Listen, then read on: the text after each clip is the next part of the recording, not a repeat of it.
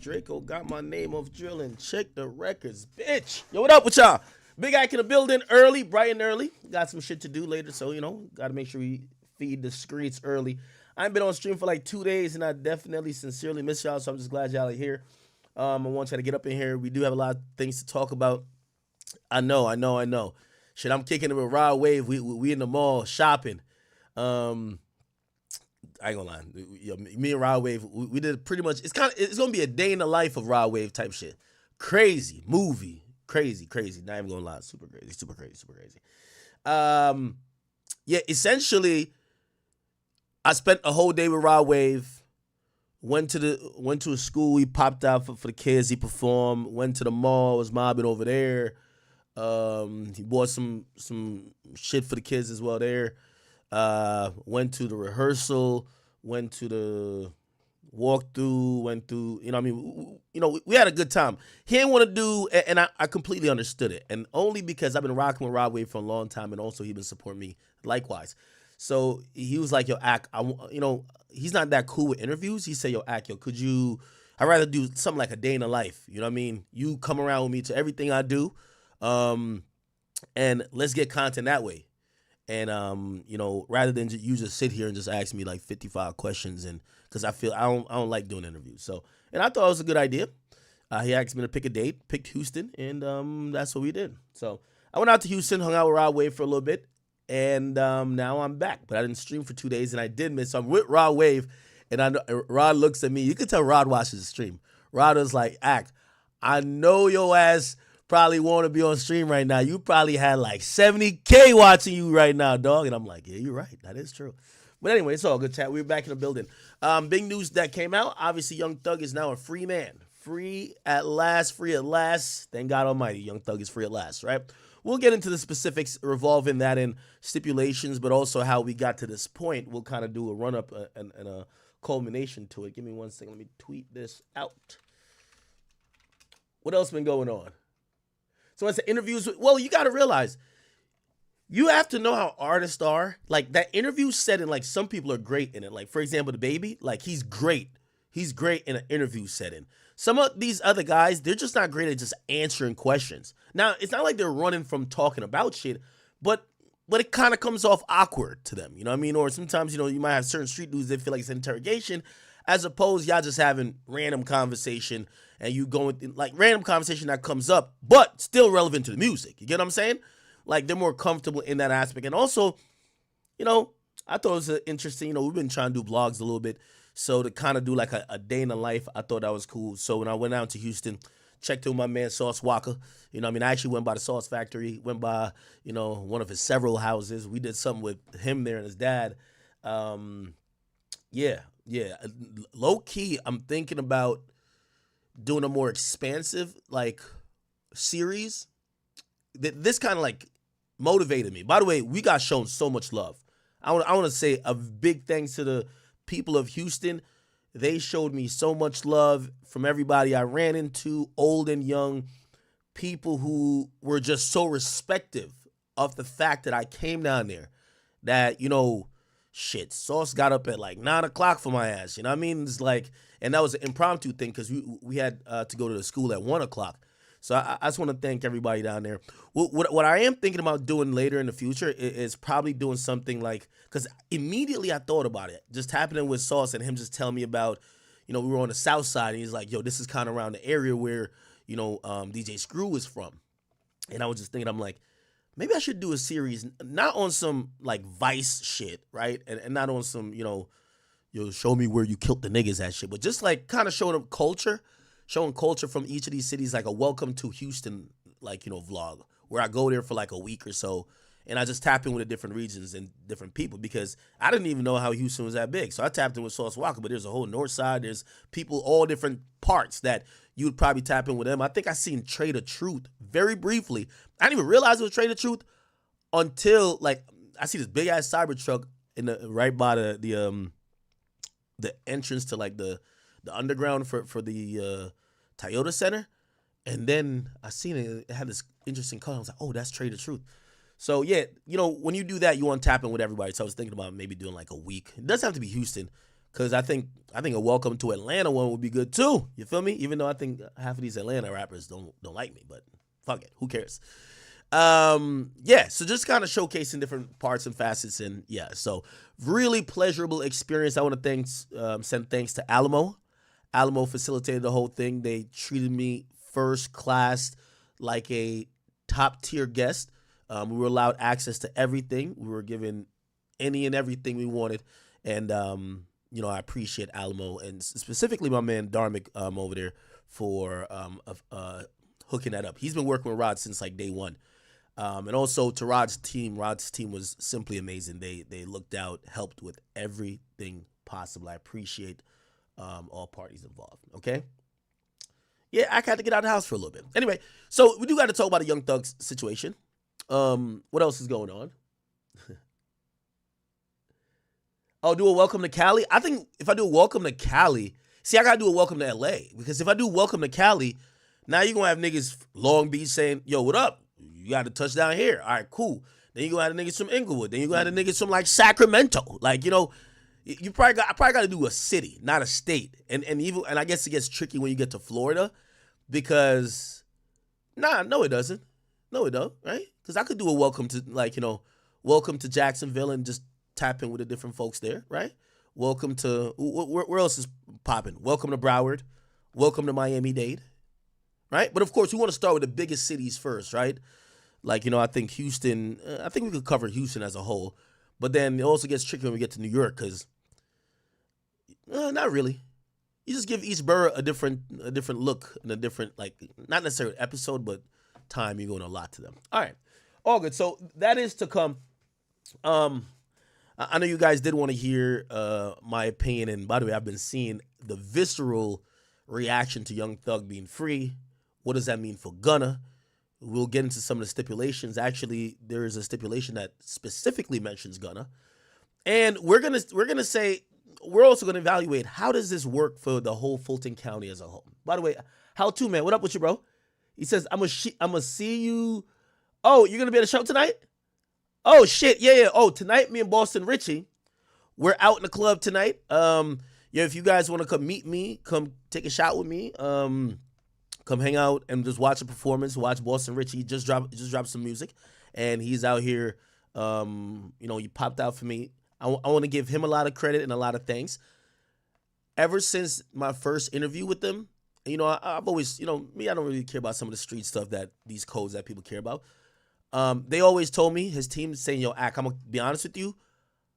We fuck with you. Like when everybody was shelving us and everybody didn't want no parts to do with us, you spoke highly of us. You were a real nigga, basically. You didn't switch up. And everybody knows I'm never the switch up guy. Like, you know what I mean? When everybody hates 6ix9ine, that's still my friend. Like, it doesn't matter to me. And I'm not only talking about in rumors or whatever of like cooperation, but that's just who I am, right? Whether Tory did it or not, like, I'm like, yo, Tory's been cool with me. I'm not gonna just, I'm not gonna just say the right politically thing, like, fuck that guy. So, his team, by the way, they got a hot song now, Help Me. Shit's going crazy. The Ratchets love it's going crazy on TikTok.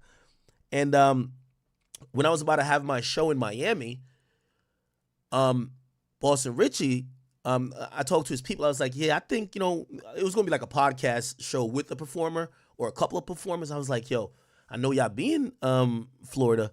Maybe I could get y'all out to that. And they literally told me this, Act, listen, I'm going to be honest with you. For you, whatever you want, we got you. Like, bro, you looked out for us and you spoke so highly of us on the biggest media platform there is.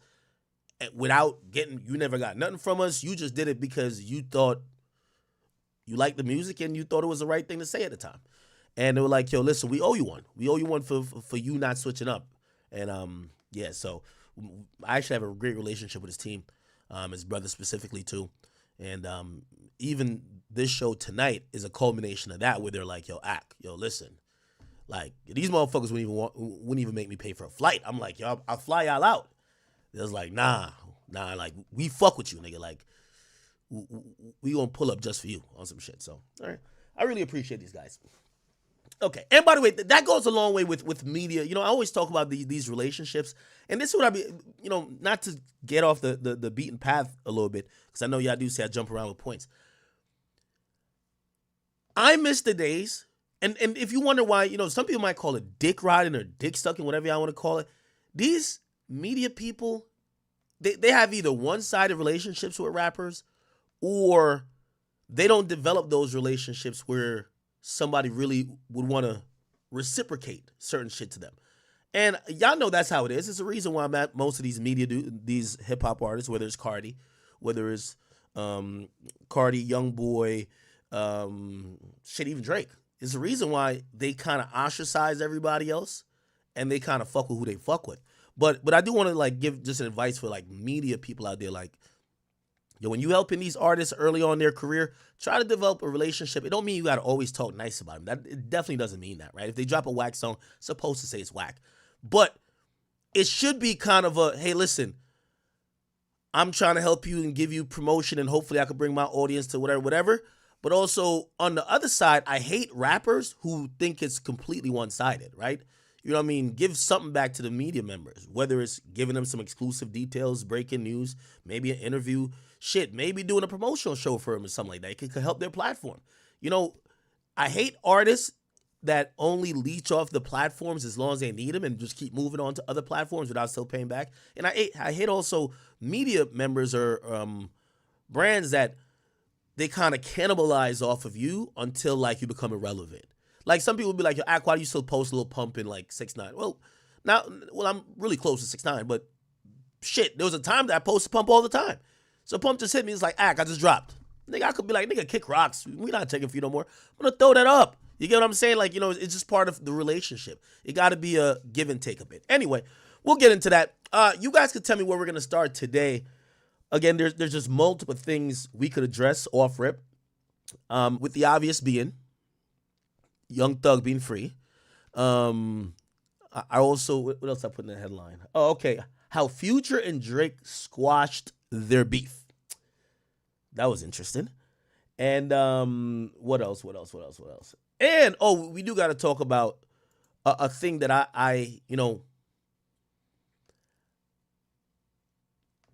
I'll save it for later. But I do think there is an attack happening on hip hop and hip hop media in specific, and I do want to address it, because let me tell you this. I always say this. When you go, never be too happy that somebody is, especially with like cancel culture or censorship or whatever. When you're so happy that someone you're competing with or someone's in the same realm or someone you don't like gets, rubbed out the paint for reason A, I always say, when you dig in a grave, make sure you always dig too, right? Because what happens to someone else can always happen to you. Even when, I thought I even gave Metro Boomin a lot of grace when it came to this new topic about the lawsuit that was filed against him. When there was a lawsuit filed against me, he retweeted it, right? Like, yo, look at this shit. You know what I mean?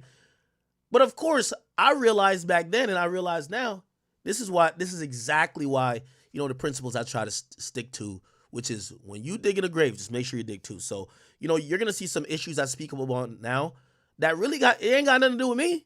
But when you're in this media thing and you allow that to happen to someone else, it's only a matter of time before they get emboldened enough to try it to you.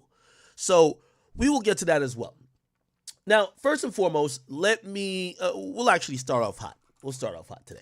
Y'all want to start off hot? Let's do it.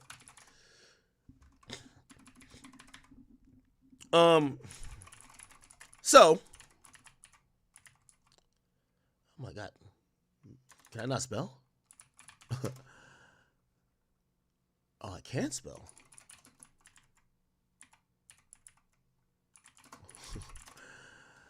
Okay, Culture Millennial Instagram. By the way, shout out to one of our people who we fuck with. How do I not follow him back? Here we go. Here to follow. Yo, so shout out to my boy Culture Millennials. We fuck with them, and there's like a huge group of really independent media. Some might be blog pages, meme pages. Some of them are like Twitter, repost pages. But we have. I consider everybody new media, and I try to fuck with as many people as possible. They're one of our, I want to call them allies, so to speak. And they reposted this story I seen. And it said, Drake and Future resolve their issues, according to Elliot Wilson. And it says, all I can really say is they got on the phone and whatever seemed to be the issues, they seem to come to a place of resolving that. Metro not included. Where did this come from? Okay, now I think there's a longer video of it. There's a longer video of it where, is it here? Okay, here we go. In future, gotten on the phone and it resolved their difference. Wait. In future. What? Wait, is my audio or is it that clip? Is it my audio or is that clip? Oh, we got to talk about Meg as well. Oh my God. Yo, if you're talking about bad timing, I can't wait to talk about the Meg thing. Let's see if we can get a better audio here. Here we go. Drake and Future. Oh, it's the same thing. Gotten on the phone and it resolved their difference. Wait. Drake and Future. What a time to be alive. We're back. A good authority. Drake and Future have at least gotten on the phone and resolved their differences. So I don't know what that means. Obviously, we saw Young Thug. Young Thug from prison, incarcerated, put out the energy of, hey guys, let's get it back going. So I think that helped the energy when Future reposted it. Yeah. So I know they did. All I can really say is they got on the phone and whatever seemed to be the issues, they seem to come to a place of resolving that. Metro not included. There's no trust there still with Metro, but I do believe that Drake and Future are back on the same page. What the reveal will be, I don't know, but probably with the music, I would think, when it's time. Like, do we get a Drake party album? Does Drake come out with a single with Future? Does Future come out with Future? I didn't even get another Future album, but he's crazy. He might do another album. You never know. So I think he comes back out through the music, but I think it's very interesting that, the guy was part of this trust movement, trust you, still don't trust you. But, obviously we know Drake and Future have so much history. Drake obviously was one saying he didn't really know, we never really met you. He got the likes of all the taps of all the V20. So it makes sense in some capacity. But yeah, all I know is that I can say with my chest, and people may deny it, but I heard very clearly that they got on the phone at least, and they're in a different place. Drake and Future. So I love to hear that.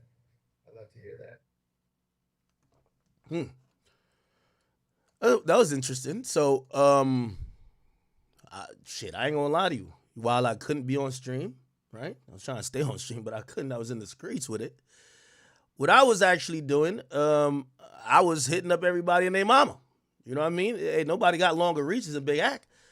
I wanted to hear how it went down, who facilitated it. Did Young Thug put this thing together from jail? Now, we know he's not released, but he did put it together from jail. We all know about the tweet that kind of came out randomly that was saying, yo, Drake, Future, Metro, we all brothers. Music ain't the same without us. We do know a lot of this dissension, and maybe you could see maybe a cultural uprising against, I kind of really treat it like the election, where I felt like people were trying to vote Drake out. That kind of came from, and I always thought Future was so instrumental in that, because Metro is just a producer, no matter how great he is as a producer and how powerful he does have some legit power there. Future is a voice and controls such a stronghold in hip hop that he's damn near culture. We all know Kendrick culture too, but Future culture, that's the streets. You get what I'm saying? And him being a part of an album, 2 albums necessarily, that came out saying, we still don't trust you. To me, a lot of this doesn't start, and we probably don't get to the point of Drake and Kendrick squaring up if Future's not a part of this, right? Initially. So really, I was thinking, damn, all right, let's see how it goes. Now, one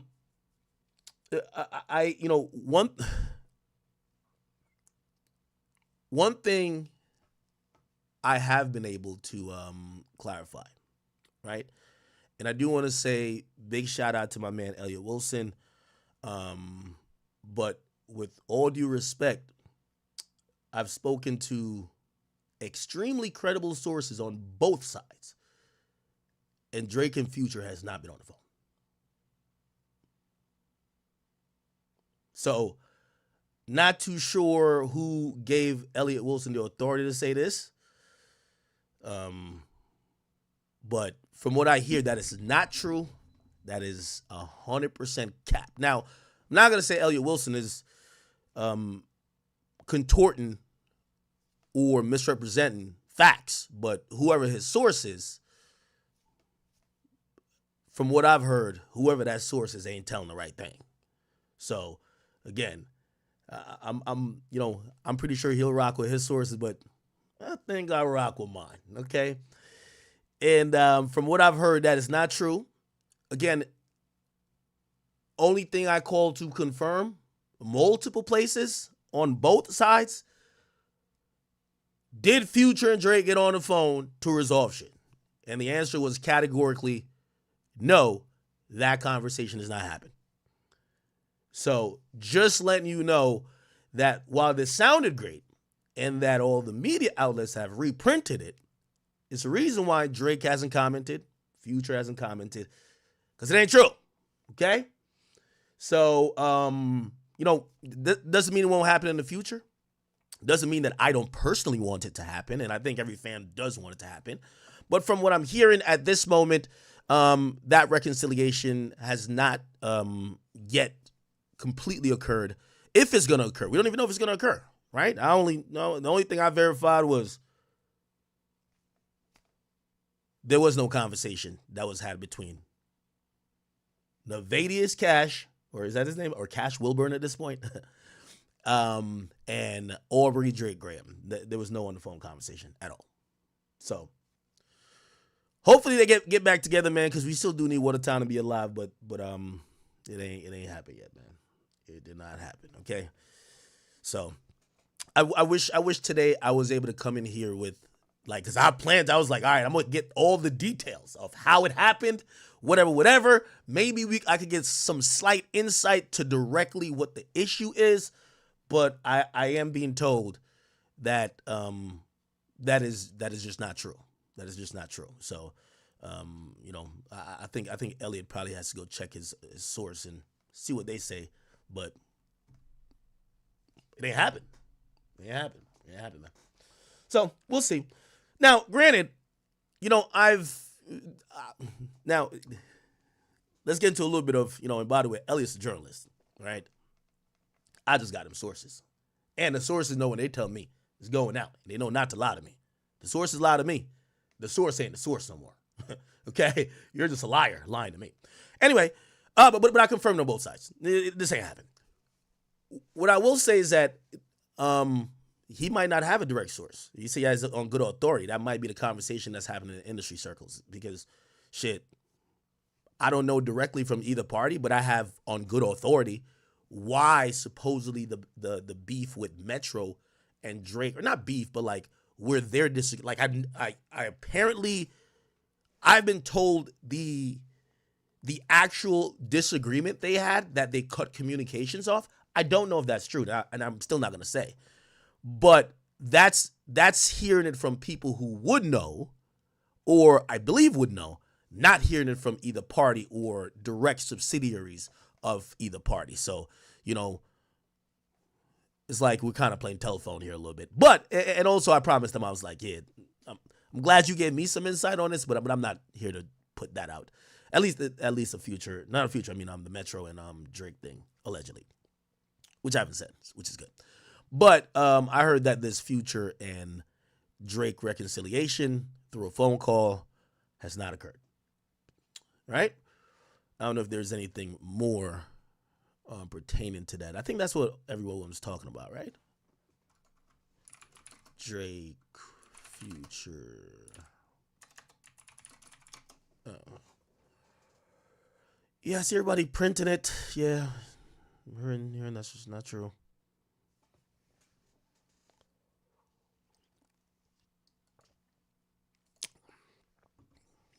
And also, I have no idea, to be very fair, I have no idea if the issues with Drake and Future, I don't know what their issue is, by the way. I've heard what the issue is between Drake and Metro, and I don't know if it's if them doing an album together, dissing Drake damn near, is tied to a mutual issue. I don't know that. Only thing I know is that despite Complex and everybody else printing this, it ain't happened. Okay? Again.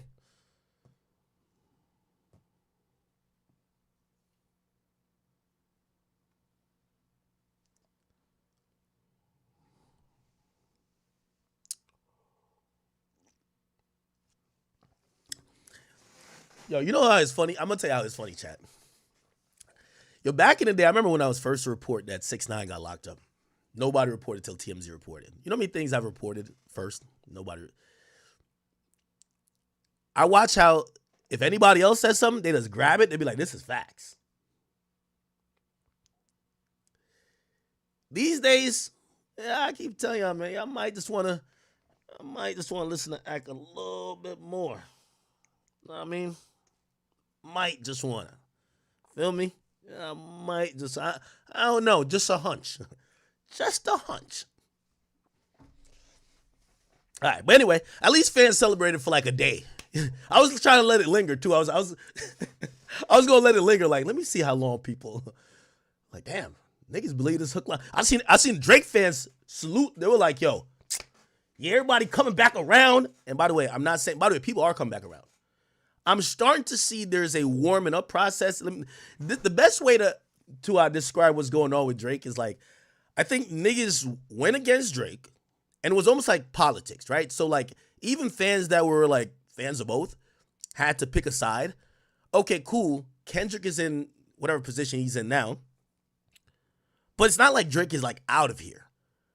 And because here's a reality, just to let y'all know, right? If you have a podcast, and I'm talking to every podcast, if you're on this microphone, if you are on Twitter and you're tweeting, talking, discussing hip hop, let me just tell you how it kind of works. You see, one guy who a lot of y'all went against, he's going to give you something to talk about every 3 days. He's going to post something goofy, duck lips. I consider it goofy. He's going to be interacting with the culture. He's way more visible. And it's so funny how people criticize him for the visibility, yet we all eat off the visibility. Pause. If a rapper goes ghost, you don't got nothing to talk about. What you going to talk about, a nigga album from 5 years ago? We actually, this. I've been so confused. So everybody in the media that went fuck Drake has now realized that the guy that they were saying fuck him for probably won't be seen till the Super Bowl. He gives you one video and pieces again. Won't be seen to the Super Bowl, and it's only so much you could keep talking about to say, hey, yeah, Not Like Us was such a great, such a great summer. Yeah, it's still number one this week. Perfect. But them niggas have ran out of content. They ran out of content. You know what the bigger story is? Drake persevering. Okay, whether you want to say one battle, lost the battle, you take a pick. Okay, well, what about his relationships with these other people? He has a really interesting relationship with 21. 21's the bridge to Metro. How does 21 navigate that? Well, him and Future's done a lot of stuff, and they moved around in the same circles historically. How do they play that? You get to realize as a podcaster, you end up talking about the nigga you hate a lot more than you talked about the guy you claimed you like. So then after a while, unless you're just going to have hate just written on your sleeves, you kind of become warmed up to it a little bit. And everybody who was, quoting the A minor shit, and don't that fuck y'all up a little bit? If y'all have deemed anybody, and this is not me, I'm just saying anybody who have deemed Drake as a pedophile, there should be no recourse. There should be no way you want to indulge in conversation about that person anymore, right? You shouldn't want to be cool with him. You shouldn't want to kick it with him. You shouldn't want to roll dice with him. You shouldn't want to make music with him. You shouldn't want to hear him sing the R&B songs to ladies. He might be on some Kelly shit if that's what you believe. But you've noticed, little by little, it's happening. I'm watching him. It's trickling back. Tick, tick, tick, tick. I'm like, okay. Okay. I like this. Anyway.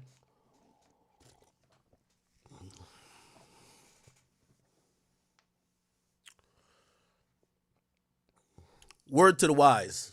And this is where I use the word good authority. I have some good authority that everybody's that's been left out in the cold. There's a blanket. Grab a sweater, okay? Just grab a sweater, okay? However, still, as a fan, I do wish certain things get patched up, and I do hope that Drake and Future eventually resolve their issues. You know? Maybe I'll try to get him on the phone.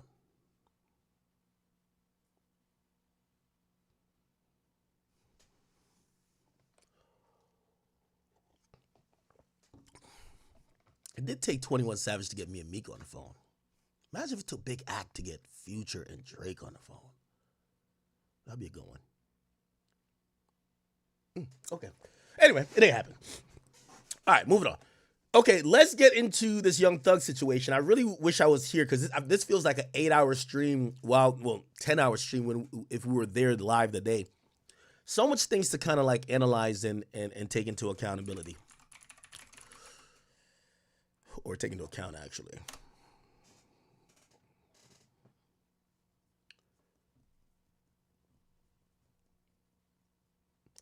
Somebody said, stay out of it, act with the Future and Drake shit. Yeah, no, of course I'm staying out of it. I'm just joking around, nigga. What the hell?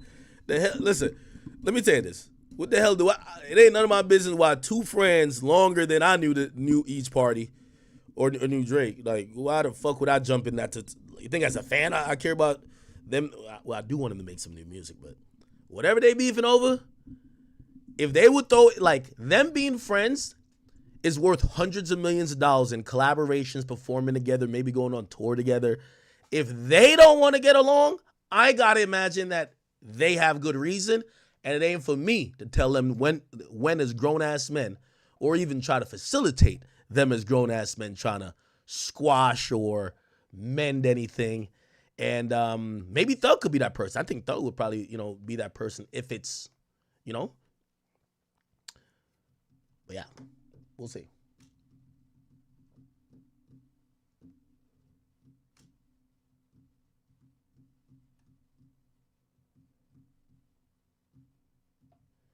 Somebody said Drake house got shot at. A beef is never over. Future had nothing to do with that. That is not Future, brother. That is not Future at all. That's not Future. That is not Future. That's not Future. And again, I have speculative reasons why I think Future and Drake don't get along, but it's nothing confirmed. And yeah, I mean, I wouldn't even ask. I wouldn't even ask to be like, yeah, so tell me how y'all friendship of like over 10 years broke down. What the fuck? Somebody said, I don't know if Drake's house shooting had anything to do with Future. Yeah, I do. I hold on. The reason why I know it ain't over Future is because it's kind of like if you talk to the people who are in the know, they know where that came from. That wasn't Future, okay? So you eliminate him by the fact that he's not one of the people who you would be looking at, right? So yeah. Okay, we'll talk about Lucci as well. All right, good. Cool. So we got that out the way. Future and Drake haven't talked. Young Thug is free, so let's get into that. So Young Thug actually came home from jail, I believe Friday. Or Saturday, actually. No, it was Friday. Wait, what day is today? I'm like fucked up with the days. No, today's Saturday. He came home yesterday. Wait. Am I tripping? No, he came home Thursday. Wait. I'm losing track of my dates, y'all. Hold on. Okay, so this is a video of Young Thug being in the backseat, being released from Fulton County jail. He was in the backseat with his lawyers after being released. And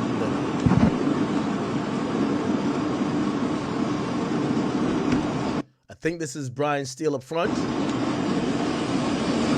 I think this is the other attorney that is co-counsel, black one. And I think Jeffrey is in the back right passenger side.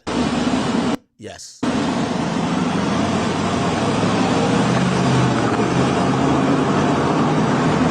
A couple SUVs follow him out. Okay. So Young Thug was released. How did we get here? Because it was a really wild ride that day.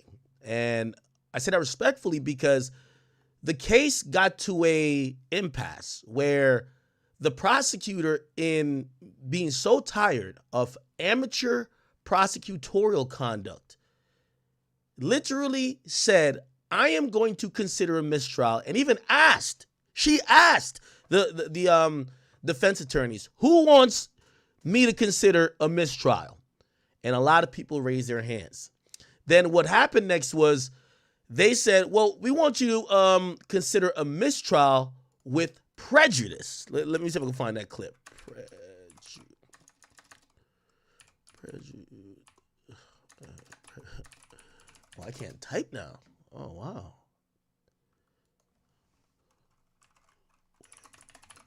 Okay.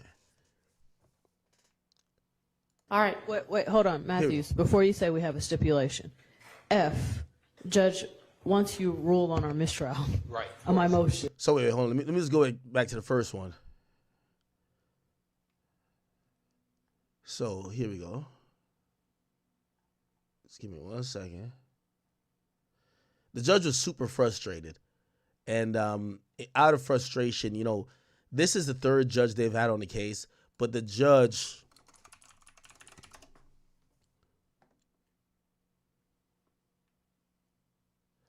But the judge, is it here? You know, she's been reaming out the prosecutor for weeks. Significant to you. Phone number. Here we go. It explains Here what we go. you understand in the court. I'm asking him what handle it's next to, and This is the prosecutor. This is the judge. Your Honor, what he did after seeing what he saw on this That's social not what media you page. asked. You represented at the bench that none of this, that being the writing on the right side of the picture, which we're all squinting at because it's tiny on the piece of paper. And so I am relying upon you to actually be honest with the court and opposing counsel so that we can deal appropriately with the evidentiary issue. Was any of it being offered for the truth? And you said no. And then you turned around, and after it was admitted over the overruling of the hearsay objection, based on the representation that nothing was being offered for its truth, you drew the witness's attention to the phone number and tried to have the witness testify to whose phone number it was. If that is not offered for the truth, what is it? Your Honor, it explains what steps he next took. It wasn't that he sat there and took this phone number and said, "Oh, This judge was going in. phone number was the testing call." And Your Honor, is so. Okay. So that happens, and let me see. I'm trying to find the actual clip, but it was a clip where the judge is so frustrated. I'll go to YouTube, and she says, "Yo, I'm gonna think about a mistrial in this case. Young Thug mistrial judge. I think it's here. Okay. Welcome to 11 Live Midday. Here we go. Sorry. Defendants. Well, that prompted the defense to move for a mistrial. Okay. So what essentially happened, and I'll just do an explanation rather than you guys just kind of watch me skip around. Essentially, they bring up this guy on the stand, right? Now, this is just rules for the court. You can't present evidence that, you know, there's a jury there. They're supposed to be neutral and impartial. It's the reason why if you came into this trial saying you listen to Young Thug or he's your favorite artist, they're going to dismiss you as a jury. Likewise, if you came in jury selection and said, "Yo, man, I hate that nigga Young Thug," they're going to dismiss you as well. You should have basically about here. Like, you should be like, you're neutral. You don't like this guy too much. You don't dislike him too much. Now, you could know about him, but you shouldn't have any opinion that goes either way. Why? They want your vote for this trial to be solely made up of what you hear through the trial. Now, the prosecutor's been messing up all throughout this, okay? The first judge messed up as well with the in parte hearing, but also they have been kind of presenting evidence in a really sloppy way. Now, why is this happening? Or why did this happen? Essentially, the prosecutors, not only were they put on the case, or did they take over lead in the case midway because there was the first prosecutor took another job. This is how long it took, right? So the first prosecutor took another job. It was like an upgrade somewhere else. And these two prosecutors, or two lead prosecutors, Miss Love and Miss Hilton, they took over. But they inherited 300 witnesses, right? You remember at one point they were trying to bring up Rich Homie Quan, Wife and Lucci. Even mid-trial, after having 300 witnesses, they brought up my name. They said, "Yo, well, to help explain it, there's a guy who did YouTube about it. Maybe we could get academics to come in." Remember I did like videos on Young Thug like 2015. So, and the judge was just like, "Well, why didn't y'all present that y'all would need a blogger to come up here to talk about this?" And they're like, "Yo, we're not going to grant that. This is mid-trial." So essentially, they have so many witnesses. They're in the position of presenting it so sloppily because they don't have a good handle over the evidence. Not only that, they did the worst thing possible. Now, this kind of showcased for me a essential flaw between what is an essential flaw with the state prosecuting a case versus the feds. Let me give you an example. You see all them games YSL Woody went up there and played? Oh, I don't recall, my neck, my back, all that bullshit. If, say, 6ix9ine went up there and did that, he would be doing 4 years. The reason being is that cooperation, right? And when you are signing these deals that are sweetheart deals, by the way, it's meant to elicit the testimony that the state believes you're going to give. Except in federal court, when you snitch, called Queen for a day, you basically do a proffer. The way snitching works on a federal level is that the cooperation or snitching is only then considered at sentencing. Okay? Now, granted, they do use immunity, but they use it way different from the YSL case. Here's how YSL prosecutors fucked up. They gave these guys like blanket immunity. Blanket immunity. Right? With no threat of them going back to jail other than if they lied. So you know what these guys went up there and did? Oh, I forgot. Oh, I this. Let me talk to my lawyer. Remember, I can't lie, right? So they're playing games. So the thing with the feds, like after 6ix9ine snitch, he was expecting the way how the feds respond to you telling is they'll write what's called a 5K1 letter at sentencing. Now, the thing with the feds, they have mandatory minimums. So you catch a RICO, that's 25. The judge could like you, love you, can't sentence you below 25 years. There's mandatory minimums. Unless there's a 5K1 letter, which means you cooperated with the government. So when they have that cooperant letter, which by the way, for 6ix9ine, he only got that letter like 3 days before sentencing, right? So essentially, you got to snitch, and then the judge is going to, the prosecutor is going to say, all right, your snitching was adequate enough. We'll give you the letter. In state court, they gave these niggas full immunity, and all they had to do was not get up there and lie. But they could get up there and spin these prosecutors, laugh in their face, play in their face, and these prosecutors look stupid. Now, they gave away too many immunity and too many deals because not only was it so many defendants, but they were trying to hope to get, the case to collapse on itself where half of the defendants, remember it was 28 at first, there's only like 7 that took it to trial. They were hoping that the remaining of those guys with their testimony, now that they have immunity and they can't plead the 5th and the 2nd, 3rd, and the prosecutors giving them the sweetheart deal, they would go in there and help corroborate whatever the state was trying to present. Instead, it looked like they took the deals and was basically in there playing in front of the judges, the prosecutor's face. So let me get to this part, and then we'll get to why we got to the plea negotiations. So it gets to court. Bet. They're fucking up.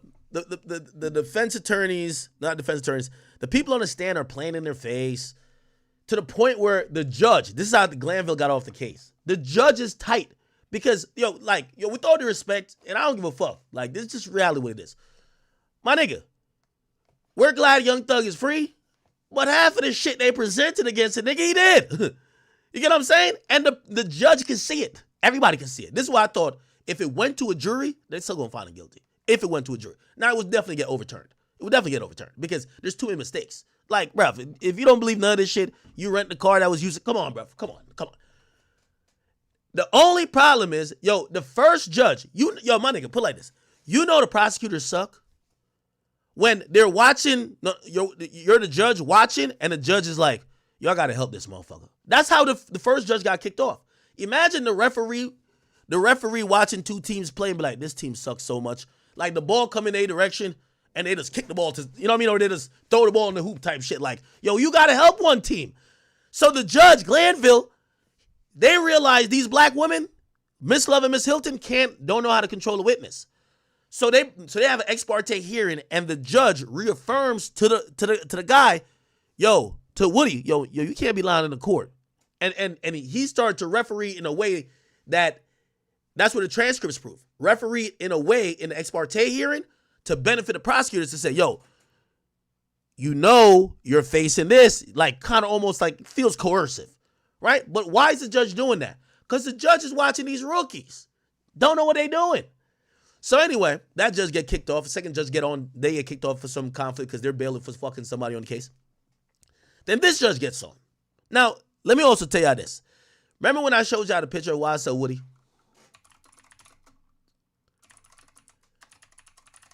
Taking a picture with a court reporter?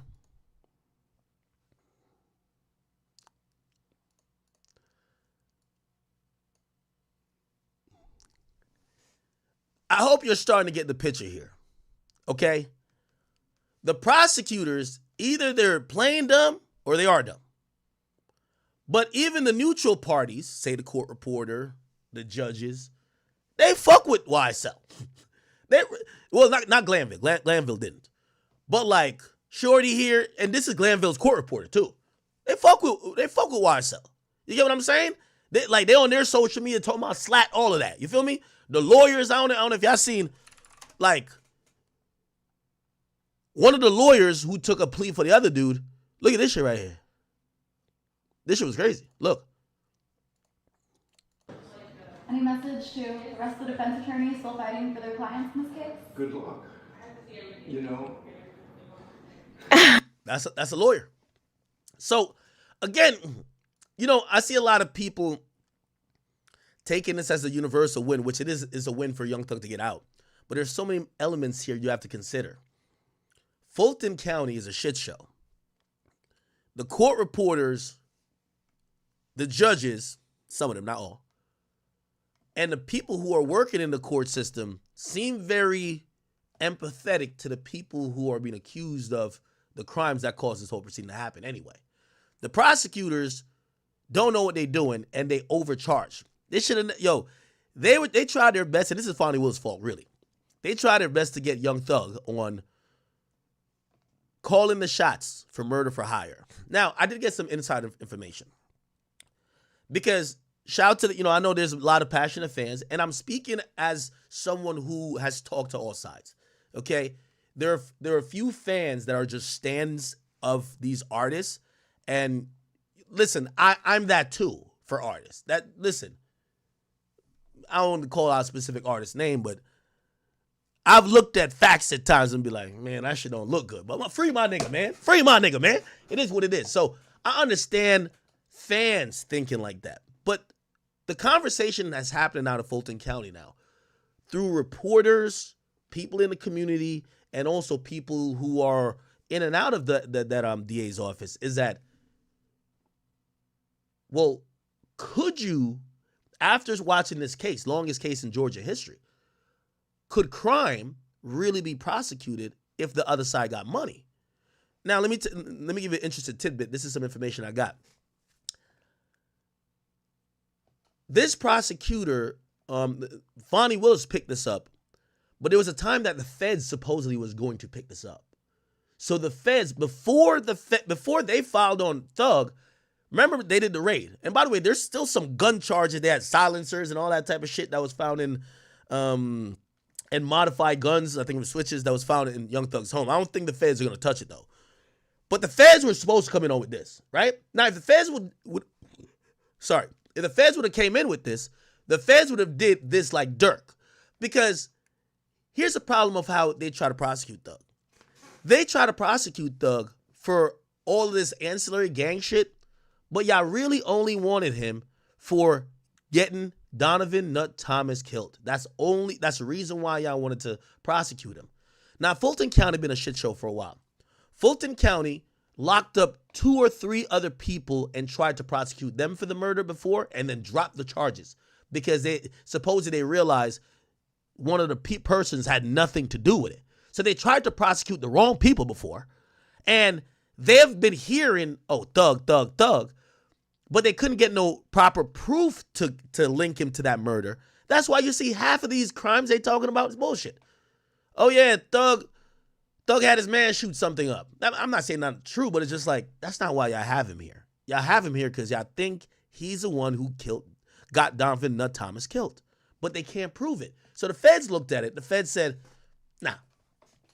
Here's another thing that goes into this whole feds have 97% conviction rate. When the feds pick up something, you're done. Hook, line, and sinker, okay? They coming with snitches, wiretaps. They're coming with the whole shebang. They're not coming to, okay, let's go figure it out now. No. They pick it up, and they usually have the right of, depending on which jurisdiction they're dealing with, Fulton County is going to hand over to the feds. Why? They got way more resources in terms of funding to get everything they need to get this conviction. So the feds looked at this case, and they said no. Now, we don't know why they said no. They could have been like, whatever. Now, granted, if the feds had picked this up, I think it goes different because the feds is not doing, well, YSL Woody did it. You can't do it to the feds, right? Like, YSL Woody be doing 60 years in jail right now because they would have had him up there snitching for 5 weeks. And if he did that, which, by the way, there would be no cameras because it's federal court. But they would have just said, hey, you know what? We don't think that this cooperation was satisfactory, and we're not writing you a 5K1 letter. And then he gets sentenced for whatever crime he was going to be sentenced for. And then the mandatory minimums is going to give him at least 30. So he couldn't do that to the feds. He could do it to the state because the state just gave him some blanket immunity. The reason why I think Thug, even after he beats this, is going to be good, and feds still won't fuck with him, even though I'll tell you the pitfall that I think is going to come later. I'll give you a hint. It's a probation thing. They're reeling. They're mad. They're seething. They're tight. Young Thug done embarrassed the entire goddamn state. So, here's why the feds won't touch it. It's on record, and in all these immunity deals, these guys just there's too many people. Even if they had went for another trial, there's too many people with immunity. You done gave out all your immunity. Like, the immunity is like a draw 1 or a draw 4 card. You don't get to take the immunity back and give it again. They already got it.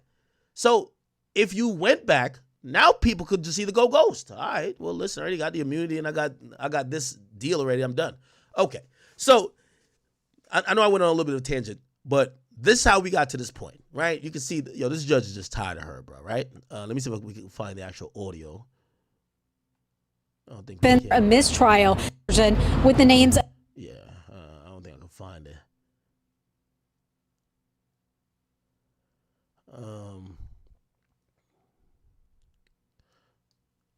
I think the judge was like, who else wants a mistrial?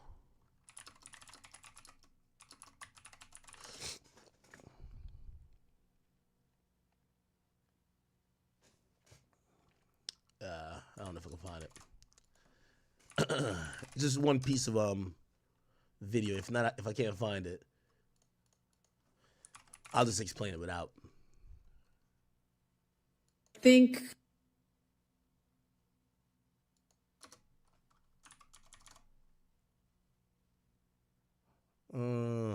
I can't find whatever.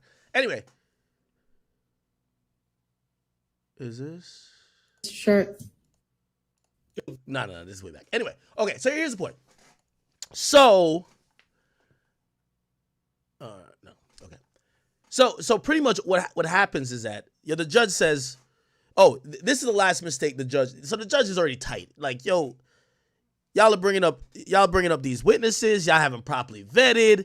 Every time the witness come up here, like, y'all seem shocked by what they're saying. They're playing in the court's face and in y'all face. They put up evidence. Like, there's mad objections to the evidence. There's like mad attorneys. Everybody, like, Thug got 4 attorneys. That nigga got 2 attorneys. That person got 2. So there's mad lawyers just watching the prosecutor just keep fumbling. Objection, objection. And every 20 seconds, this white judge is like, like, yo, could you get this right? So the last thing they did wrong was they put up a mistrial free qua. I think maybe this will get the clip. Can I get it? Yeah, right here. Didn't read that. So the jury didn't see. So this is what led to the last time where mistrial was offered. Then we get to the plea agreements, and we'll get to the plea agreements, break that down, then we're going to get to Thug's plea. So just give me some patience, all right? But now the jury has heard it. I don't think it is really that, much of a crisis because there is going to be this stipulation that Quay is not always either of these defendants. So, nor is it obvious to everybody that free whomever is such a quote about who knows, everything these days. And so it doesn't necessarily indicate that whomever Quay spent time in jail or in custody or in prison or anything. I mean, they say it about, Hollywood stars who are in a breakup. Okay, so to kind of explain it, a witness was brought in. They asked him to read an Instagram post. They put the Instagram post up on a monitor. And on the monitor, it had blurred out free Quay, right? Why is that important? Remember I told you you're supposed to have the jury be very neutral to in how they think of someone. Only the evidence presented to show guilt or innocence should use to have their mind changed. Well, it's the reason why when they show up to court during a trial, they're actually given a budget that they could get something nice to wear. You don't come in your prison blues. You don't come in with handcuffs unless you're just wilding, right? Because they don't want to taint the jury's mind to look at somebody in cuffs in a prison outfit to say he probably sitting there in cuffs in a prison outfit because he's guilty already. So they have you come out in a suit, let you do your thing, right? So a big part of it is if you think someone is already locked up or has been locked up, you start to think, if you heard a nigga got locked up 15 times, and now he gets charged with something that could send him to jail for the 16th time, you're going to be like, if it comes down to 50-50, you might be like, man, this nigga got locked up 15 times already, man. If they say he did it, right? So it was explicitly told that the prosecutors cannot remind the jurors of any time during the period of this RICO case that certain members were locked up. Okay? So you can't bring it up, right? If they, the jury comes up with their own, oh, maybe he wasn't, why wasn't he around for this part of the story? If they think that he was locked up, cool, but you can't say it. So they put up this image, and it's on the PowerPoint. And on the PowerPoint, they blur out the thing that says free Qua. They give the guy on the stand a paper. And on the paper, it actually says, it says free Qua. It wasn't blurred out. Now on the paper. You get what I'm saying? So, oh yeah, this was it right here. So you see right here, this is where free Qua was at, right? And this one popped up. That's why it says State's Exhibit. This is on a PowerPoint. So what the court is seeing is this, but then the guy is reading from like a booklet, okay? He's reading from like a pamphlet or reading like a printout of this.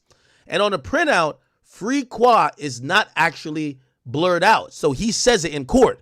So he says, ain't nothing more compatible than a trench, a carbon, while in the trenches. NSLB, 2 B's, life, size, free Qua, booking riches. And as soon as that happens, the lawyers for the defense squad say, yo, whoa, we want to motion for a mistrial. Like, what the fuck? Like, you're telling you can't tell him that my client was locked up at this point. This happened already again. Okay. And now here's essentially what this turned into. Is fix your sloppiness. So again, she cussing out the prosecutors like, yo, y'all sloppy, y'all this. Your sloppiness. So that everybody won't have wasted, 10, 12 months of their lives in this trial. Wait, is it Quay? I don't know what the nigga name is, man. What the fuck? Is fix your sloppiness. I'll call him Quay. So that everybody won't have wasted, 10, 12 months of their lives in this trial. Yeah, we can come up with this. Okay, do it now. Damn. You know how odd this is? The prosecutor, you ever went to traffic court? The prosecutor and the judge working hand in hand. They're like gang members. They're like cool. They're like buddy. When you see the judge cussing out a prosecutor like this in open court, this is televised to the world. This just shows you how frustrated they are with amateur goddamn prosecution. Okay? You didn't read it. I mean, so the jury didn't see it, but now the jury has heard it. I don't think it is Yeah, so again, the jury didn't see it, but the jury heard it. really that, much of a crisis because it's not so obviously the free Quay reference. Oh, it's Quayle. Okay. my This bad. wasn't even his post, was it? Okay. So that happened, and the judge literally says, you know what? I'm gonna consider if there should be a mistrial. So are you asking, what kind of a mistrial are you asking for? Your Honor, I believe that we were goaded into the mistrial. Okay, well, I do not believe that because if So she turned down. So they all go for a mistrial, right? They all go for mistrial. The judge comes back, and by the way, the judge actually suggested it. Damn near. The judge was like, "Yo, who else wants a mistrial?" So one motion for a mistrial, then she asked who else, and everybody else raised their hand. If you had seen Miss Hilton's face when that came out of the witness's mouth, she was appalled. And I do not believe that they are purposefully trying to insert error into this trial to make y'all ask for a mistrial so that they can try this case again. I think it is continued, and I am sorry, y'all have, this gigantic, ginormous universe of evidence that maybe if you narrowed down, you would not be making these kinds of mistakes. But I believe that to be a mistake. Your Honor, So I'm going to deny a motion for a mistrial with prejudice. Now, what that means is, with prejudice means you can't file back. It's usually a punitive action, right? Which means we're going to punish them for their mistake. We think they're playing around. They're just unprepared, and it's so egregious at this point. Not only do we feel like it's not fair to the defendant, but you have wasted and costed the defendant so much time of their life, you shouldn't even be allowed to do this again, right? A mistrial without prejudice means they have about like 60 days in most places. Some will say 45 or 90 that the state has to elect to bring it to trial again, and you will go through the whole process again. That one, I don't believe that the facts bear out. Would you like a mistrial without prejudice?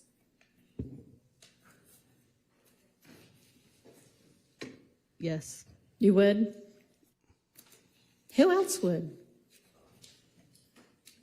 That means, of course, that the state would be free to try every one of y'all again. Judge, just a moment. Okay.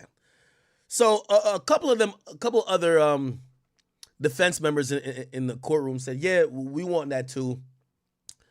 Essentially what ends up happening is that she takes a second to go think about it, right? And in thinking about it, she didn't make a decision that day, but she was going to come back the next day. The next day, Fonnie Willis, who runs the DA office, she doesn't necessarily prosecute cases, but her assistant DAs prosecute cases, including Miss Love and Miss Hilton. She calls a meeting with all the defense attorneys of YSL. Now, here's the reason why she calls that meeting. They probably wasted a few $1 million to take this to trial.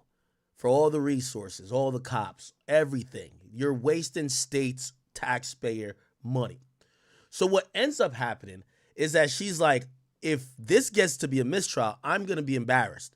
The longest trial ever in Georgia State, if it ends in a mistrial and we got to do it again, it becomes even longer, I look like a laughingstock. Let's try to cut our losses, and let's try to offer some plea deals that we could wrap this up. We could save a PR nightmare, but also the defendants, again, I still believe if this had went to a jury, they're getting found guilty. Right? It's just what you need to prove in a RICO is too simple. It's a crime organization. Like, there's proof that there's shootings done. There's proof that people died. There's proof that people associated with this, like all of the beefing and everything that's with social media and public. Yo, people were beefing, and there's some money coming in. There's crime. Like, Like, if you think people are that dense to believe that King Slime doesn't designate or denigrate to be some type of, status, or YSL doesn't operate like a gang, like, bro, I get it, Gunna admitted it, but it's just like, you could have a pea brain and you would realize, like, nah, they doing crime over here. What the fuck? They're doing crime, right? So then afterwards, if you know that they're doing crime, it's like, do you believe this person is having them do crime? And they got messages that they read in court with Young Thug is saying, yo, check this out. Yo, niggas gotta get sacrificed in the name of this shit. It's kind of like pretty simple, right? So that's what I'm saying. Even though the prosecutors made so many errors and they should have been did a mistrial a long time ago, the jury would have still, in my opinion, voted guilty. Now, as soon as it got to appeal, that shit's getting overturned because it's just too much shit, right? But I think the defense attorneys, and you know what's so funny about I seen some uneducated fans are like, yo, nah, Ack, you said it was going to be found guilty. Well, let me tell you this: if all of these defense attorneys was that confident that they were going to beat this case, you don't take 15 years probation with knowing that if you get caught around a gang member, get caught with a gun in a car, and they attribute it to you, or you fail a couple piss tests or whatever the case is, you get sentenced to 20. You're damn near the end of the case. So if you really think that they ain't got no shot of convicting you, nigga, you already took it to trial, took it to the jury verdict. But that's why everybody came back, because they know, like, listen, you can't, the one thing you can't get back, you can bring back the guilty verdict, right? Because as I said, that would be definitely thrown away on appeal. But you can't get back these guys' lives, their time, their freedom. And Young Thug is sitting in a jail cell rather than being out. He's probably racked up, somebody gave me, they gave me a price list. They said, yo, and I won't mention, but these are super attorneys. If you want to hear the price list, if you have a single murder, that's an M, right? So you need $1 million, and these are the guys who they're gonna beat this murder case for you. You get what I'm saying? Hold on, sorry. Oh. Now, if you get a RICO, you talking about that includes murder. Because now they got to prep for a murder case. They got to prep for this overall organizational gang cases. They got to prep for cross-collateralize with other people who are being charged with you, who could implicate, like, so much more than just a standard murder case, right?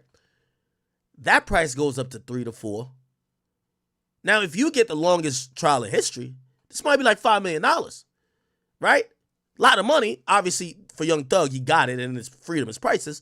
But he can't get back the time that he's missing out with his kids, with his family.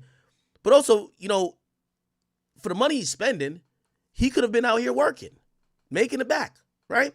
So, Fonnie Willis brings everybody in for a plea, right? And that's when the pleas start to come down. And one of the first pleas that we saw was, let me see if I could find it. Where's one of the first pleas? One of the first pleas that come down is this one individual. I don't know if it's Quay. It might have been Quay. Was it Quay? Give me a second. It might have been Quay. Give me 1 second. I'm gonna find it. Oh yeah, it was Quay. Okay, so Quay takes a plea. Now, people thought this was being strategic, and I hope you are following. They thought this was being strategic on the state side, because if the nature of the objection or motion actually for motion for mistrial was that they revealed that Quay was incarcerated at the time, well, if Quay is no longer a part of the case and is no longer a defendant, that argument of, hey, y'all are prejudicing the jury by having them know that one of the guys that's being on trial right now was incarcerated, even though it would still matter because they're associating that Quay has done stuff with these other guys, so it still matters a little bit. But it weakens that argument. Essentially, they had Quay get a plea. Now, I'm going to tell you why Quay took the plea. Quay originally, and I don't know do I have the YSL indictment here? I want to show you what he was initially charged for. Let me see. YSL. Okay, I do got the indictment here. Good. Cool. All right. These are the names here. Let's get to Clay. No, it's not this guy. Oh, this guy is Qua. Damn, there's all type of names in this bitch. Where's Quay then? Yeah, okay. Oh, they got the same. Both of them got the same joint. Quay. Okay, whatever. So Quay had theft by taking, attempted murder, and actually, I thought he had also a murder charge. Oh no. Never mind. No, sorry. He has count 1 RICO. My bad. Count 1 RICO. Then count 49 to 54. So everybody has count 1, which is a RICO. Then he has count 49 to 54. Let's go to count 49 over here. So he has murder, participation in criminal street gang, participation in criminal street gang activity, another participation in criminal street gang, and possession of a firearm or whatever the case is, right? Because if it's up to 52. So essentially he had a murder. So they come back around, they say, hey, Quay, check this out, bro. Just check this out. Well, we're going to give you 20 years, but you got to serve 7. The rest you do on probation. So essentially, he's been locked up for damn near 3. He got to serve 2 more years in jail and he'll get out on good behavior. If somebody offers you a deal when you're facing murder, that all you have to do is 2 more years in jail and you get out, yeah, you're going to get out on 13 years probation, but nigga, it's not really beating murder, but it's kind of beating murder, right? That's the thing about people saying, let's be very clear, Young Thug didn't beat a RICO. Like, beating a RICO means you went to trial and a jury said not guilty, right? And any of these plea agreements, if there's more details that come up, like, for example, if Young Thug come back up and start doing all this no shit and, doing all this, kill this nigga, kill that nigga, they'll charge him with the same shit again. It don't matter. As opposed to you beat it, and even if they do charge you later, because, you could be in a criminal street gang at any point or get RICO at any point, anything that was prior to this acquittal could not be used because it was already adjudicated. But everything that, is now, it's in this plea, could be used again. It could be used again if deemed necessary. But these prosecutors are tired, man. They got their ass beat by Young Thug. They do not want to do this again. Anyway, so this dude Quay essentially got a murder and is going to spend 2 more years in jail, right? So they already spent like 3 in state jail.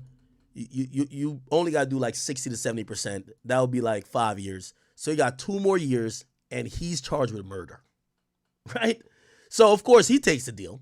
By the way, if you seen how the plea went down, his lawyer spoke in court, and I played this before, very clearly to say, yo, check this out. We want to let y'all know that my client only knows about what he doing. He ain't telling on nobody. He ain't doing nothing else. He only know about what he doing. And they argued about that for a while. The next day, there was like 1 or 2 other people that took a plea. And then finally, it was like Young Thug and one person turned down a plea. Ooh, we got to look at who that was.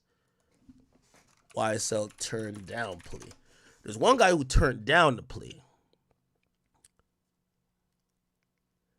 Yak Gotti, right? Yak Gotti, right?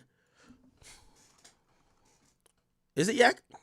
Yeah, Yak Gotti turned it down. Which, everybody's celebrating like that. This case is over. It's not, right? So now, hold on.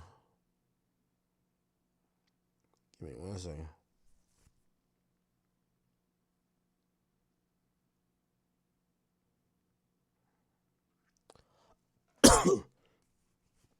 Okay. So Yak Gotti turned down. He turned down the state latest plea offer, and he fully intended to take it to a jury and get a not guilty verdict. Let's see what Yak Gotti is actually charged with, because I don't know why. Maybe they come back with another plea since Young Thug was always the big fish, right? Like they wanted Thug. Oh, he's charged with murder as well. Oh, Yak Gotti charged with murder? Oh, that's why. Oh, wow. Now, I still think he gets a plea, but this whole case is a sham, right? If they really thought these guys were guilty of these murders, they should have charged them separately. But they lumped it all in. They lumped all of this into this case, and essentially, what's going to happen now? Some of these guys are going to avoid a murder trial and just get 2-3 years in jail for killing somebody, allegedly. We don't know if they killed him. But yeah, so Yak Gotti said no, but I still don't think they're not going to keep wasting resources for Yak Gotti. Young Thug already got out of the case. Young Thug's out. So once Young Thug is out, this whole case collapsed. Like, you can't justify spending maybe another $500,000 to convict Yak Gotti. You know what I'm saying? So he had turned it down. This was before Thug. Apparently Thug had turned his down too. So he's been really toe and toe with Young Thug. So Young Thug turned his shit down. He turned it down. Now Young Thug don't have a murder on his, right? Let me see what Jeffrey Williams had. Jeffrey Williams had 1 in 56 and 56. What the fuck was 56? Yeah, participation in criminal street gang, and 1 obviously is conspiracy to violate the racketeering statute. Right? So he turned it down, and let me see. So 2 other accepted pleas. Quay accepted a plea, and then Rodarius Ryan, he accepted the plea, and he was charged with, or he was sentenced to, I think this is Islam Life Shorty, isn't it? Yeah, I don't know what his sentence is. Anyway, all right, we dwindled down, and now we are here. So Young Thug turns down, and, let's see. Young Thug turned down. Okay. So Young Thug, which, I got to give it to Brian Steele. Brian Steele is a fucking amazing attorney. They're negotiating for days. Young Thug knows they want him the most. But how the case is going, they've exhausted these prosecutors, and also the judges so fed up with it. They don't got no murder on Young Thug. Also, they're using the leverage to say, yo, y'all charge this other nigga with murder and agreed to give him 7 years in prison? Nigga, even though y'all saying that I got Nut killed, pause. My nigga, y'all didn't charge me with Nut's murder. Y'all didn't do a murder for hire situation. Y'all are just kind of lightweight alleging it through the RICO Act. So he said, if you gave this guy 7 years for murder, I want to go home today. Now, the prosecutors in negotiation even agreed. And it's even said that Young Thug was offered, you know what he was offered? 15 years probation, but he goes home that day. Now, there were stipulations. And Young Thug turned it down. And I ain't gonna lie, this is a big roll of the dice. So after 2 days of negotiation, counters and offers, Thug seizure. Let me read what was offered.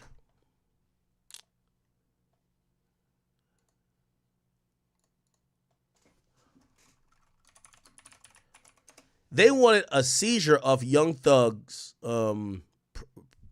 property. Here we go. Oh, no. Actually, no. Let me stop. Now, I don't think it was fully laid out what was the full plea deal. But the plea deal that he turned down, the last one before they got to court, was you could go home today, 15 years of probation, but there was a bunch of other stipulations. I don't know if it was forfeiture. I don't know what it was, but he had to plead guilty as well to the RICO statute, which, by the way how it ended up turning out, he didn't.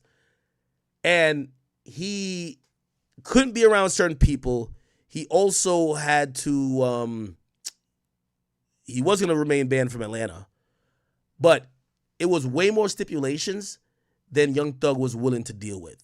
So what Young Thug did in the most ballsiest move we've seen for some time in court, Brian Steele said no to the final offer, which is go home today and 15 years probation.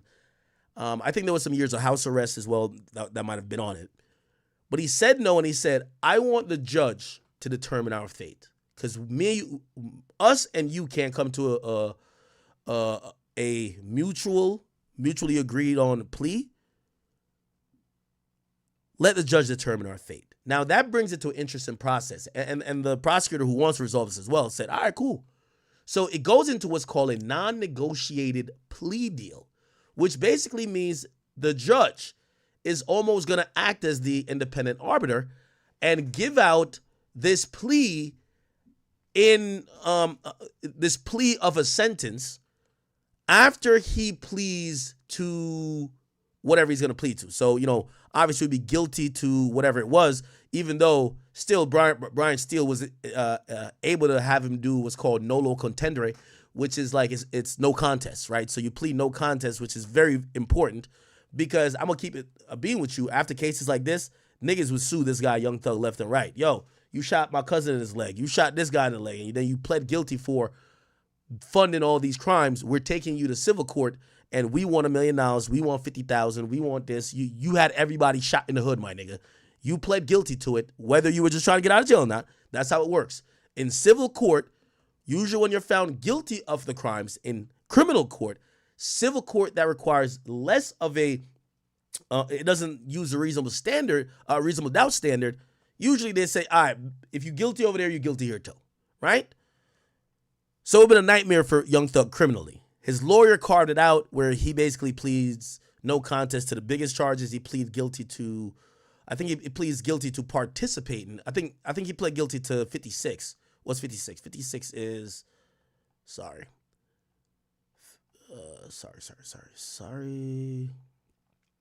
which is participation in criminal street gang activity, I believe. But I'm going to play this in full. I was trying to explain to you where we were. So Young Thug turns down, go home today. Says, let the judge decide. Which, by the way, for all y'all Young Thug fans, I've seen some of y'all, like, you know what I mean? Listen, if you're a faceless Young Thug account, I'm not going back and forth with you. Like, you're a fan. I'm sorry. Like, we don't even know who you are, right? Like, you're not Jeffrey. Just let you know that, okay? And this includes, like, Thugger Daily. I think he thought, like, me and him was like, brother, nobody knows who you are, okay? Your name is Thugger Daily. Relax. And if you're that bold, put a face on it. Put a face and actually have an account. You know what I mean? Because at this point, you're just the fan page of Young Thug, which I get it. That's your guy. And we appreciate you, by the way, because you've done great work. Not gonna lie, but maybe you're not going back and forth. Now, for everybody who say he took it to trial and beat the case, that's just not accurate, right? It's just not accurate, right? However, he took it to trial. He did beat up on the attorney, the prosecutor, but the judge. So all that fuck the judge stuff. The judge actually was so fair and kind of issued probably the most fairest, sympathetic ruling we've seen of a defendant in a very long time. And I'm going to play this in full because this was very tense moments. Law and crime. And I got to give also Young Thug so much credit. I'm going to tell you why I'm giving him credit. Bro, if you've been locked up for 2 years, I don't know if I could tell my lawyer, or if I could go home today and be like, nah, tell him we turn it down. What? But he did turn it down, right? So here we go. Young Thug gives speech. He did give a speech at the end. Here we go. The attorney. Okay. So essentially, Young Thug does this plea. And then we're going to quickly get into what the prosecutor says. Then what Young Thug's lawyer comes back with. They both got about, it's supposed to be like, I think 40 minutes or so. And then the judge rules. Just as there would be from a conviction for transport a firearm. Or if you use a firearm in a crime. I'm going to skip through this a little bit. We're not going to watch the whole thing. But they started reading lyrics. And I thought, damn. Yo, for anybody who are rappers, when you think about if you've been close to street activity or you really putting money on people's heads, and I know that your lyrics shouldn't be used against you, but lyrics are definitely used to contextualize, right? You can't get charged for your lyrics like it's an admission of guilt. But if they believe that a part of you promoting what they believe is a gang is you also singing about the activities of said gang, they're going to be able to use relevant lyrics that you're not charged with the lyrics, but become contextual. When it came time for Young Thug's sentencing, they started reading out lyrics, and I said, "Damn, this sounds bad." Like these shit don't hit without a, you know what I mean, Wheezy or Turbo, you know what I mean, cooking up a beat or Metro or something. Yo, Metro, like it don't sound the same. Listen to this. Do you understand? Yes. Has anyone forced these charges after a trial? Do you understand? Yes. Has anyone forced, threatened, or promised you anything to get you to enter a guilty plea? No. Is it your decision to waive these rights and enter a guilty plea because you are in fact guilty?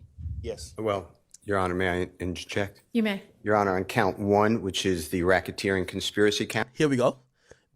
Amazing lawyering. Mr. Williams is tendering a plea under nolo contendere. So he's tendering a plea. Now the judge could have came back and said, I'm not going to do this if you don't plead guilty. You got to plead guilty to racketeering. Now, again, this is where the civil situation comes in. If you were seen in the criminal sense and you pled guilty to using your funds to pay for criminal activity of this gang, anybody who got shot, robbed, had any impact from this gang, you could sue Young Thug. And you could use this criminal case and say, yo, the nigga pled guilty. Yo, my brother got shot by Quay or whoever. And this is the leader with the money. He pled guilty. I can't sleep. I can't eat. I can't sleep. My neck, my back, my belly. Pause. I just can't. Yo, give me $3 million. They're not going to give you $3 million, but I'm pretty sure he's going to have to just do settlement after settlement, right? However, his lawyer steps in and says, hey, judge, we want to tender this nolo contendere plea, and we're hoping you take it. So if you would take the plea down for the racketeering shit as no contest, it means technically, by the way, they could still sue Thug, but they can't really use this case as a strong basis of his guilt, because the racketeering acts is going to say, unless he did something to someone. If he slapped somebody, they can sue him. But the racketeering acts, they had him as the person who paid and ordered, right? So he says no contest, which means it doesn't say guilty or guilty, right? Which, again, just doesn't help civil cases to come. As to count 56, which is participation in a criminal street gang activity as being a leader or a supervisor or organizer, Mr. Williams is also tendering a plea to this honorable court under nolo contendere, the balance of the counts, so he is tendering a guilty plea. Your Honor. Yes, ma'am. So for that one thing, nolo contendere, which is no contest.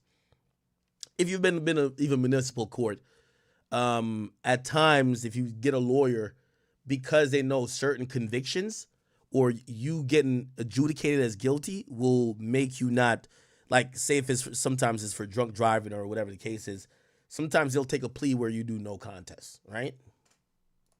Would the court like to hear from the state or not? About the NOLO issues? Yes. Sure. Your Honor, the state asked that the court not accept a NOLO plea and require either a guilty plea or a not guilty plea as to these charges. All right. I'm going to permit a NOLO plea as to counts 1 and 56. All right.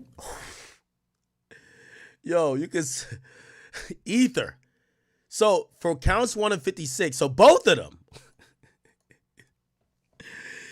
the judge permitted.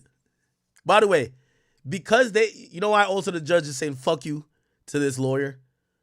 You had over a year that you could have gave this nigga a plea. You didn't.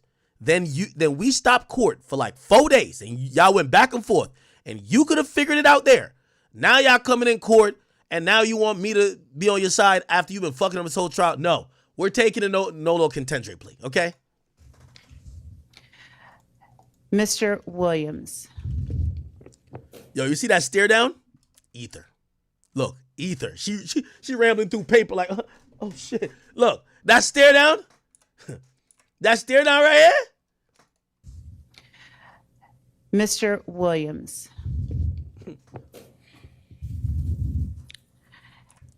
Activity, how do you plead? I plead guilty.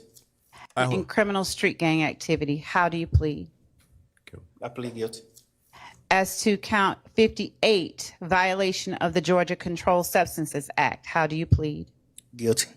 As to count 59, violation of the Georgia Controlled Substances Yeah, these are the additional charges they gave him, essentially in the superseding indictment, but it's all good. Act, how These are light. do you plead? Guilty. Nolo. Street gang activity under the leadership charge, how do you plead? Nolo. Yeah, he has to plead nolo, which means no contest, because if you plead guilty as being the leadership of the gang, damn it, you responsible for everything they did. I think you didn't ask about count 62. As to count, thank you, Your Honor. As to count 62, Still helping the prosecutor. possession of a machine gun, how do you plead? Guilty. Oh, never mind. So in this plea, and this is how you know this, the feds ain't coming. Feds ain't coming, Chad. Feds ain't coming. The nigga pled guilty to possessing a machine gun. So the gun, remember when they found guns in his crib? The nigga pled guilty. So they just threw it in there. So this is an amazing plea. Yo, you had a machine gun only sat 2 years? That's fire.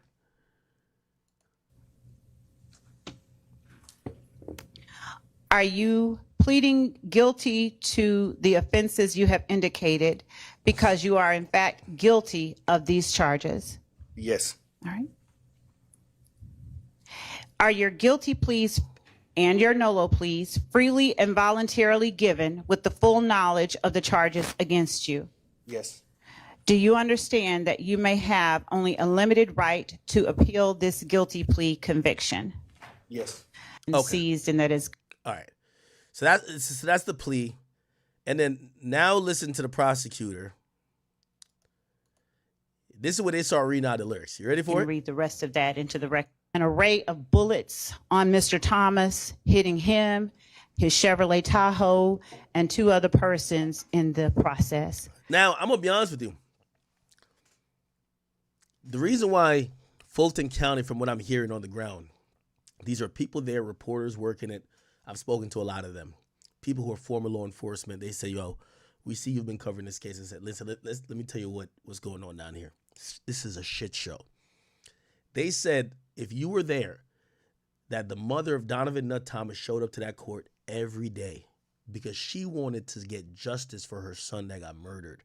And she believed her son got murdered at the direction and at the hands and because of the funds of Jeffrey Williams. And even Woody admitted that, or at least through Charleston White, I guess, because Charleston White said it. Woody said every time he showed up to court, the mom of Donovan Nutt Thomas would just sit there and mean mug them every day, just looking like, you motherfuckers got my son killed. And even up on this sentencing day, damn near, the mom was there. Just, you got to imagine, that's kind of what court is, right? Like, you know what I mean? The family of the victim show up every day hoping that the person get death or something, right? That they could feel good. And they said that person showed up every day, including this day. And I thought about it and I said, you know, while we're stuck in fan land, right? Like fans didn't care. Fans wouldn't care if Young Thug murdered like 15 babies. Like, it's Young Thug, right? But like for the families of those people who are victims who are showing up, they're looking at the court and the justice system to say, will y'all give us justice? Y'all took this case. Y'all said these guys did this. We watched the whole proceeding. And essentially, they were describing the family of some of the people who were either shot or killed in the courtroom, mad as a motherfucker that the person that they claim killed their brother, sister, or not sister, brother, nephew, or son, essentially walked out of jail with 2 years in jail, and they were upset. And they were saying that the attitude was pervasive among the law-abiding victims that live in these communities. Cleveland Avenue, everybody who watched Cleveland become a crime zone and a war zone, because allegedly YSL was shooting that bitch up every day. They showed up because they want to see, will justice will prevail? But what was proven is that not everybody getting out of jail. You know what I mean? Cleveland back hot. That's all it means. So I heard those people were upset, and you know, you're gonna see some op-eds about it. I see some of the reporters kind of buzzing and stirring about it. They're gonna be writing up a lot about the future of the Fulton County DA strategy and trying to convince the community that they could police crime, because a lot of people believe that, you know, even if it wasn't for Thug, right? Like, yeah, maybe you say, all right, you know, it's just too hard to prove that Thug was a part of it. And this is why, like, people, like, no rich guy is going to do the murder himself, right? Like, you're going to pay this guy to tell that guy to do the murder. And you hopefully you fool them niggas with the no snitching shit. So if they don't snitch, you didn't do nothing. So you just remain free. But even the guys who were charged with murder, they all out. So all the murderers, allegedly, they're free. So again, from a fan perspective, we know Young Thug fans wouldn't care if he killed their mama, right? Like, they love Young Thug. But the people who live in these communities, they're mad because it's not only about Young Thug being held accountable. There's 28 other people or 27 other people that were charged with all these crimes that initially the prosecutor was saying there was like 100 murders, or there's been hundreds of shootings that they felt have been connected to YSL, and essentially nobody go to jail. So that's what those people are upset about, right? Anyway. Mr. Thomas died from those bullets. Phone records show that communication was held between Mr. Williams, Mr. Kelvin Treadwell, Mr. Demise McMullen. Okay, so they're just reading a bunch of stuff that these are the accusation. Obviously, they're reading stuff that they've already talked about in court, but just to remind the judge, let's get to the lyrics. The lyrics had me. Hear this.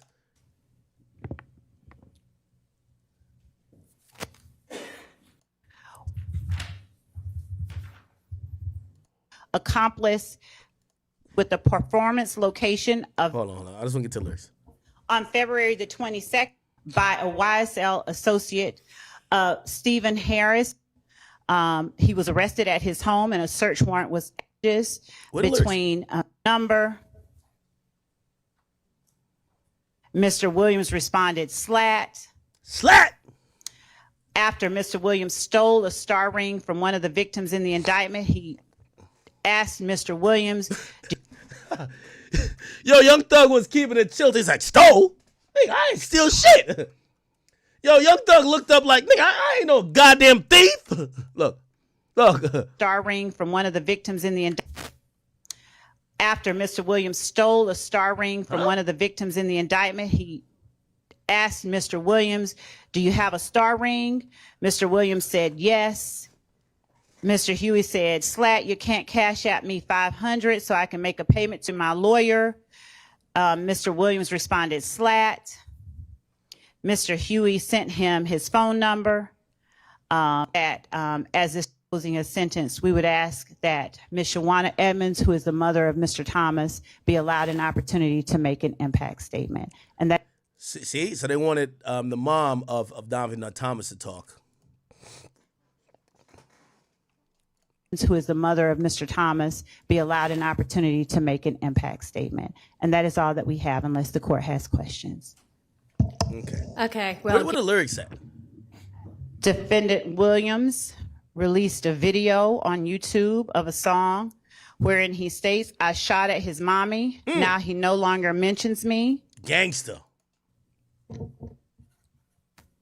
Yo, apologies for all the moms that got shot at, man. I'm sorry. Act like you want war and they gonna smoke you like a blunt. In a backwood.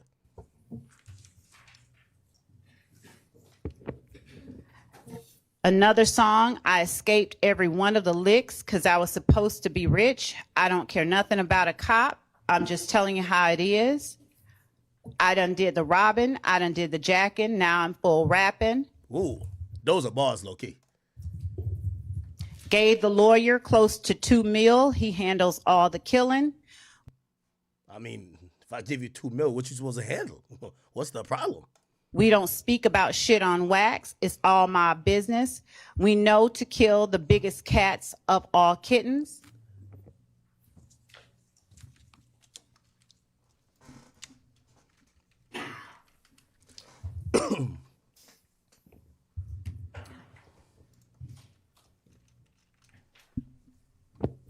In another song, I was on Cleveland, stuck like a magnet, bitch ass N-word,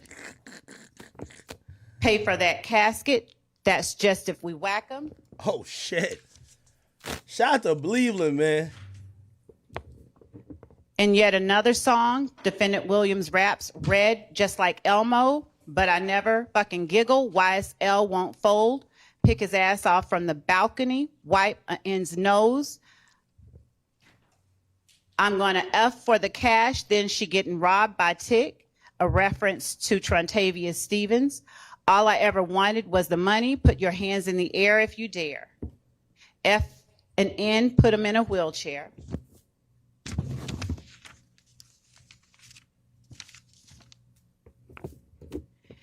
And even later on, Mr. Williams, and I believe that this was in 2019, made a post to YFN Lucci or Rayshawn Bennett. If I ain't like what you do for your mother and kids, I would have been killed you. Shout out to the mom saving their son's life, man.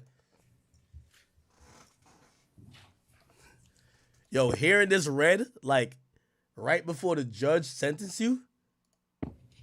And in yet another song entitled Anybody, Defendant Williams stated, I never killed anybody, but I got something to do with that body. I got the streets on my back, carry it like I'm moving a body. I told them to shoot 100 rounds like he trying to movie the body. Damn. Ready for war like I'm Russia. I get all types of cash. I'm a general. Yo, chat. Y'all do like when y'all rappers live the raps, right? Yo, you know what this made me think? And all bullshit aside, and I want to have a real moment with y'all, right? And I'm not going to make this too much of a long sidebar as we're listening to this. You see, us fans, we're the biggest hypocrites, right? If you rap, we want rappers to rap about shit, don't live it, but it to either sound real or feel real enough.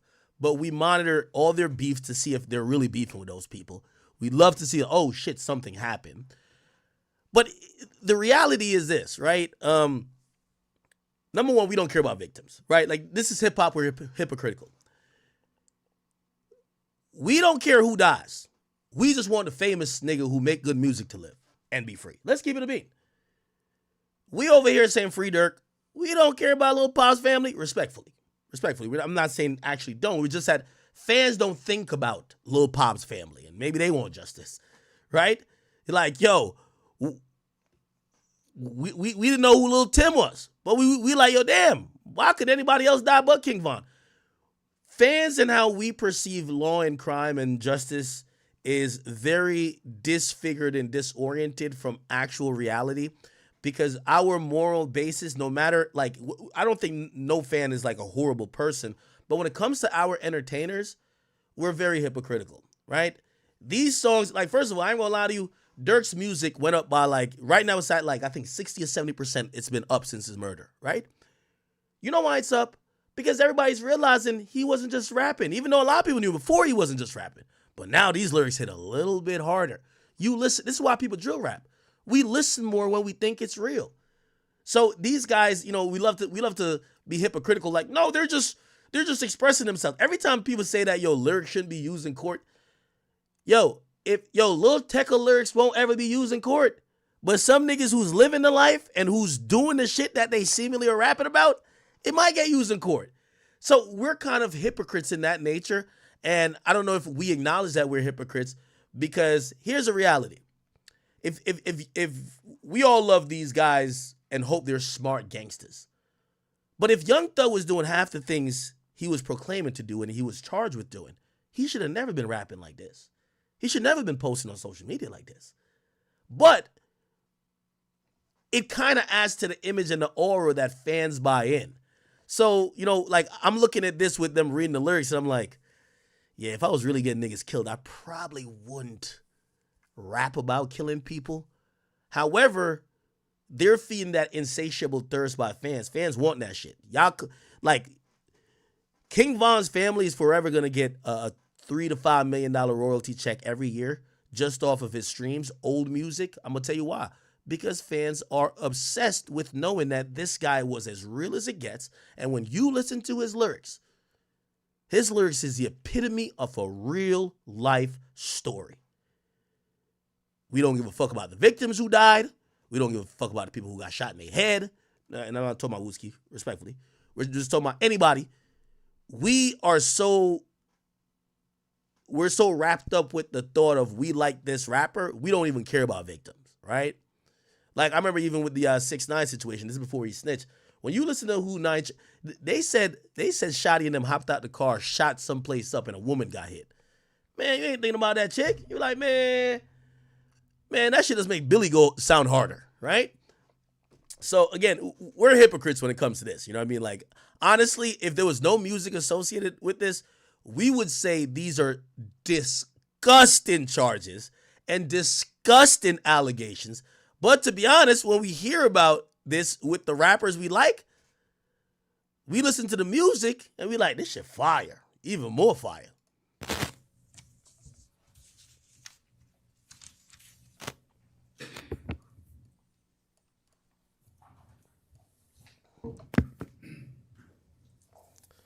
Somebody said, who's we? All of y'all, man. Put it like this, man. Nigga, we sat here and watched our YNW Melly trial. Come on, we want that nigga out. Yo, we want that nigga out. Like, nobody's thinking about how those families feel, like, respectfully. Like, we're like, nah, we love his music. Yo, a true fan will say, fuck a victim. We just want to, it's like let me not bring into some sexual weird shit. I was gonna say, like, it's like R. Kelly fans. R. Kelly fans ain't thinking about them chicks who said they were locked up in the Kelly dungeon. Man, that nigga made Bump and Grind, man. Made 12 Play. Bring him back home. Young Thug made Barter 6. Slit. Somebody says, not we, you. No, that's not true. Because everybody who's proclaiming Free Thug or is happy that Thug, there's not one person who's saying, damn, this is not true. And this is why I think that's why Charleston White has a lane. Not one person is saying, damn, well, what about justice for the people who got shot on Cleveland Avenue? There's several murders charged in this indictment. Nobody's doing life. Nobody's actually getting any real punishment. Nobody's actually saying, what about justice for them? You know what everybody's saying? Young Thug free. So don't say it's a collective sense when it comes to hip hop. You don't see nobody saying, hey, I hope people are held accountable. Like, think about Dirk's situation. Nobody's saying, I hope, if nobody's cutting it down the line and say, if Dirk did that shit, man, keep that nigga. Nobody ain't saying that. That's where Charleston White comes in. Because when you go that line, they call you a sellout, right? They do call you a sellout, right? Like, no one, when talking about this case, we're talking about Jeffrey Williams' freedom. Nobody's talking about, damn, if any of these niggas actually did kill Donovan Nutt Thomas, them niggas deserve to get the chair. Nobody's saying that. Who's saying that?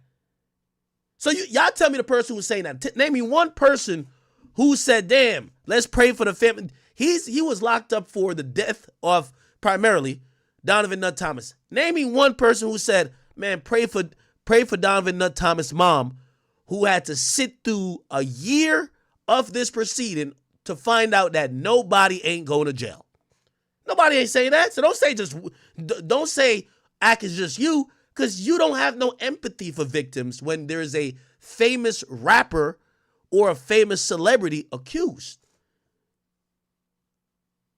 You get what I'm saying? Like we got to stop the selective. No, we all on the same page, right? And those people usually go away and they become unknown and unnamed, and they go and they deal with their grief and do it the way they do it.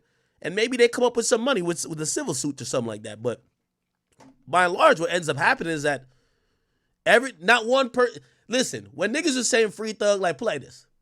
Is any of y'all saying free? Are y'all saying free Dirk because y'all like, man, Dirk can't do that shit? Or are you saying, man, fuck that, free Dirk? I don't care what y'all niggas saying. Because nobody's actually like really splitting hairs saying, nah, free Dirk, I think he ain't do it. But if he did do it, man, keep that nigga. Nobody ain't saying that. Everybody's just saying bring that nigga home, regardless if he did it or not. Let's just be clear. Like, us rap fans, like, we don't got no morality in music. I don't think rap fans are immoral. We don't have fandom and morality don't go together. By the way, fandom is something that is usually of the devil. You know, it's if you go back to, not to get all biblical with you, but it's a reason why, you know, if you look back in biblical times, when people used to create false idols and used to, you know, have these false prophets or false things that they would worship other than God, they said that's why they said God is a jealous God. What do you think being a super fan of a celebrity is? It's like the same thing. It's like you've created a deity, a guy who could do no wrong, that we're all celebrating and praising. So the shit kind of happens. That's what I'm trying to say. Fandom and morality don't go together.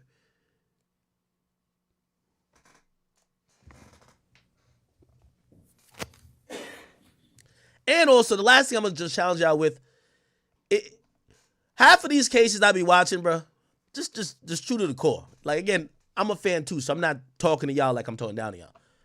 There's a couple times I'm watching these cases, I'm like, this nigga definitely did it, but still free that man. Because I do like the artist. And I don't have a physical connection or a emotional connection to the victim. I don't feel the pain that they're feeling. I'm not going through what they're feeling.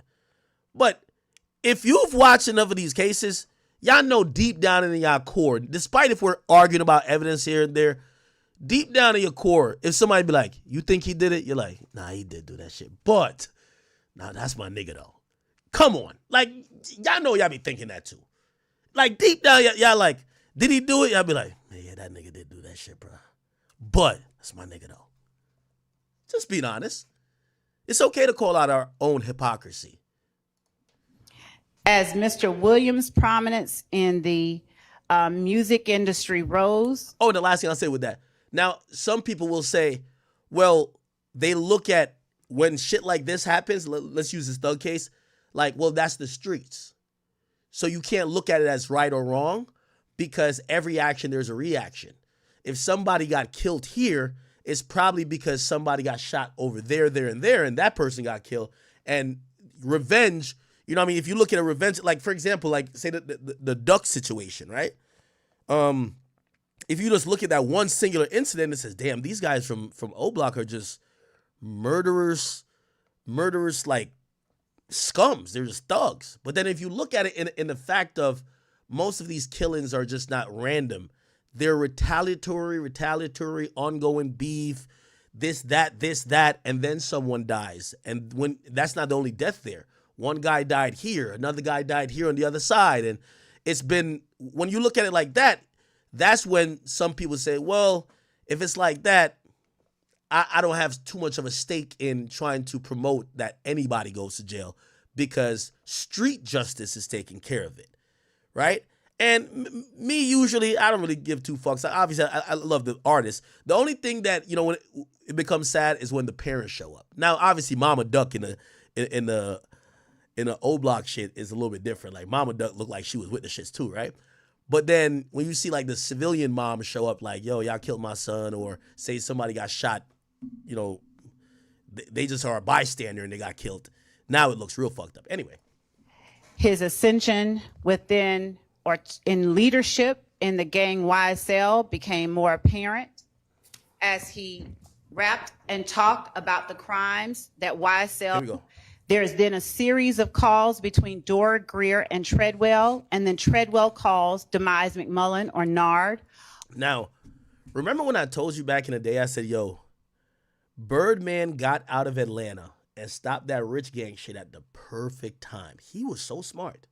You're going to hear them start making allegations with Birdman in this. Some of them that weren't charged, but some of them that were going to be fodder for the evidence that kind of loop in Jimmy Winfrey Roscoe, and Thug. Hear this. All of those calls happened within 15 minutes of the 911 call. And as I have stated before, the calls happen. And then there's then a series of calls. And then immediately after that call, Mr. Williams calls his sister Dora Greer and then calls Kelvin Treadwell. There's then a series of itself. Here we go. The conflict between YSL and members of If Gang continued. They got black and red Mercedes-Benz G-Wagon. And do for your mother and kids, I would have been killed you. 2020 in Lucci. Williams responded, slat, handle that. I got you. FASHO. I've been out the way and appreciate you for everything, my brother. Never about money with me. I'm built on loyalty. Mr. Williams responded, slat, handle that, I got you. Through text messages and on a separate occasion, Mr. Huey said and conveyed to Mr. Williams that he would sit down for any one of them, and I believe that to be a reference of going to jail. Back and forth shootings back in 2015. On February 9th, 2022, Rashawn Bennett was stabbed by Jaden Myrick at the Fulton County Jail. And after that stabbing, Mr. Myrick reached out multiple times to Mr. Adams for some type of compensation for the stabbing. Mr. Adams reached out to Mr. Garlington about the payment. 2022, here we go. A shooting by a YSL associate, Stephen Harris, in YFN territory occurred. That's picturing him, Mr. Shamel Drinks, and Mr. Jasper Walters. Mr. Garlington and also found was the machine gun with which the defendant has been charged in this indictment. This was subsequently arrested along with other YSL members. A lawyer was going to go and talk to another YSL associate, asking Mr. Williams to send him some money to pay his lawyer off. Mr. Williams assured him through his responses, slat, that he would take care of them. In May 2019, he got away with robberies. And what happened? A flyer to Marquavius Hewitt. I've been out the way. Mr. Bennett. I'm trying to find the part where they talk about Birdman a few. 11th through March 14th, there were a number of social media posts going back and forth between members of YSL and YFN. Later, within this indictment, has been shown throughout the course of this trial. Asked Mr. Williams, do you have a star ring? Closing a sentence. I'm going to F for the cash. Then she getting robbed by Mr. Rashawn Bennett's home. Shootings at Mr. Darren Mills' mother's home. And I said Mr. Rashawn Bennett's mother's home. Shootings unrelated to the... Yo, one thing I got to say about Young Thug and his homies, you diss him, your mama house getting shot up. Jesus Christ. Conflict with members of If Gang, of a Lil Wayne tour bus. Okay, here we go.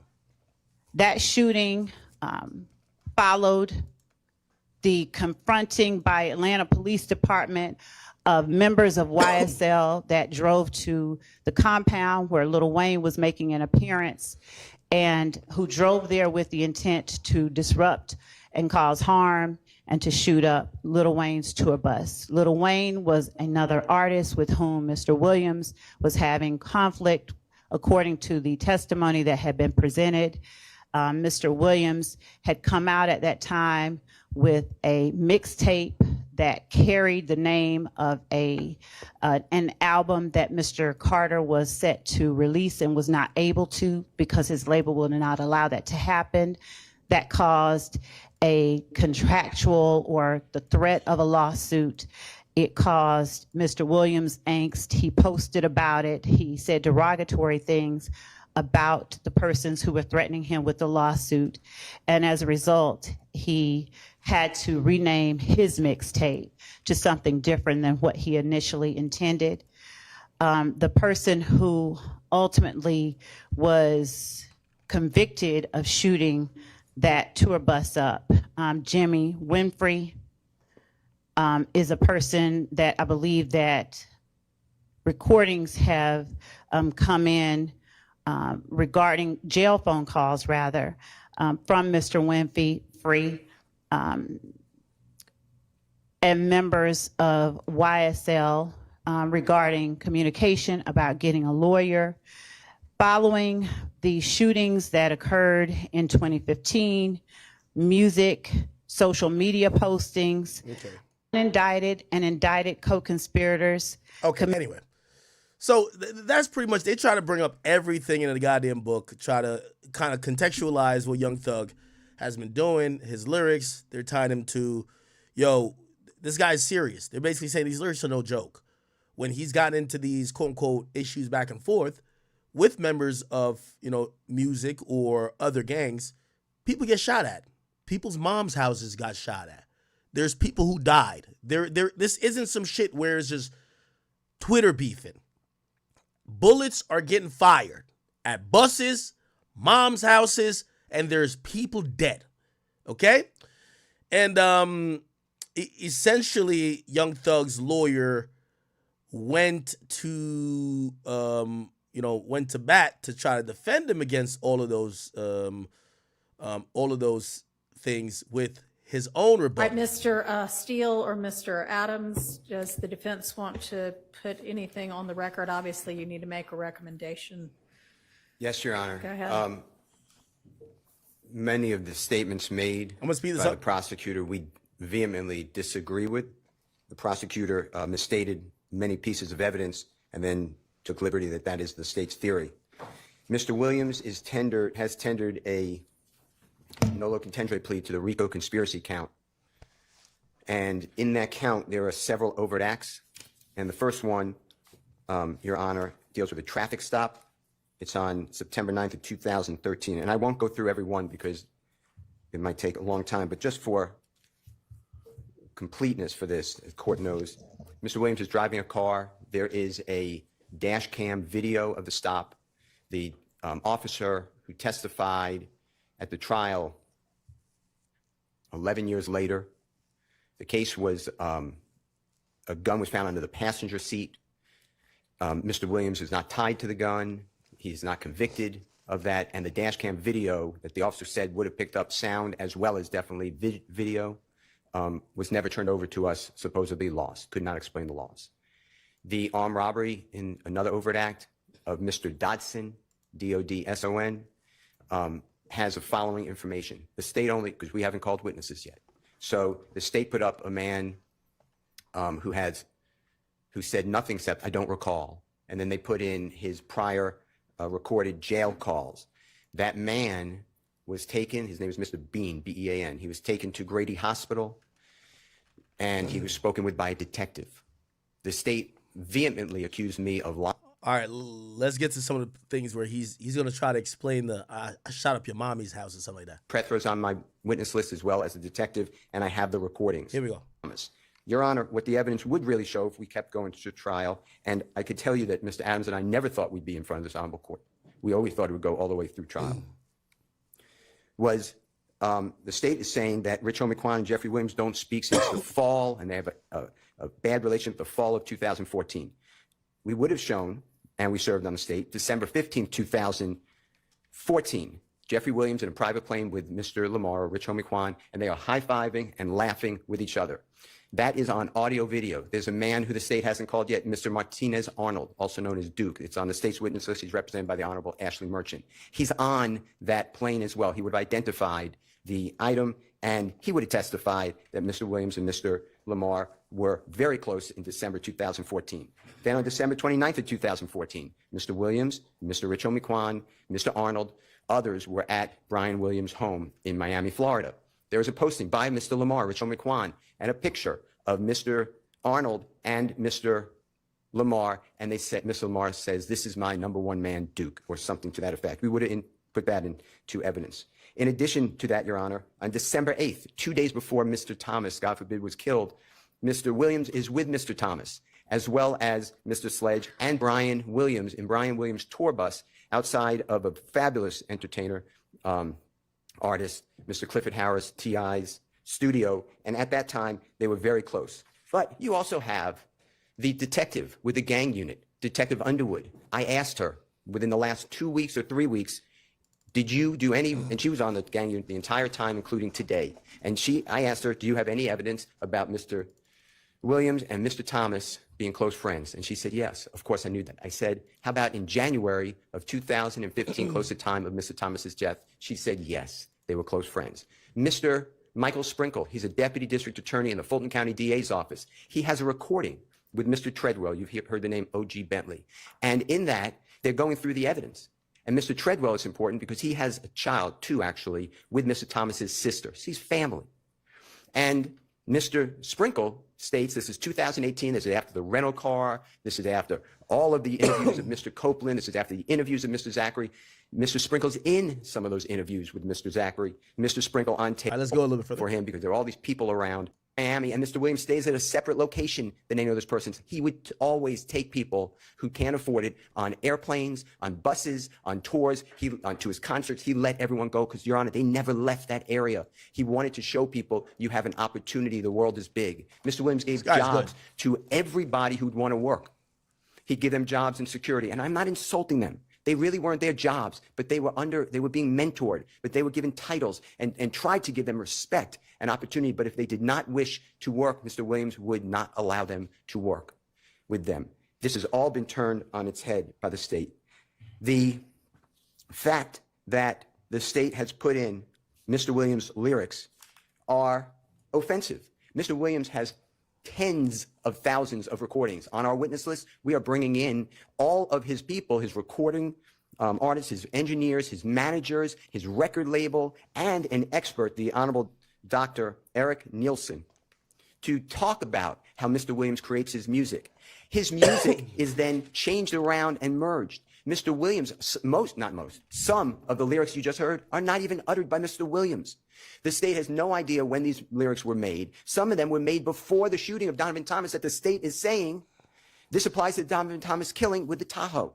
They are so far afield of where we need to be when we are trying to, God forbid, take somebody's liberty, Your Honor. The state is talking about things like F the judge and I rep my life for real. That's not even said by Mr. Williams. But they don't care to find out. They are on a tunnel vision to try to convict a man who should not be convicted. The statement about I never killed nobody, but I got something to do with that body. If the state just bothered to talk with anybody, that is a Nicki Minaj song with Jeffrey Williams. It is written by Nicki Minaj. That is on the text messages I gave, not the text message, the Instagram or Twitter rather, that I gave to the state. That is out well before this, but the state doesn't care. This is out. You look at Thug. Thug like, damn, where you getting this shit from? This is good. In 2015 or 16 or 17 or 18, I can't remember, I think 18, where Mr. Williams was asked who wrote Anybody, and his response is anybody was written by Nicki Minaj, and it was. But it was really written and sung. It's a takeoff of a song by Tupac.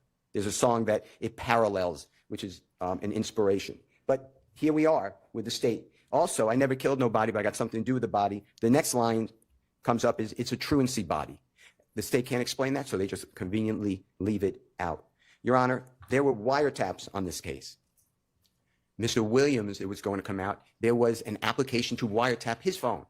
The state never presented to a judge. That speaks volumes. The leader of the YSL criminal street gang, who's been involved from 2012 until his arrest, and even according to the state while we sit here, they never even tried to wiretap his phone. It might have been because they don't really know what his phone number is. So all these communications you're being told about with Mr. Huey, I'm not so sure the state could have gotten anybody to say that's Mr. Williams' phone. This is how the trial has gone for us.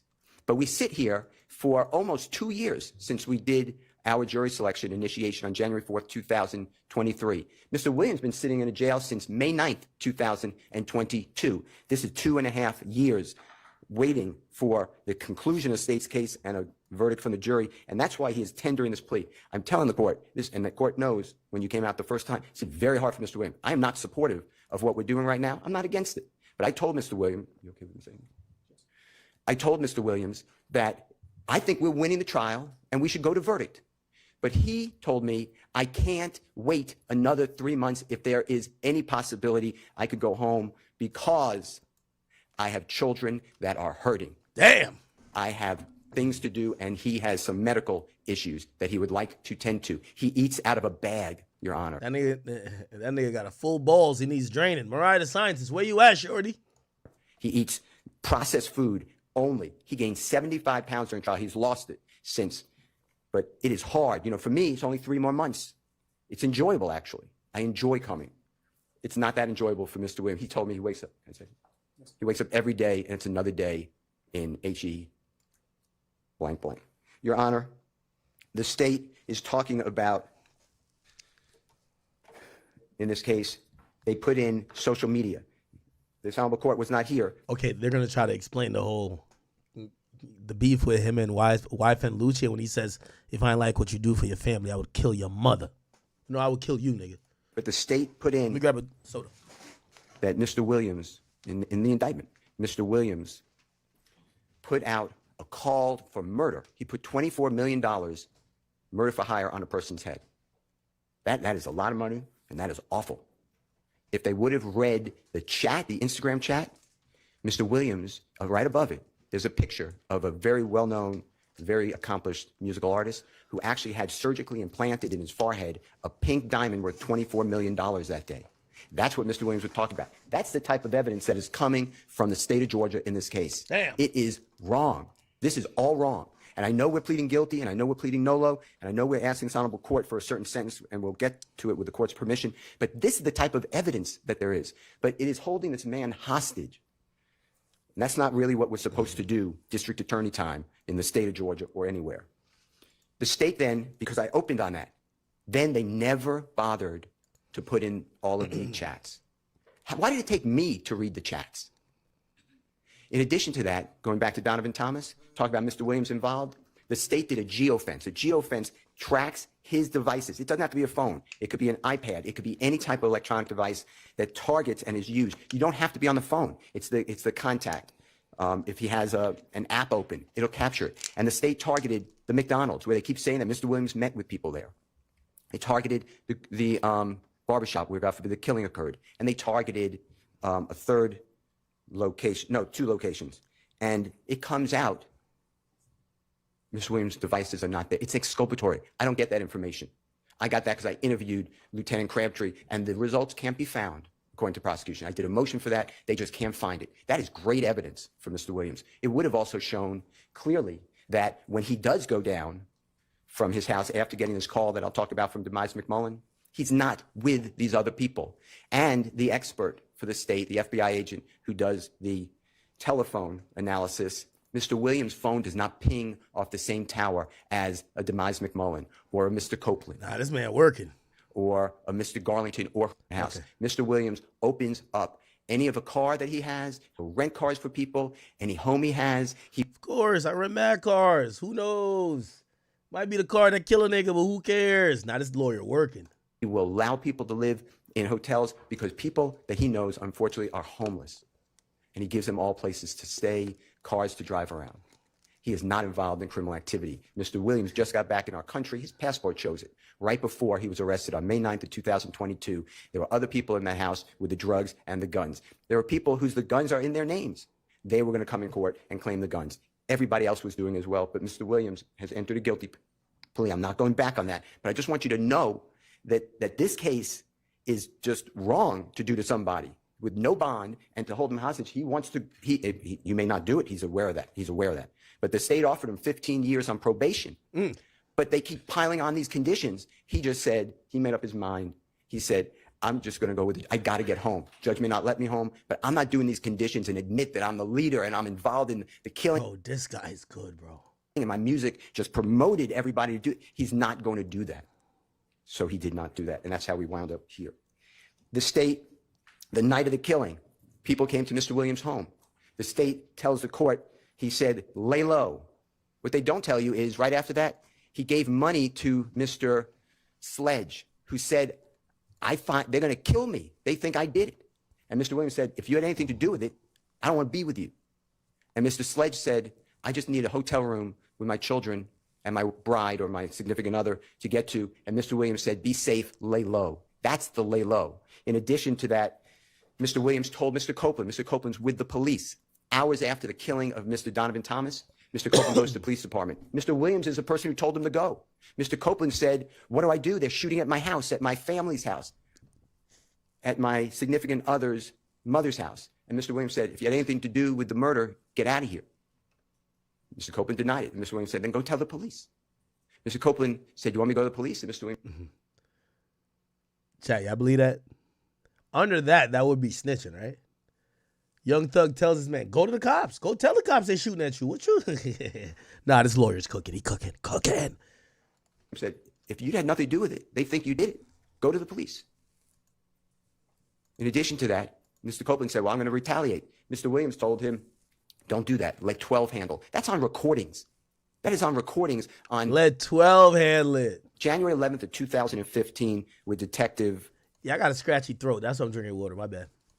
Thorpe. Usually drink liquor. Dedicated.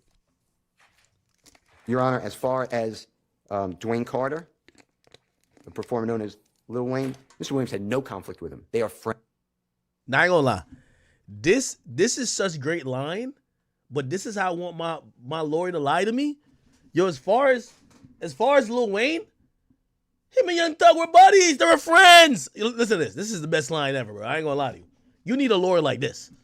Carter, the performer known as Lil Wayne, Mr. Williams had no conflict with him. They are friends. We were presenting evidence that right before this shooting of the tour bus is April 26th of 2015. Mr. Williams is performing in New Orleans area. And that's the area where it's Holly Grove, where Mr. Carter, or Lil Wayne, the performer known as Lil Wayne, comes from.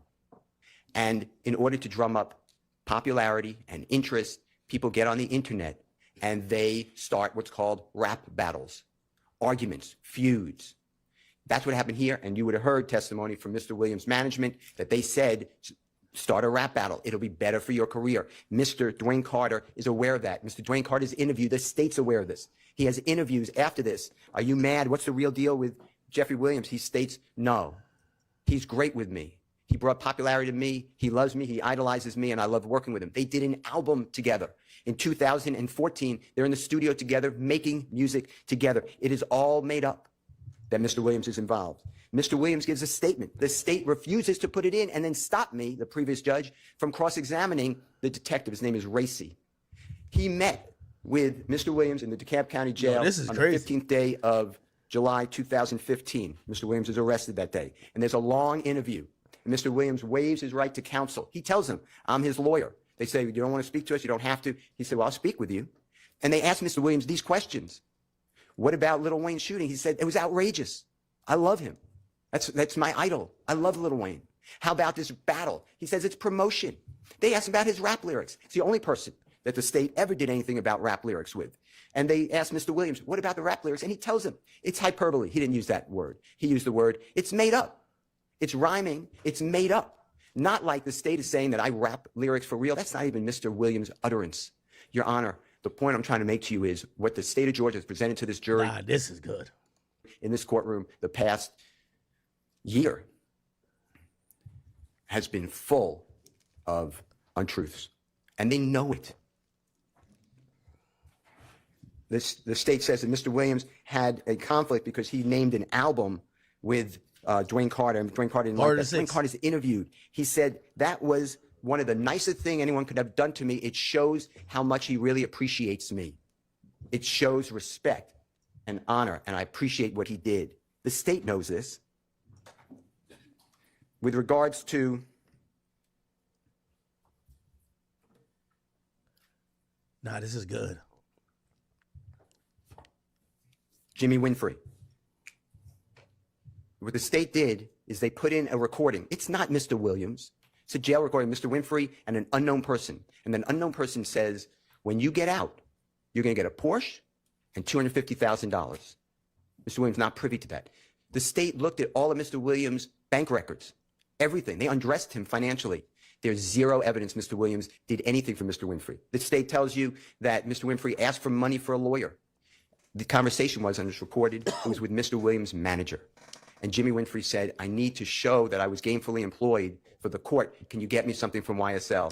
And the manager said, yeah, if we have it, and if it's true, yes, you can have it. That is it. There's no evidence that Mr. Williams paid for anybody's lawyer, Mr. Winfrey or otherwise. In addition to that, Your Honor, the social media postings with Mr. Rashawn Bennett, also known as... If he could explain how Young Thug said, I'm going to kill you, this is the lawyer of the century. YFN Lucy. So Mr. Williams, the state tells Mr. Bennett on social media, I would have killed you if I didn't like the way you take care of your mother and children. That is the... Chat, there's no way you could explain this. Like, that shit was so wild. That was like one of them posts that says, lock me up and throw away the keys. No way you could explain that. That is the post. What they don't tell you is Mr. Bennett, who is also, to his credit, trying to drum up his career. Mr. Bennett is picking on Mr. Williams, who's a much higher profile artist than Mr. Bennett at that time. And Mr. Bennett is saying that he slept with Mr. Williams' fiance, Jericho, while Mr. Williams and she are a significant couple, that Mr. Williams' music is awful. Nobody should listen to his music ever. Mr. Williams responds by saying, we can do an album together if you want. Stop this. The man continues of how he's sleeping with Mr. Williams' significant other. And then Mr. Williams responds by saying, I would have killed you except for what you do. That is the context that they don't tell you about. And Mr. Williams did nothing to Mr. Bennett. In fact, the evidence would have shown, if we had time or we would have gone forward, that Mr. Bennett and Mr. Williams are on the red carpet receiving awards in California, sitting right next to each other and taking photographs. This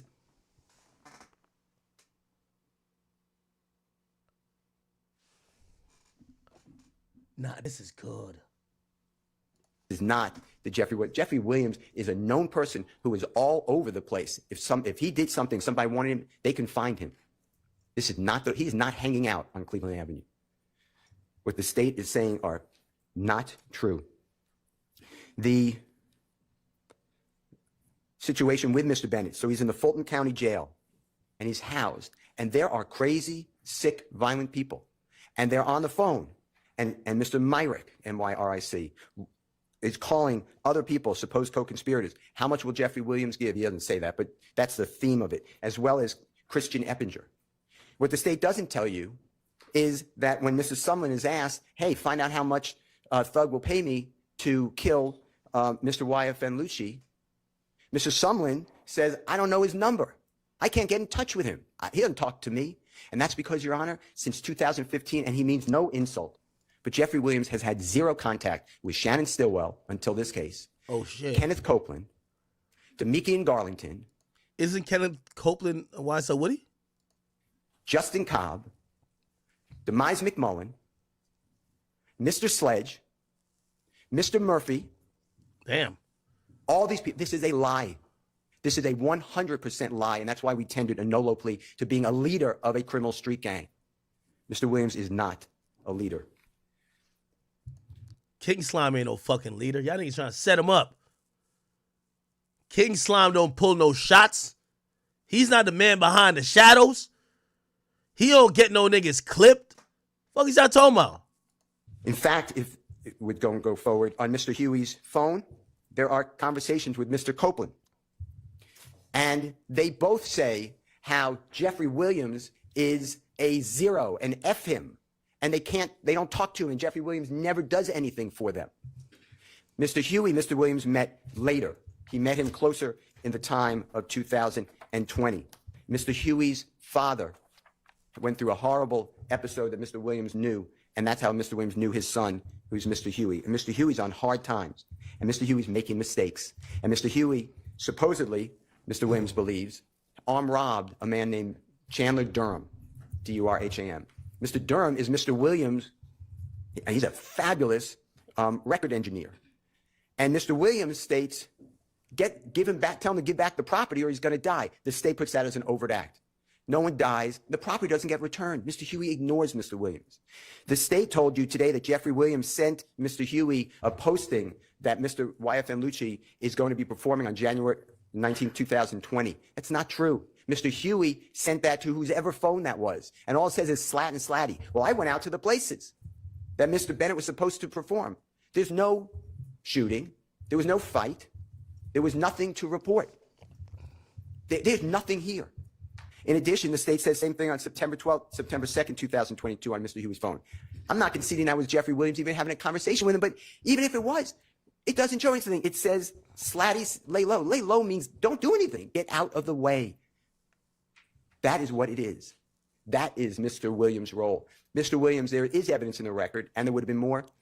All right, now he's going to propose a sentence. Let's get to that. Stores that Mr. Williams found about. Here we go. He went talent. He's not just a rap artist. In fact, when he's interviewed in 2017, he gives a statement, and he says, I had to learn rap. He grew up in a house learning other forms of music. He likes all music, but rap hit in his community, and his community raised him. They supported him. They came out to him. They made him get into establishments. And once the establishment saw all the people come out, he got more establishments. And then he went out of that little area in Atlanta to other parts of Georgia and then to all the neighboring states and throughout our country. And he has performed on every continent but one. He has performed in front of being the headliner, 300,000 people at one time. He has a real life and career. He is not the leader. And he is not worried about buying jewelry that is stolen. Mr. Williams is actually innocent. I'm not trying to corrupt our plea. That's his plea, and he's entitled to it, and he wants it. Okay. Anyway, it doesn't show that last part. Okay, so let's just go to. I know. Again, we missed the day of streaming it live, and some of y'all might have watched this without me. I just want to be meticulous because we did miss this whole day. So I want to play all the relevant parts, and the next relevant part is Young Thug giving a speech, and then we'll get to what the judge did. Okay. Also, there's another video that we could have played, which is that's another case. Here we go. Yes, ma'am. Actually, let me just play this before. Sorry. So this is what Mr. Williams opens up any of a car that he. Here we go. 5 years in custody. So this is what the his lawyer suggested the judge think of. I mean, to interrupt you, No, it's fine. And Your Honor, I'll answer any of your questions, but the point I'm trying to make is 45 years to serve 25 years in prison when just... So the prosecutors said that they wanted the judge to consider 45 years for Young Thug, with him serving 25 years in prison, which would have him on a 20-year probation after doing 25 years, right? Which means if we do the time adjustment, he would probably have to serve about 20 more years, right? So he would be in jail until about like 2045, right? And that was a stipulation. They also wanted, and I guess I should play that as well. Let me see if I can find it. I'm sorry. Because I got to show you the judge, the prosecutor basically requesting the judge do all these crazy things. Hold on. Prosecutor, no. Okay, give me 1 second. Chat. I'm sorry. Prosecutor.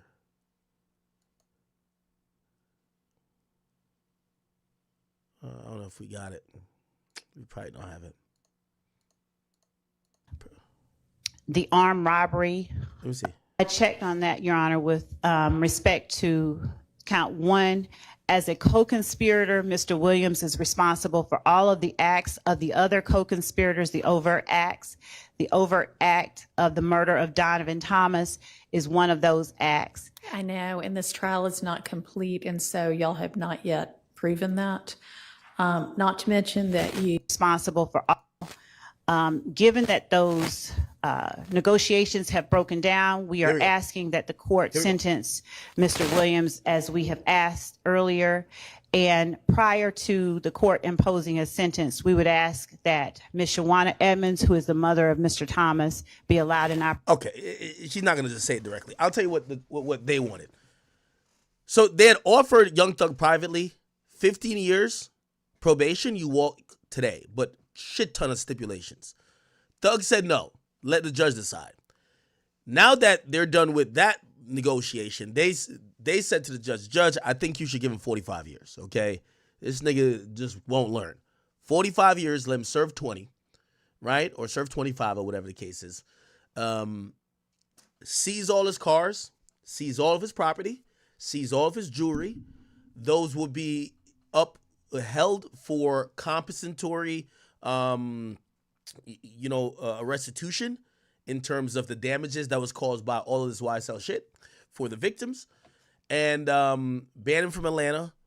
And there was a couple more other stipulations. There was a lot that was there. Actually, I think it's written out somewhere. Let me see if I can find it. Somebody on Twitter wrote it out. 45 years, seize the. Let me just look that up.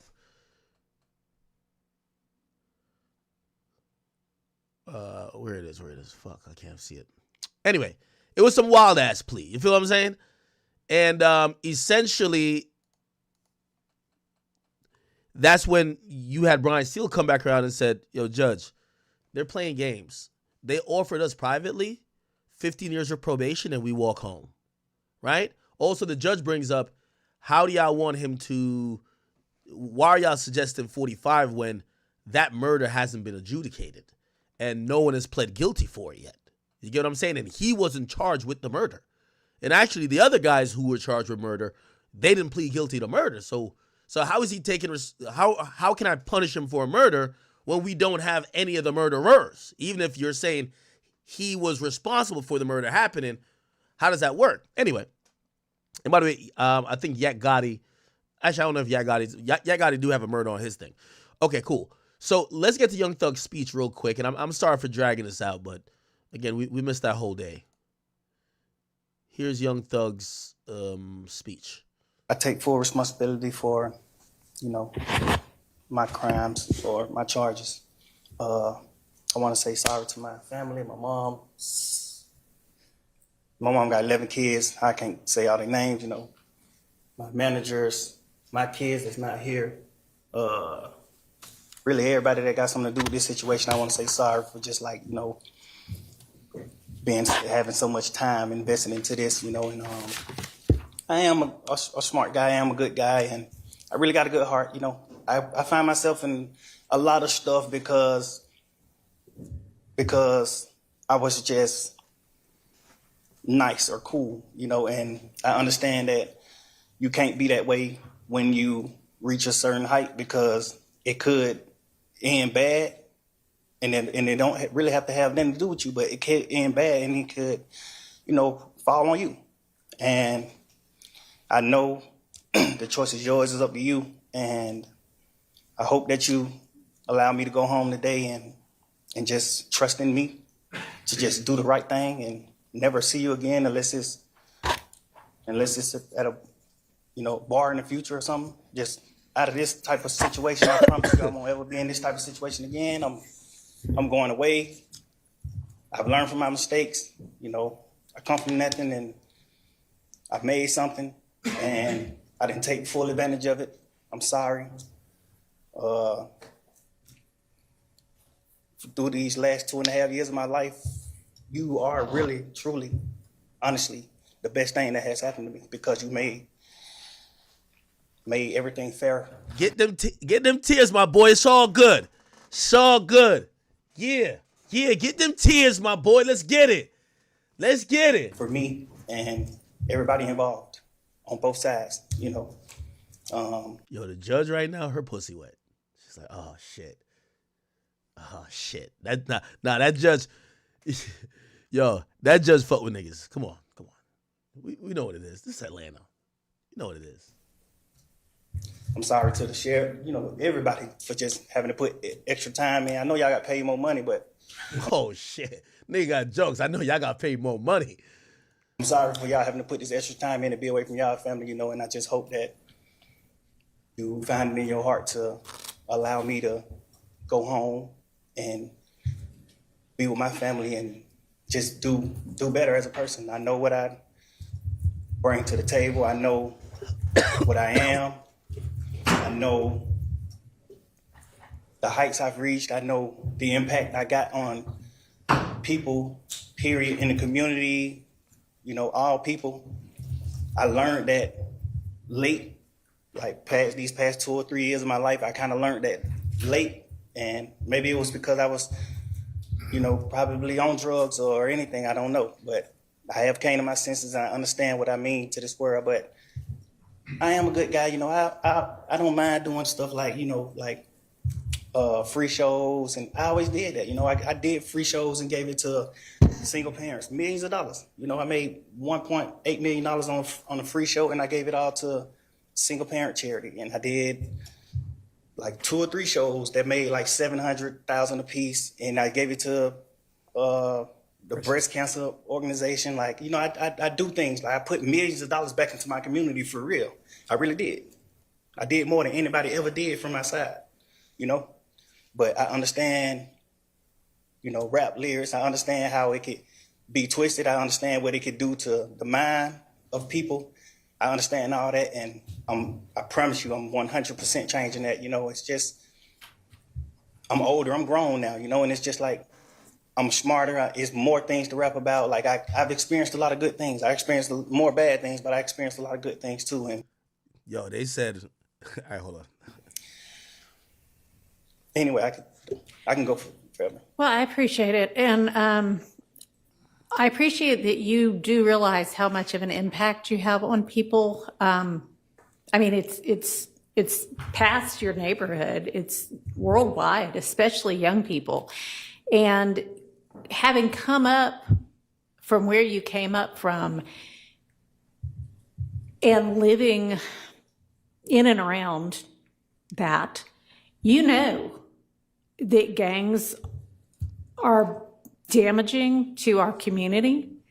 And it may be that a whole lot of rap music and the rap industry is, I mean, honestly, it sounds like a modern day version of kind of WWE wrestling that used to be on television, where people would just get up and posture and act like they hated each other. And it may be that that's a lot of what is going on in the music industry with rap. But whether it is fake or not, it has tremendous impact on kids and young people who think, this is cool, this is what I want to do. Look at him, he's a millionaire. I can do that by being, you know, a gangster in the streets. And that's not true. What you're likely to have happen to you if you're a gangster in the streets is you get shot, you get killed, or you get thrown in prison. And those are, you know, by far the most likely outcomes. And, you know, you've been in here watching the trial, and you've seen the pictures of Mr. Ryan posing with a gun as big as he is at 15 years old and going out and shooting and killing another teenager. And that's what gangs do, and that's unfortunately a lot of what rap music does. And if you are a modern day John Lennon, you know, I mean, he might have rapped too in this day and age. I don't know, but I know you're talented. The judge got some jokes. Ah, man. And yo, I'm telling you, man, the judge was fucking with that bar to 6, man. The bar to 6 bumming. Listen, man, this is what the judge is bumping on the way to court, man. Come on, man. The cooler like Akon. Fuck all the bullshit. Got the 6 coming. The bar to 6 coming, yeah. The bar to 6 bumming. The bar to 6 bumming, yeah. Come on, man. And even if you choose to continue to rap, you need to try to use your influence to let kids know that that is not the way to go, and that there are ways out of poverty besides hooking up with the powerful guy at the end of the street selling drugs. And, you know, I know that happens for protection sometimes, but a much better way would be getting an education and setting, you know, hanging around with people who set a good example. And you be one of those people that sets a good example. I mean, all right, so that's my high horse on that. I could also go on. But I want you to try to be more of the solution and less of the problem. All right? All right. So it is not lost on the court that the state, had they been able to come to agreement on certain special conditions, was willing to entirely dismiss the RICO count, was willing to entirely dismiss one of the gang counts, and was willing to entirely dismiss this, you know, machine gun count. Was willing to give a sentence that permitted Mr. Williams to walk out of the door today and therefore does not seem to be particularly worried that Mr. Williams, if on the streets, would be a danger to society. I'm taking that into consideration in crafting my sentence. And in permitting a NOLO plea to the RICO count in one of the 2 gang counts, I would not be permitting the NOLO to the one if you were not pleading guilty to at least one of them. But you are, and y'all admit a factual basis for the counts that you are pleading guilty to. I find there. It's kind of funny. She actually earlier said she was permitting the NOLO to both. So both count 1 and 56, which is both some criminal street gang thing. Now she kind of stepped back off of it by saying, because they were going to keep it real, Thug, this judge is mad sympathetic to Thug. She fucks with Thug heavy. And probably, maybe it's not even about Thug. Maybe it's just she really don't like this chick. Like, she is so sick and tired of this prosecutor. Like, I think she's just saying, fuck y'all, like, just directly. Because, again, she was opening at first. She was like, I'm cool with tendering, I'm cool with your tender of NOLO to both of those big charges. Now she's amended it to say, all right, well, plead guilty to one, NOLO to the first. And the one that they pled guilty to doesn't have him in the leadership role. It just said that he was doing gang shit, right? Now, if he ain't slapped nobody, if he ain't doing nothing, they can't pin it on him saying he instructed people too, because he pled NOLO to that charge. To be a factual basis for those counts, and for the remaining counts with which you are charged, I am going to impose a sentence. Here we go. And I've taken a little bit of the. Oh shit! I gotta go to the other video. This shit's ended. My bad. Here we go. The judge. Here we go. I appreciate that you do realize how much of an impact getting an education streets is. You get shot, you get killed, act like that. I mean, all right. So that's my high horse. I'm afraid that Mr. Williams, if on the streets, would be a danger to society. I'm taking that into consideration in crafting my sentence. Okay. Let me go a little further. That's permitted on that count. It is required to be run consecutively. I'm going to run it consecutive to count 1, but I am going to backload. Oh, I'm sorry. That is not commuted. That is 5 years to serve, and it's going to be run consecutively to count 1. Backloaded, by which I mean after you serve your 15 years of probation, if you have been successful on that probation, and I sincerely hope that you are, then at the end of that 15 years, I will commute the entire rest of any service portion of your sentence to time served. So I'll get to the end of it and give you the total sentence, but I'm also going to impose a $15,000 fine with regard to that count. Count 57, 20 years to serve 5, commuted to time served, the balance of 15 years probated, concurrent with count 1. Count 58, 10 years to serve 5, commuted to time served, balance probated, concurrent with count 1. 59, 5 years to serve, commuted to time served, concurrent with count 1. 60, 5 years to serve, commuted to time served, concurrent with count 1. Count 61, 5 years to serve, that is required to be also a consecutive sentence, so that's going to be run consecutively to count 56 and backloaded.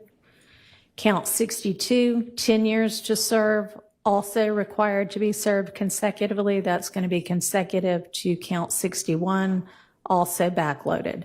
So essentially, the total sentence is 40 years to serve the first 5 years in prison, but commuted to the time that you have already served, followed by 15 years on probation, followed then by the backloaded 20 years, which can be served in custody and will be served in custody if you are not successful on your probation. If you are successful In completing your 15 years probation, that will be commuted to time served.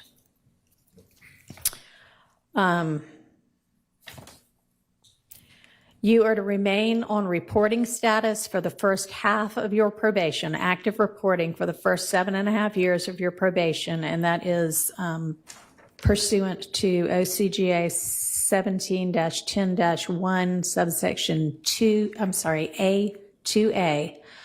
And Mr. Steele and Mr. Adams, in order to keep him on reporting status, there needs to be good cause shown.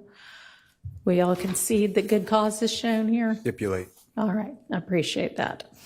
Special conditions of your probation. What good cause? What do they mean? Can I have a second, Your Honor? Sure. Like the judge. Thank you, Your Honor. All right. You had enough time to talk with your attorneys? Yes. Okay. Brian still got it, man. All right, special conditions of your probation. After 48 hours from your release, you are to stay away from the metro Atlanta area, and that's... Y'all can't ban King Slime from Atlanta? What? So after 48 hours, King Slime is no longer permitted on Cleveland? What? Defined by the U.S. Census Bureau. It may change, but you can look that up anytime to figure out what that is. For the first 10 years of your probation, subject to the follow what that is, Census Bureau, it may change. So it's Metro Atlanta, and she made sure to say Metro Atlanta because it holds a significance. Metro Atlanta area. I think that might just come up with a map. Oh, there's 5 counties. Okay, so he's banned from more than Atlanta. So the Metro Atlanta area, and that's why she said by the U.S. Census Standard Bureau, which could change. So the city of Atlanta, we have Atlanta, Sandy Springs, Roswell, Marietta. Other places are Athens in Clark County, Gainesville, LaGrange, Rome, Jefferson, Calhoun, Cornelia, Cedartown, or Thomastown, or Thomaston. Okay. Okay. That's a lot of people that live there. So there's 6 million people that live in the... Oh, well, this says Sandy Springs. It says Metro Atlanta, though. Let's see.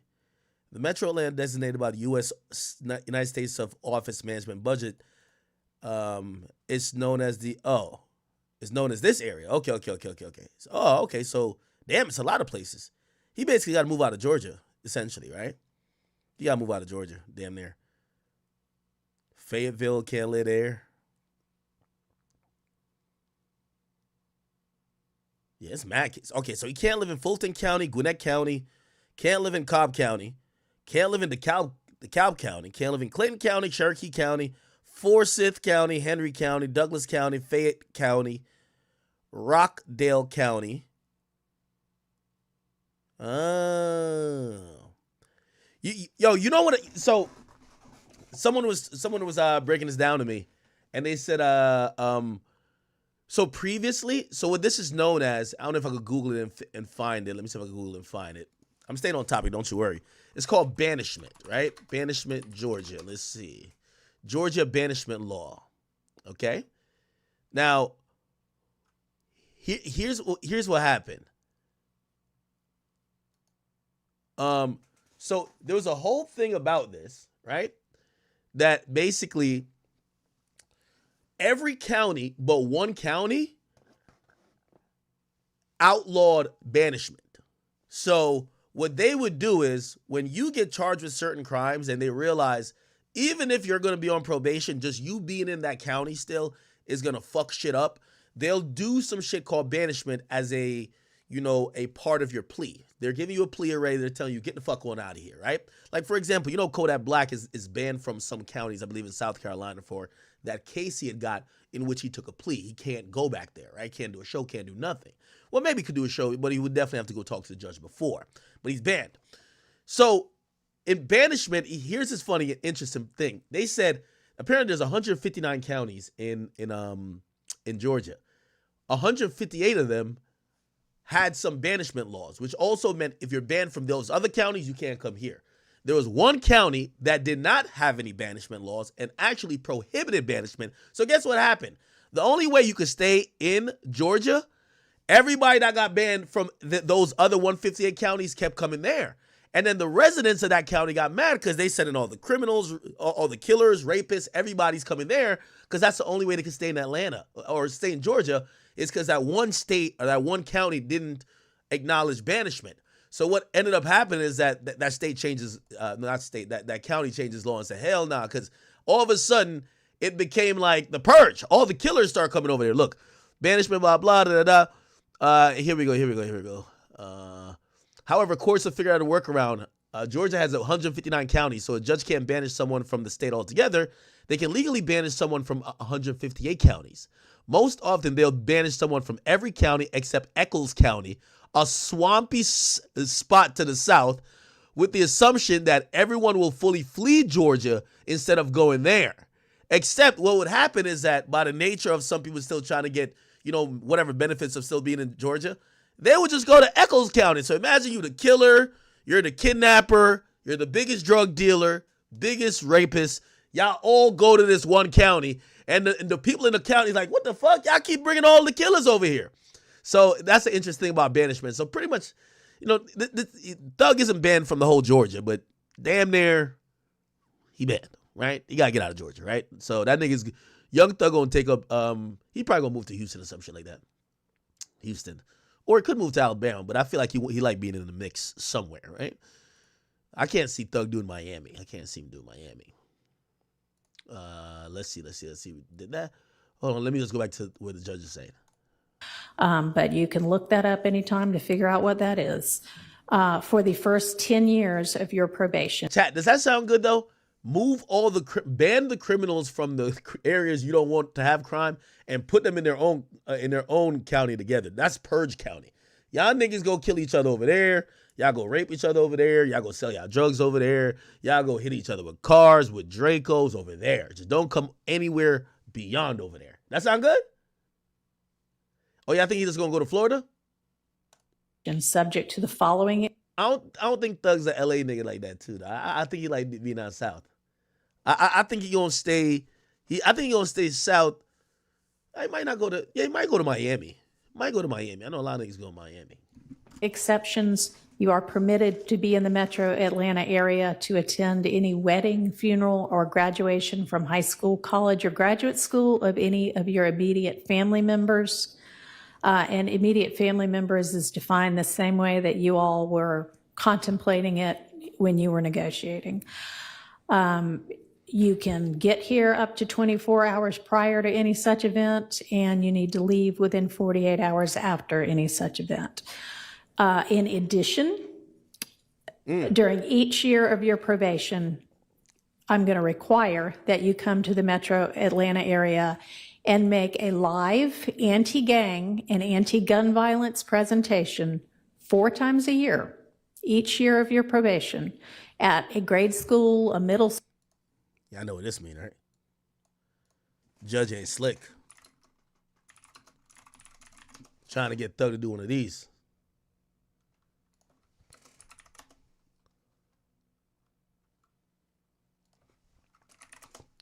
Trying to get Thug to do one of these, chat.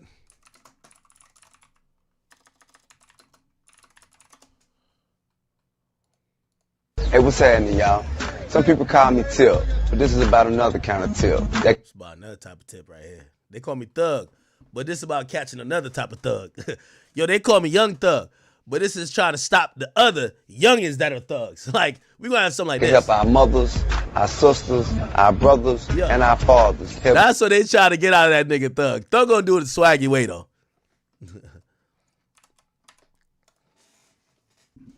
Live anti-gang and anti-gun violence presentation 4 times a year, each year of your probation at a grade school, a middle school, a boys or girls club, anything like that, that type of group.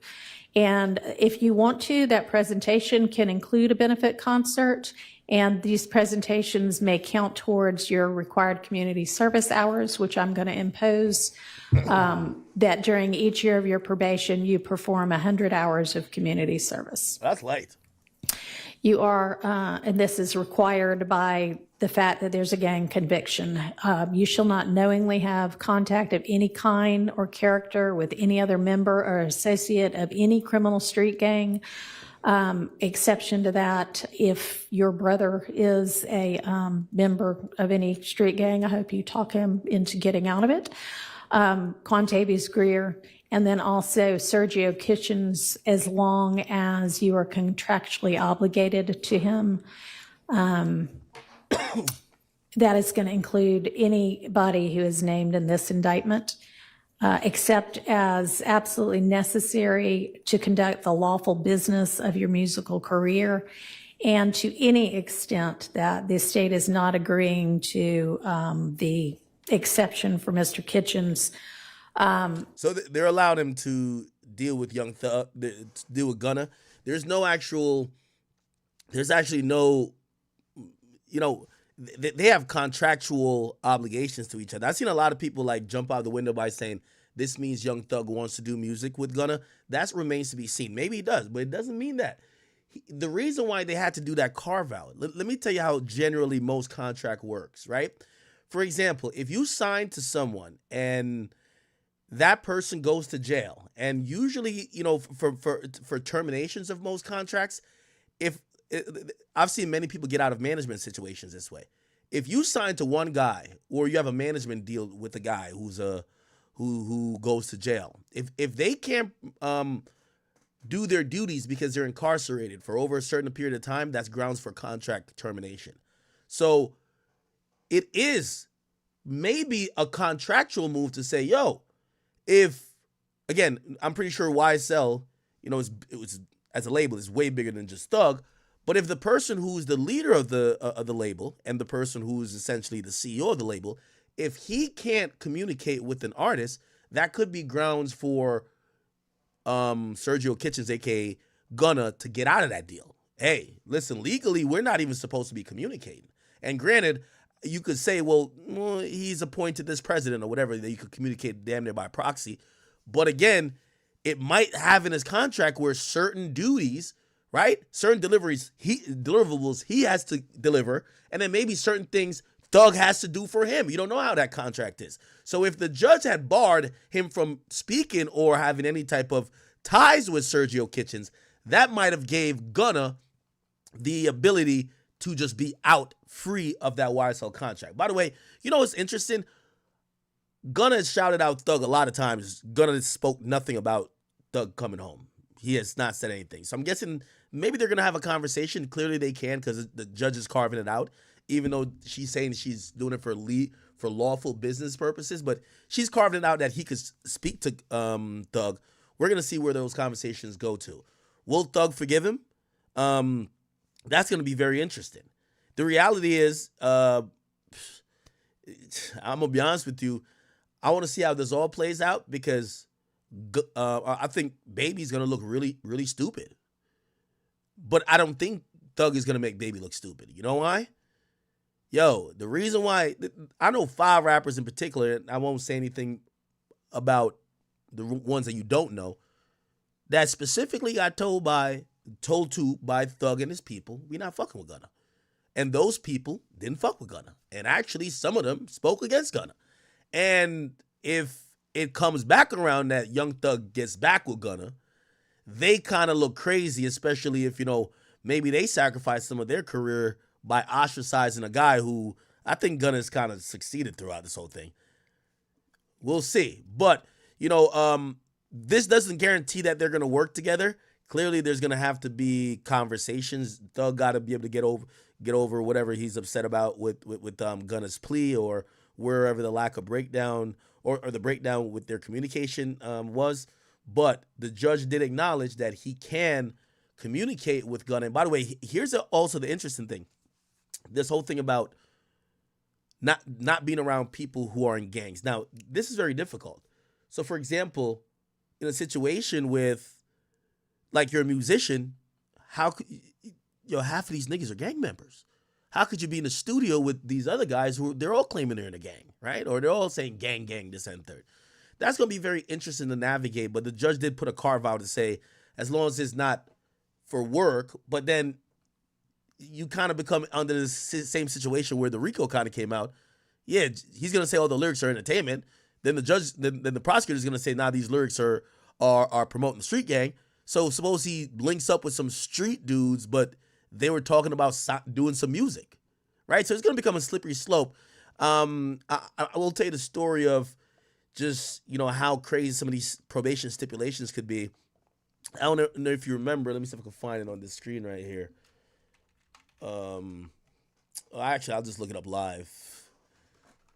And NBA YoungBoy's last concert. NBA YoungBoy last concert. Was this concert? I think it was this concert here, or was it the one in LA? I think it was this. I don't know if it was this. Yeah, I don't know if it was this. I gotta see if it was this.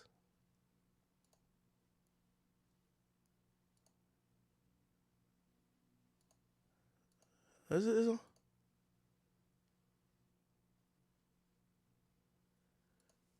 It might have been that one. Anyway, the story I got told was that, and if it wasn't this, it's the one in LA. YoungBoy essentially was on some probation, right? And it was stipulated that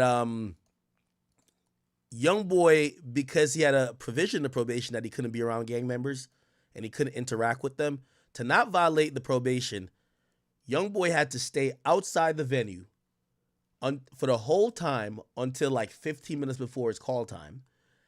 When he went in, he had to, first of all, he had to pay for a police officer to escort him. The police officer escorted him in. He couldn't chill with nobody backstage. He had to go damn near directly to the stage, perform, and then immediately leave the building. Why? There were gang members around, and the probation or whatever, supervised release statute said he can't be around them people. But, you get a carve out, okay, I'm doing a concert, but the cop has to be the liaison. I don't know if they're going to be that crazy. I mean, it's Fulton County. I feel like Fulton County, anything goes. So they're probably not going to respect that statute that much. But apparently with NBA YoungBoy, it was that crazy where he literally had to walk in with somebody who was a police officer, and they stayed there until he performed, and they left right afterwards. So I don't know. I got to figure out the actual show we were talking about, but I don't know. Anyway, all right. In the event that that part is not enforceable because it is only a portion of a special condition, going to provide that that be severable from the rest of this, and I'll put some case cites in the Senate sheet for that. You are in no way to promote any criminal street gang or any criminal street gang activity, including on any social media platform. You are not to utilize any hand signs, terminology, or language that promotes any criminal street gang. You are not to participate in any criminal street gang activity. You are not to knowingly engage in any contact with any of the victims that are listed in this indictment or with any of their family members. And you may not have in your possession or with arm's reach. Now, what that does say is that it does also ban him from speaking to, about, or continuing to ignite any feud with YFN Lucci. YFN Lucci is a victim in this case. He's a victim of the stabbing, and he's a victim of an attempted shooting. So that's going to be very important when it comes to, who could Young Thug speak to afterwards. Ironically, it would have, unless they carved out a special provision, this would have also banned him from being able to speak to Rich Homie Quan. Not that he was going to, but if Rich Homie Quan was still alive, Rich Homie Quan is also listed as a victim. You get what I'm saying? any kind of a firearm because you're going to be a convicted felon. And that is, except I know that you have security and you need security. You can be within arm's reach of a firearm that is in the possession of either licensed law enforcement or licensed security personnel that are in your security detail or anybody that you're performing with. You are to submit to random drug screen. Wait, what did it say? Hold on. Felon, and that is, except I know that you have family members, and you may not have in your possession or with arm's reach any kind of a firearm because you're going to be a convicted felon. And that is, except I know that you have security and you need security. So security could have guns, not him. Good. You can be within arm's reach of a firearm that is in the possession of either licensed law enforcement or licensed security personnel that are in your security detail or anybody that you're performing with. By the way, I'm just telling you the interesting, the interesting stipulations that could get put down in some of these courts. When I spoke to Young and Ace said that the judge banned him from having any security detail that had guns. So not only could him nor his immediate crew have guns, but he couldn't hire security guards that could carry weapons. They only allowed him to hire police officers that could carry weapons. And you know sometimes hood niggas don't want to be around police. So essentially, it nerfed him having security. He couldn't have armed security. He would have to get cops or do no security, which is interesting. You are to submit to random drug screens and not use any drugs unless they are prescribed for you by a licensed physician. You are to execute a Fourth Amendment waiver that will permit the search of your person, residence, vehicles, and electronics for any firearms, any criminal street gang paraphernalia, or any illicit drugs. Whoa, hold on. Let's go back on that statute. You said what? Or that provision? Residence, vehicles, and the Fourth Amendment prescribed screens and not use any drugs unless they are prescribed for you by a licensed physician. Okay. You are to execute a Fourth Amendment waiver that will permit the search of your person, residence, vehicles, and electronics for any firearms, any criminal street gang paraphernalia, or any illicit drugs. And wow. Now that's huge. That is very huge, chat. He says you're gonna exercise a Fourth Amendment waiver. Now, granted, when you do become a felon and for certain crimes, you know the Constitution is here to protect us of our rights. But when you become a felon, like for example, your Second Amendment right is then almost damn near infringed upon because you're not allowed to have guns. And Second Amendment right actually allows people to have guns, so you give up on that. This one is very important. It basically says that if a cop pulls Young Thug over, he don't gotta, weed is pretty, ain't weed legal everywhere? They don't have to have probable cause to search your car. They'll probably run Young Thug's name, and when they run his name, they'll know he's on probation, and a part of the probation statute says he could get searched for guns and drugs at any time, which also is going to have to shift how he travels with people, because maybe he don't got the gun on himself, but his homeboy got the gun. Well, his homeboy not supposed to have the gun. Only security guard or police supposed to have the gun. So he's going to have to move a very different. Also, here's the thing. And by the way, even if they didn't ban him from Georgia, essentially, he got to leave Georgia. You know why? Bro, this DA and the cops who spent hours, you got to imagine, these cops put in months and years into the investigation. And to see Thug walk, they're probably feeling worthless. So if he did stay in Georgia, and you hear what the judge just said, you're waiving your Fourth Amendment right. If you don't know what that is, the Fourth Amendment right is your right that protects you against illegal and unlawful searches and seizures, which means they need probable cause to search you. Okay, if you're driving a car, they need to have some probable cause. That could be the smell of weed. If they see a gun in the back, they could search it. That's probable cause. And that standard of probable cause raises when it comes to your house. They got to really know you got some shit up in there. They got to get a warrant to search your residence.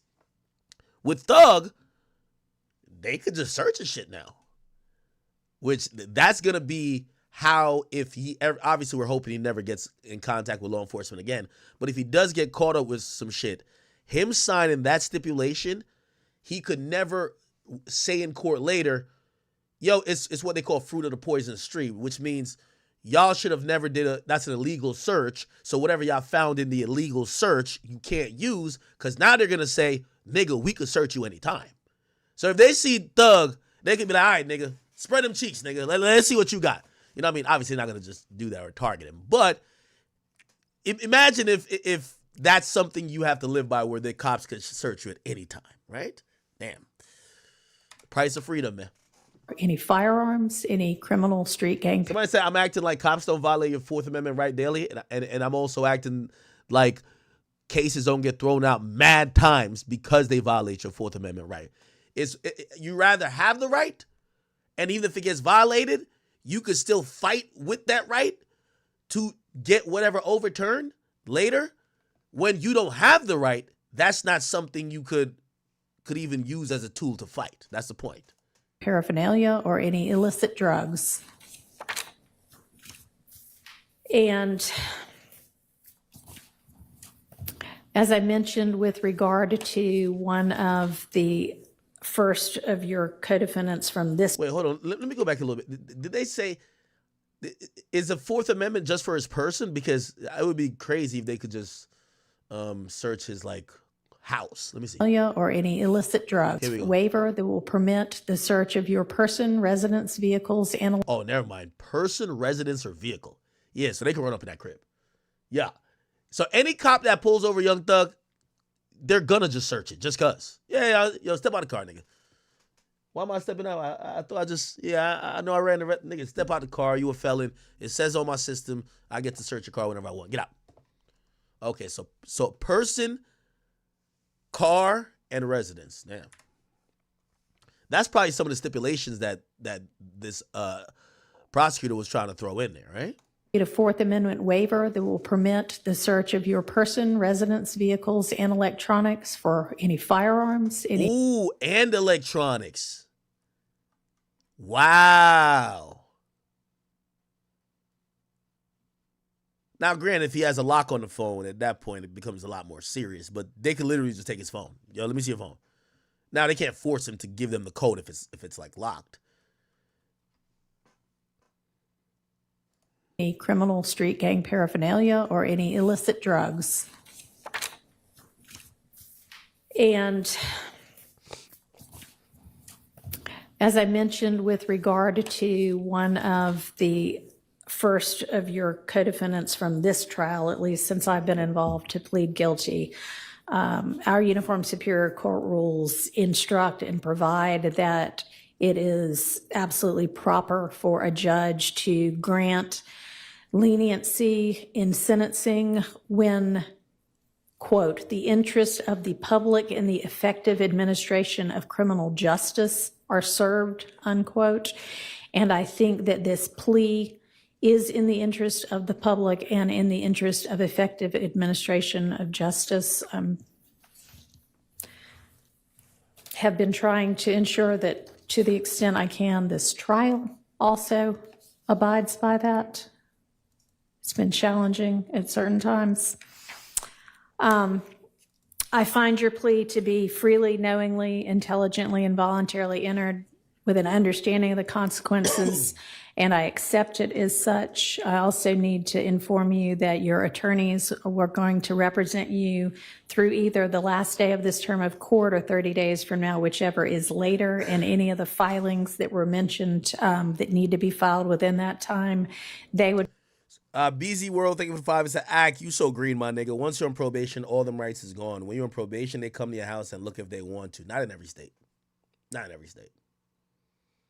It's definitely not in every state.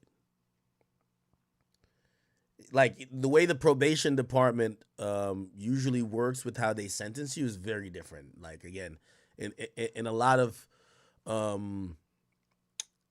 like certain places that are usually anti-gun, if they're gonna give you such probation, they try to inhibit your ability to be around guns or knowingly, have weapons wherever.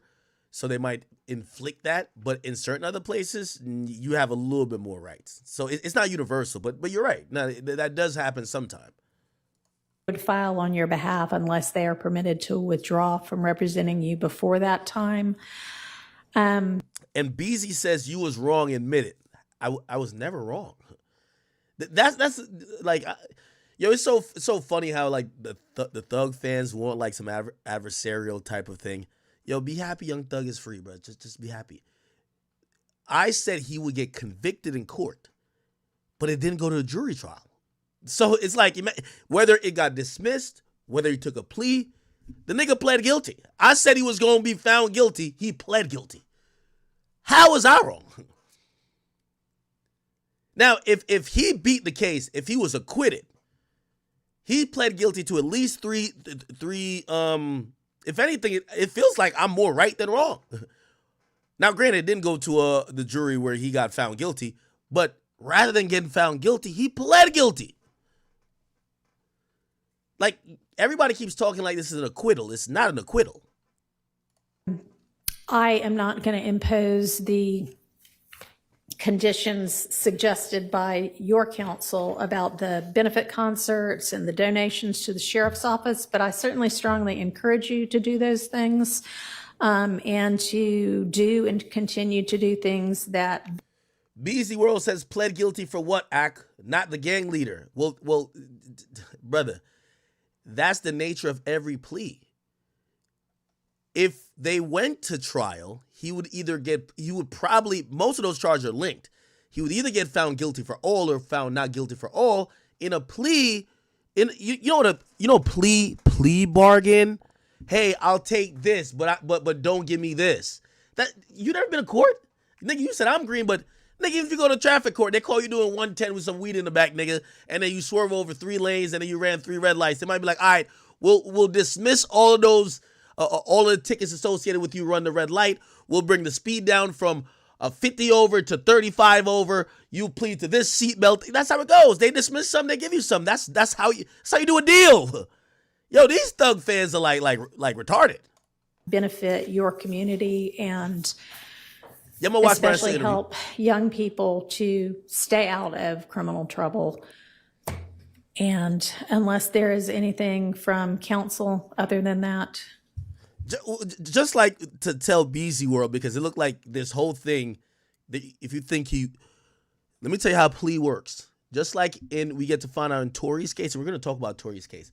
In Tory Lanez case, they were going to drop the assault charge, which is him shooting Meg, but they wanted him to plea the discharge of the gun charge, right? The shooting of the gun. Yes, that's how pleas work. We're going to dismiss this. So technically you could say I wasn't charged with shooting her, but then you're pleading guilty to shooting the gun. He couldn't take that because people are smart. They put 2 and 2 together. Well, she got shot and you plead guilty to shooting a gun. Well, you shot her, nigga. I have one matter, Your Honor. Okay, and does the state as well? Yeah. Your Honor, with regards to Mr. Williams being permitted to come to the Metro Atlanta area or Cleveland Avenue area for funeral or the other items, right? Can you also consider, God forbid, there's a serious medical condition of a person that in is his immediate family? Yeah. Certainly, we can add that. And I also meant to mention, because I know you do travel all over in order to pursue your career, that it's permissible for your probation. Oh my God, Chay, y'all be just saying anything. The only thing I'll admit that I am incorrect, but it's not even really me. I think it's the prosecutors. I think they're rookies. I thought he was going to do some time. I thought he was going to do significant time. But the reason why I said he on 100%, I said it on Vlad, and I said it multiple places elsewhere, even here. I say he definitely gonna get found guilty. We ain't see a nigga beat a RICO yet. Who the fuck beat a RICO? This ain't beating a RICO. This is pleading guilty. This is a plea. This is not beating a RICO. I want a nigga to go through the RICO shit. And again, I just think, I keep telling y'all, sex trafficking, RICO, wire fraud are charges that are damn near, there probably have been people that beat it, but they're damn near unbeatable charges. When you get caught up in that mix, the burden of proof for the prosecutor is too low. All you got to do is prove that these bunch of niggas who you might not know or even know are repping the same organization. That organization does some crime, and usually the person that we would know, the rapper, is the person who is using this operation or all of their actions and their funds are being used to push this forward. It's kind of easy to prove. You get what I'm saying? They could have not agreed that Young Thug was behind Donovan Nutt Thomas murder, but they could have still proved it by saying, hey, was there a shooting done on behalf of Young Thug? Even if it was just somebody shut up a house or whatever. All that matters. You get what I'm saying? So when they present, like, you know, a RICO case doesn't usually take 2 years to present. Nigga, they dropped off the kitchen sink. They dropped off the fuck ton load to try to get Young Thug. It's just that the prosecutors are stupid. But if he went to trial, no, if he went to the jury, I think everybody gets convicted. It just gets thrown out, I believe. It's too easy to prove. That's my only thing with RICO, right? For example, I'll give you an example, right? Let's say if they were considering to put me in the RICO charge for 9 Trey, right? I'm cool with, they have me pictured with Shotty and 6ix9ine a bunch of times at a bunch of different events, right? 6ix9ine is trolling with me here and there where he's like, yo, it's my boy Act. That's my shooter right here. He's trolling, but you know, these guys don't have, nothing sounds funny in court. Like trolling don't sound funny. Social media shit don't sound funny in court. Imagine then I'm also throwing up the signs and be like, yo, what up, blood? Like, imagine if that's my lingo and I'm doing handshake with some of the other members. Like, you know, they had all these hieroglyphic handshakes. Yeah, I could have not punched nobody, got in no fights. I could have not been around.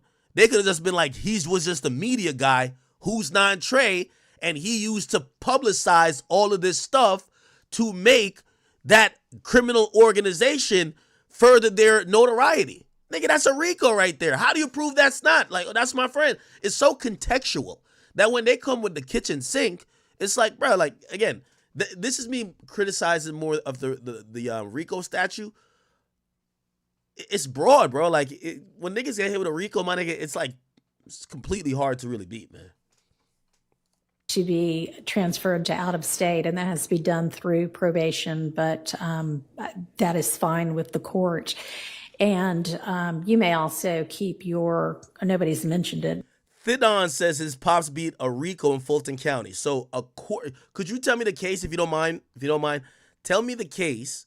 So who was the leader on the case? Tell me his full name, and I'll look it up. Him versus Fulton County, and I'll see if it ends in an acquittal. Also, people are stupid. People will say you beat the case when you took a plea.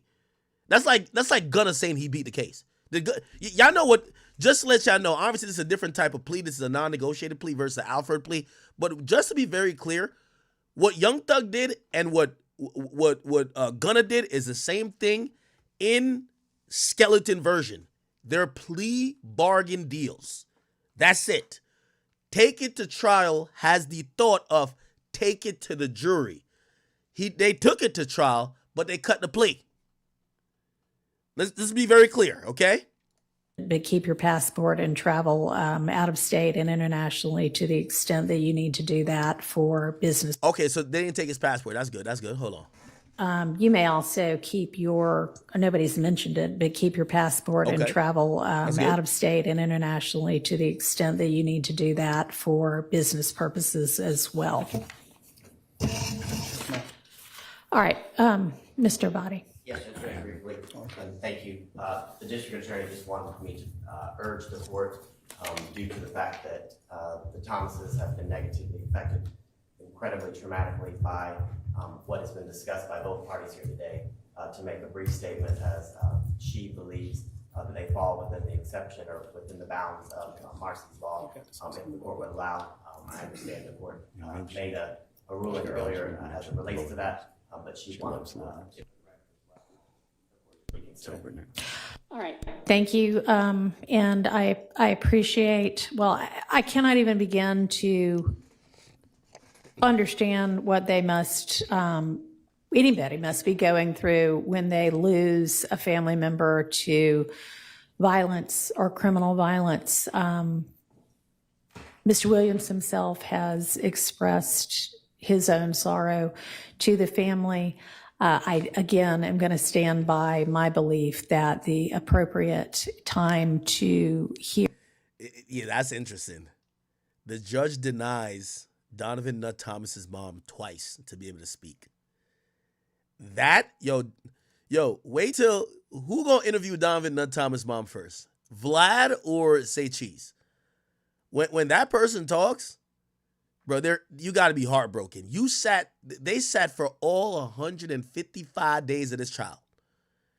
And when they're giving Young Thug time serve and they just want to add their 2 cents, like y'all talked this whole time about my son dying. Can I just say a few things? Because I've been the one crying. I've been the one hurting. I had to bury him. I had to do this. Can I say something? The judge said, nah, Thug, get your shit, nigga. You live in jail. Hear a victim impact statement. Oh, yeah, I think Adam 22? No, I don't think you should do Adam 22. From them is at the close of the trial that contains the. And to be fair, the judge denied it at that time because she's saying that the murder of Donovan Nutt Thomas is still being adjudicated because there's other people on the still gonna stand trial. So this trial isn't completely done. Thug's just getting out.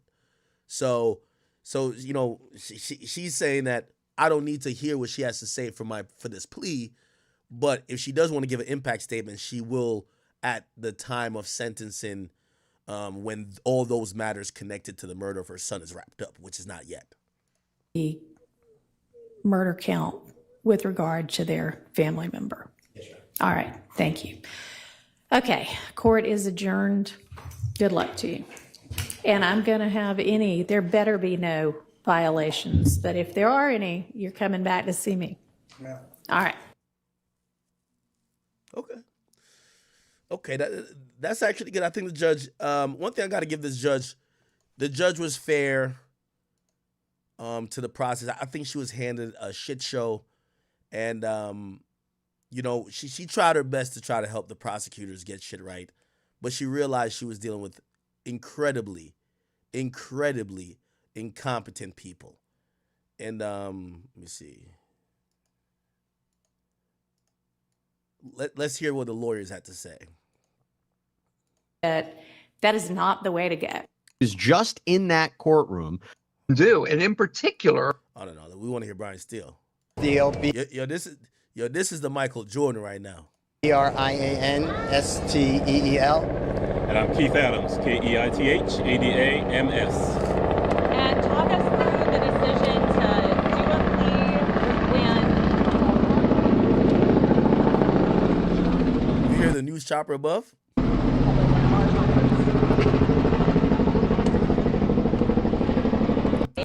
Well, this was excruciating because hopefully, in our collective opinion, Jeffrey would have been found not guilty of everything. So this is very painful. But that's another 3 months or so in custody. And he wants to go home to his family. And negotiations totally broke down with the district attorney's office. Horribly broke down. And at that point, we believe that justice would be found with the honorable court. And Jeffrey just wanted to go home. How agonizing it is to know that we've spent a year trying a case where the prosecutors have put on lies, knowing lies, hiding evidence, is insane in 2024 in the United States of America. And the only reason that this got revealed is because of you people. You people brought the truth to the community because nobody knows this. This is not the only courtroom it's happening in, and I just want to thank all of you. I especially want to thank Jeffrey for letting me represent him. I think he's a wonderful person who does wonderful things and will continue to do things even greater. I cannot express to you how Shaquille Kokomo, how Trisha Renard, how Haley, how my wife Colette, how Bram, how countless people, but especially Miss Courtney Edwards, has worked without sleep for 3 years representing Jeffrey and helping him. I will never be able to stand with anyone more ethical, honest, hardworking, insightful, intelligent, and kind than the Honorable Keith Adams. The gentleman to my left is the best lawyer in the country. Damn, that's an alley-oop of a century. That's an alley-oop of a century. Damn. That's what Shaq used to be doing. You know, Shaq would get Finals MVP and he'd be like, listen, I couldn't do this. You know what I mean? Thank you to Dikembe Mutombo after I just elbowed him 50 times. But I wouldn't be able to do this without my boy Kobe. And you see Kobe over here looking like, damn, my turn to get MVP, nigga. Yeah, okay. He passing the ball, though. Do you think prosecutors negotiated in good faith at all during any of these negotiations? Why don't you let me take this one? Let me answer that. The short answer is no. This is a case that possibly could have been resolved if folks were reasonable. But we did not believe that we could enter into good faith negotiations with people who wanted a case resolved in a manner simply to save face. And Jeffrey Williams was not going to say things that they wrote for him, that they wanted him to say, that was their theory when it wasn't true. And so, good faith, no. I don't believe we will ever really negotiate. Oh, that's a win for Thug, though. So in the non-negotiated plea, you know the whole thing with the Alford plea with Gunna. The big difference here is that Gunna had to agree to some of the things that the prosecutor was saying. And that's where you get the yes, ma'am, yes, ma'am, yes, ma'am. And if he had taken the plea that the prosecutor was saying, Young Thug would have to basically do the same, but admit to certain things, right? Like, yes, I did send people to go kill this guy or whatever the case is. Or I did rent the car. It's probably not going to be up to the level of saying you sent somebody to kill somebody, but he was going to have to admit to a bunch of stuff. And shit, I think that would have made Thug look a little crazy as well, right? Because he might have to admit things about other people, and we know how that comes across in court. Snitching, right? So Thug avoids all of that. And shit, great lawyers. Negotiating in good faith. And you've been here the past year that this case has been on trial. You've seen the numerous motions for mistrial. Mm-hmm. You've seen the behavior of the state. You've seen the dishonesty. You've seen everything being hidden. You've seen things come out in court, in front of you. And so you know what kind of prosecution we were dealing with, and that's okay. You know, Mr. Steele and I have fought through this the past 2.5 years. And as he said, we ultimately decided we were going to put our faith in the court, as opposed to the folks on the other side of the aisle. And, you know, the best thing out of all of this is that Jeffrey Williams, in a very short period of time, will be home. And that's all we've wanted from May 9th, when they went and picked him up and have held him in jail without a bond for the past 2.5 years. He'll be home shortly. Keith and Brian, this either one of you can answer. So I have 2 questions for you. First off, you go into a blind plea, you don't know, right? There's nothing for sure. What was your emotions like when you guys went into that? I would imagine the conversation, can you kind of take us into the room before you went out into court, what the conversations were back and forth? Obviously, I know there's attorney-client privilege, but it's a big decision. Well, I didn't want to give up the jury trial, but that was a decision made. And once that decision was made, we were just thankful that there are people like the Honorable Judge Whitaker who understands what a trial is like and what it should be like. And I cannot thank the honorable court for being here and coming in. She is not our first judge, but she's the first time we received justice. Mr. Adams, this is your second high-profile RICO case here in Fulton County. Do you think that maybe the prosecutor's office is abusing that statute? And what are your opinions of RICO generally? I have, for the 30-some-odd years that I've practiced law, always believed that if you, as a prosecutor, think that someone has committed a crime, you charge them with the crime, you put it in front of a jury, and then you do it fairly and let the chips fall where they may. The courtroom is not the place to get adventurous, to get inventive, to think, well, we don't have evidence on him for any of these incidents, but maybe, if just maybe, we tie him up in a RICO and put him with people who may have committed crimes, we can get him that way. That's an abuse. And so, yes, for some strange reason, the Fulton County DA's office seems to be in love with RICO, and my honest opinion is that they're in love with it because it makes it easier for them to try and convict people that they otherwise could not convict. And that's what was happening here. We're fighting a mountain, reams of evidence, most of which didn't have anything to do with us. And so, is it an abuse? I think it is. There are better ways to, and I used to be a prosecutor, right? And I can tell you that there are better ways to prosecute cases than the way this case was prosecuted. You guys obviously rejected initially what the state was going to offer. Is there some details you can give us? Because it sounds like from what you guys decided in court, I mean, it's still pretty stringent. There's a lot of different details, but what was the state asking for that you guys rejected? I'm not going to get into plea negotiations because they are privileged under statute, but it was outrageous. They would let him out of custody, but they would have a tether around him so tight that it's unconscionable. And how are y'all feeling about what the sentencing is, especially with not being able to be in Metro Atlanta except for specific parameters, and how is Mr. Williams feeling about that decision? You know, we're okay with the sentence.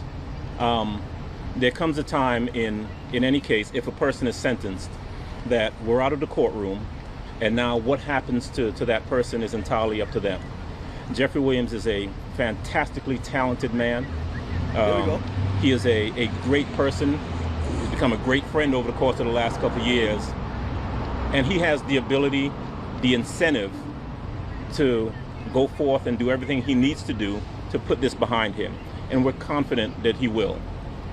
One of the questions you asked a little earlier was, what was that feeling like, stepping into a courtroom to do what's called a blind plea, not knowing what's going to happen? You know, it's a scary feeling for all involved. There's probably no feeling quite like that other than sitting in a courtroom waiting for a jury to come out and tell you what your fate is.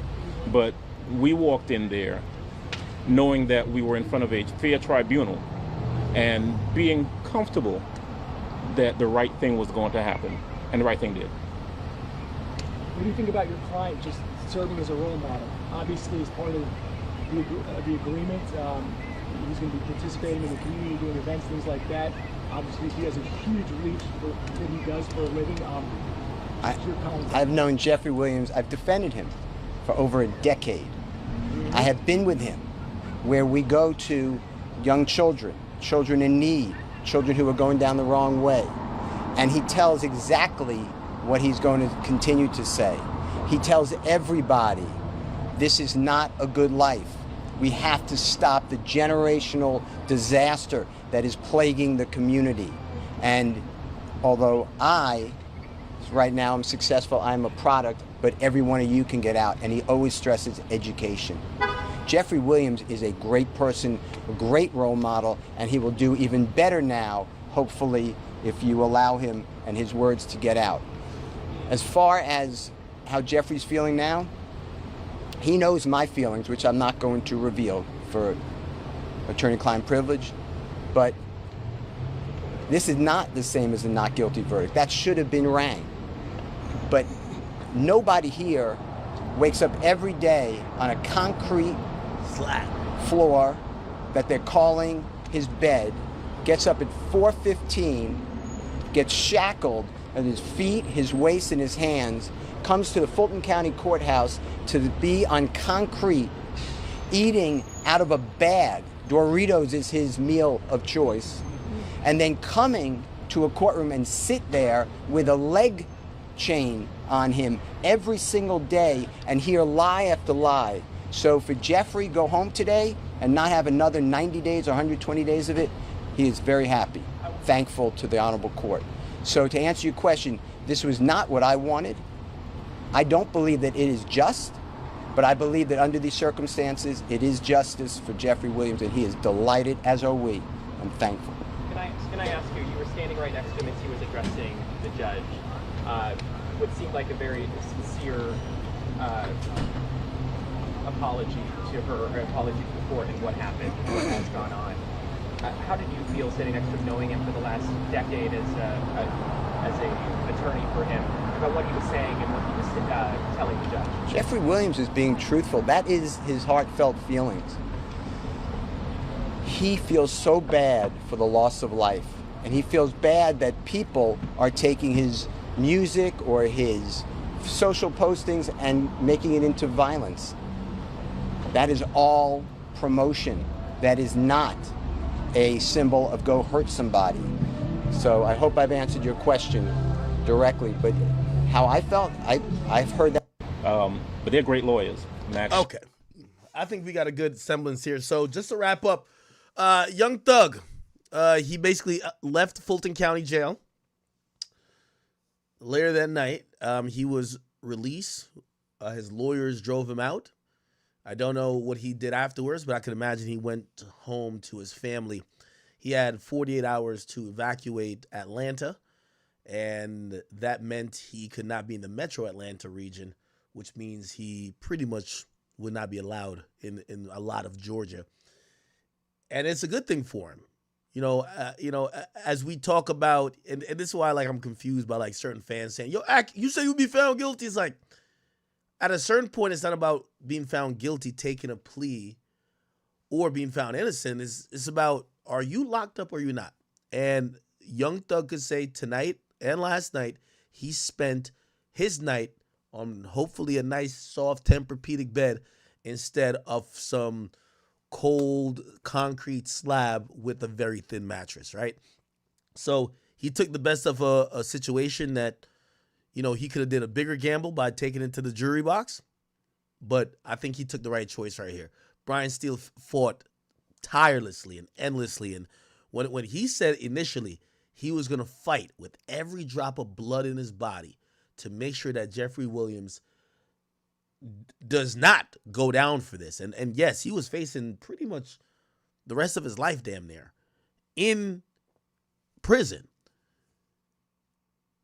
This lawyer did an amazing job. Of course, 3 years or 2.5 years of him being incarcerated, 2 3/4 it seems, is a very long time, but at least he gets to, enjoy his current time not in jail. Now, here's the thing. We do have to be very clear. He is still under the control of the Georgia State Probation Board or however they call their thing there. He will be tested for drugs frequently.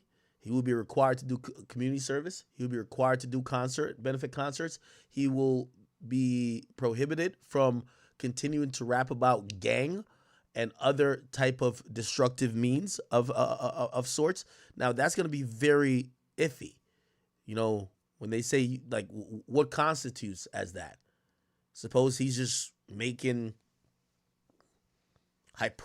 even though they argue this in court, hyperbolic, music about maybe a character or something like that. He could never rap about violence, or is it particular type of violence, gang violence, maybe specific threats that they could actually map to someone? That's going to be very tricky how they kind of police, but I think Young Thug is going to try his best to try to keep up with this. Now, this is what I personally believe. It's going to be incredibly hard.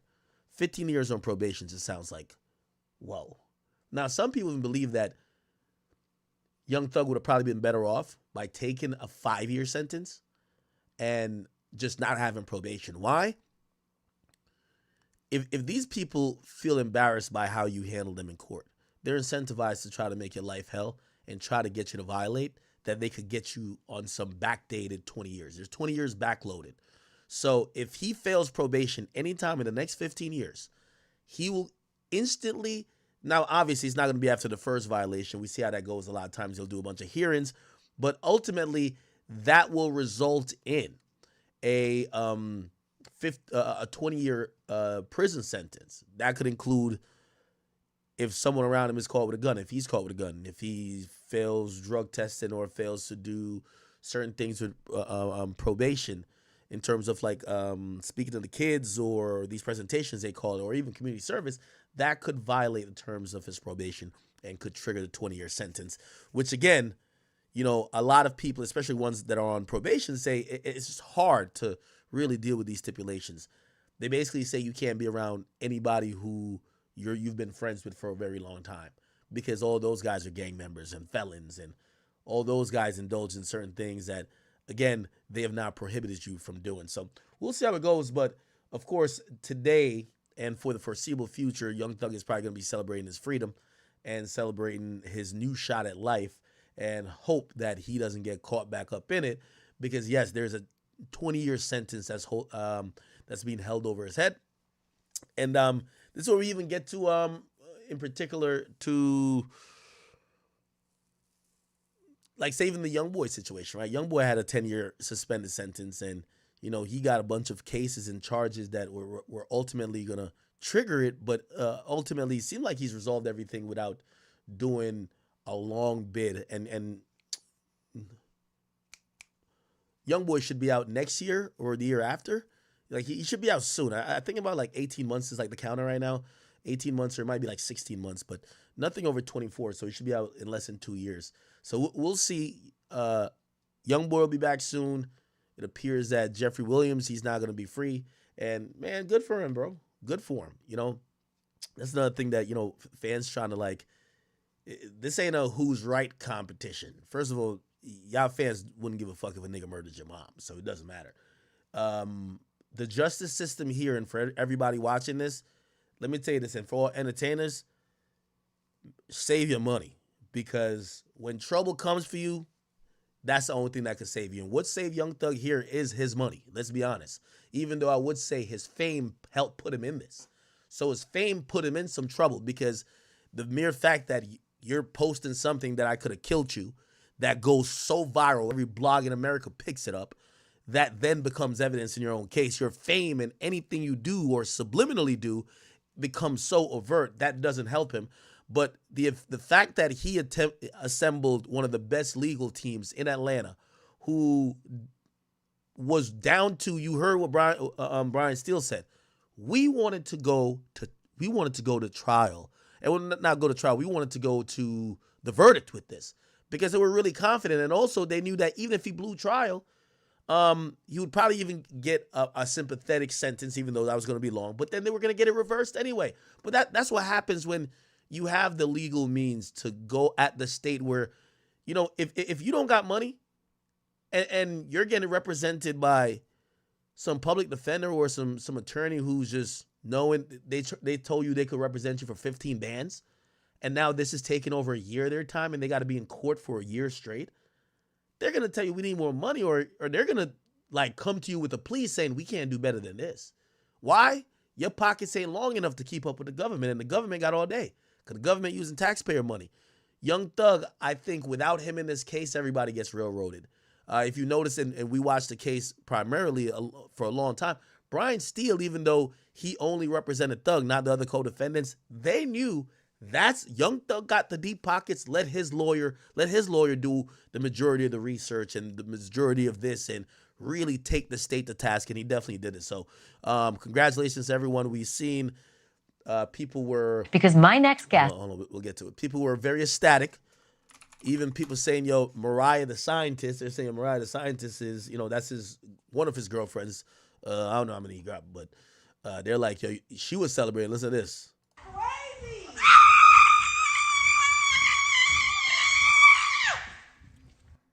That's crazy. Okay, so she was happy. And then she even gave a little speech about it at her show. She basically said, fuck you to the doubters and haters, she claims, that didn't think that her husband or her boyfriend will come home. This is what she said. I want to thank you for life, light, and love. I want to thank you for our family and our friends. I want to thank you for Jeff and our relationship. I want to thank you for covering us with the blood of Jesus, protecting us, keeping us safe every day. This has really been a long time coming, and it has been really hard. For all them jail visits they had, we all remember this, right? Mariah the Scientist, Young Thug, jail call. You know, yeah, she was on it down. He cut it to go like to be shaped downward like this. You see what I'm saying? So it go like in and then it go down. They're pretty big. I gotta see him with you with them. I wish. But I'm appreciative that you kept showing up for me and supporting me. There was people who was telling me I would never see him again. There was people who was laughing at me and laughing at the situation, making fun.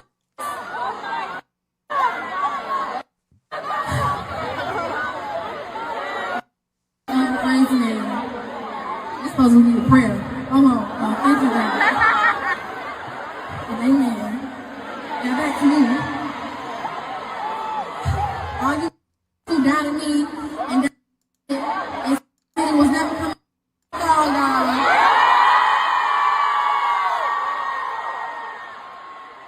What you gonna say?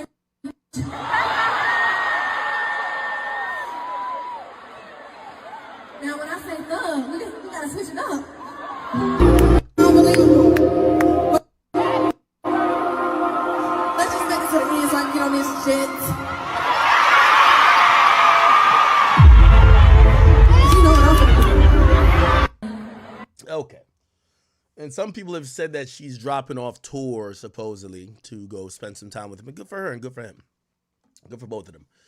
Yeah. Mariah the Scientist, she was with Yachty before. She used to be like Yachty's girl, and then she got with Thug. But yeah, she's been holding him down. I can't lie. She's been holding him down. I seen a couple of like little side chicks, you know, the side chicks trying to pop up. Hey, listen, news flash to all Young Thug side chicks. Y'all time ain't yet. The first 60 days is only for wifey. All right? Y'all side chicks, after the first 3 months, maybe I could check the temperature to see if y'all still on the roster, okay?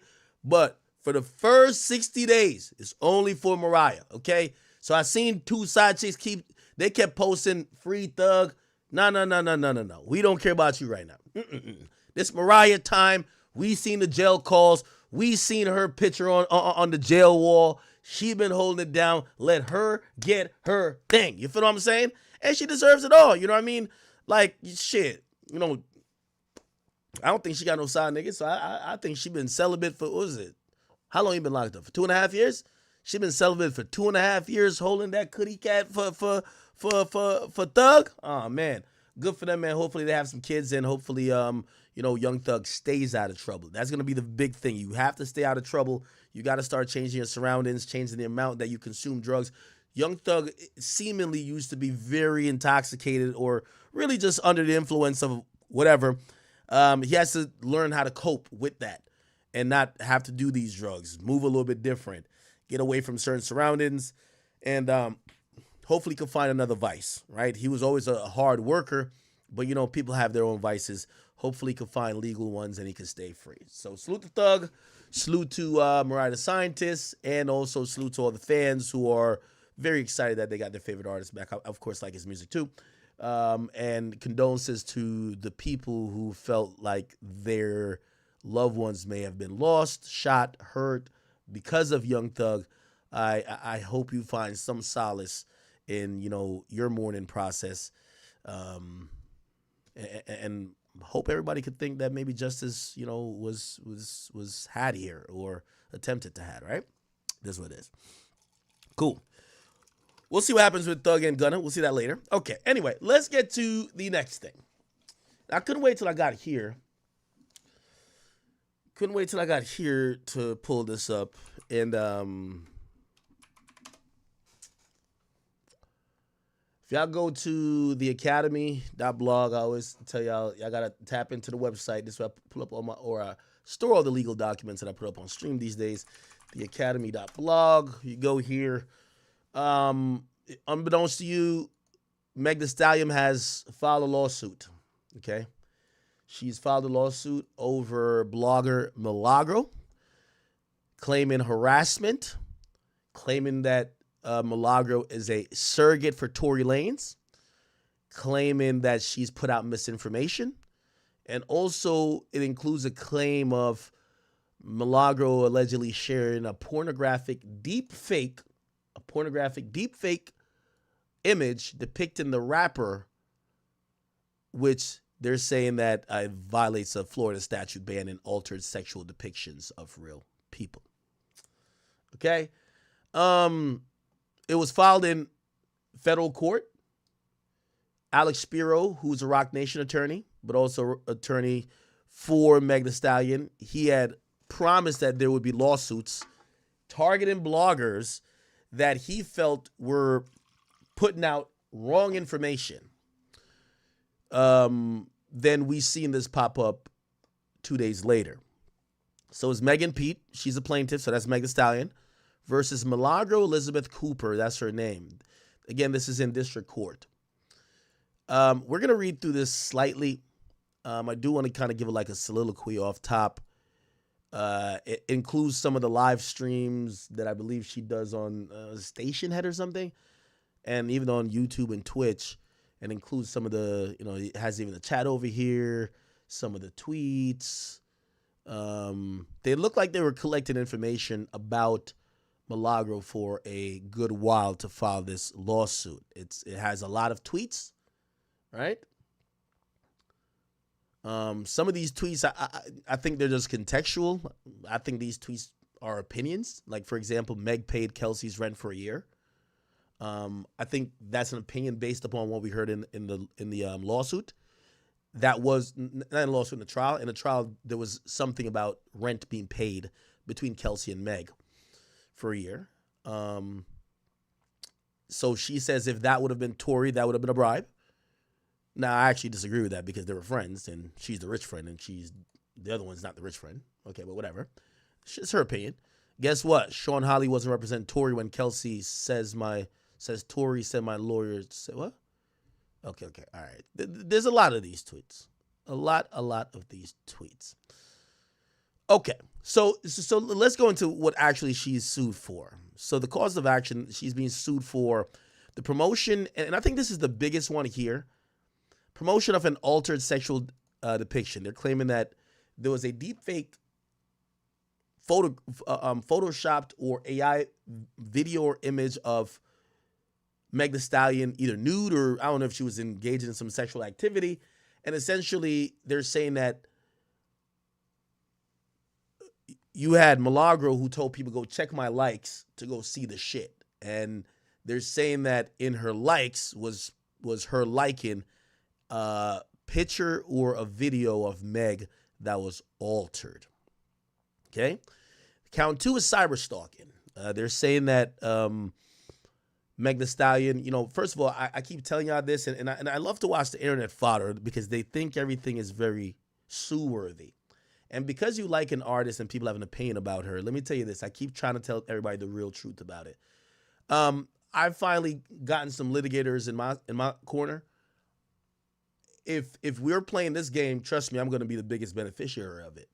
Because if we sue everybody who has a negative opinion about you or who calls you a nickname, what I understand is that within the confines of the law, when you're a public figure, you, within reason, people are allowed to have public discourse about you. What does that mean? If somebody says academics is a fat piece of shit, I could sue them, but I won't get paid for it because that's their opinion and I'm a public figure. That's how it works. If someone says, I think Megan Thee Stallion music is fucking garbage, you could get sued. You can get sued for anything, but that's not a successful lawsuit, right? So these are things that I keep hearing people spew, and these things are categorically false. You cannot just sue people because they don't like you. You can't sue people because even if they're selective with their reporting, they only report negative things about you. Now, if they are purposely reporting false things about you, right? That is basis for a lawsuit. Remember what I'm saying. Purposely putting out lies. Yes, right? Now, the interesting thing about this whole Meg and Tory situation is this.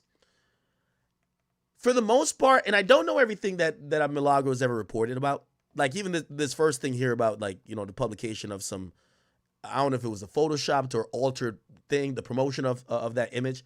I don't even know if, I don't know how true that is, or I never knew that Milagro did that, truth be told. So everything I'm going to say here, I have a bigger fight to fight. And I always say, you know, I like to lead from the front, not from the back, because everybody, and pause on that. And the reason why I said that is that everybody likes to talk the good fight, but when they get to number one, they're down with the program, right? Because everybody's so happy to be down with the program when they get to be the guy, right? They ruffle the feathers and they shake the table when they ain't number one.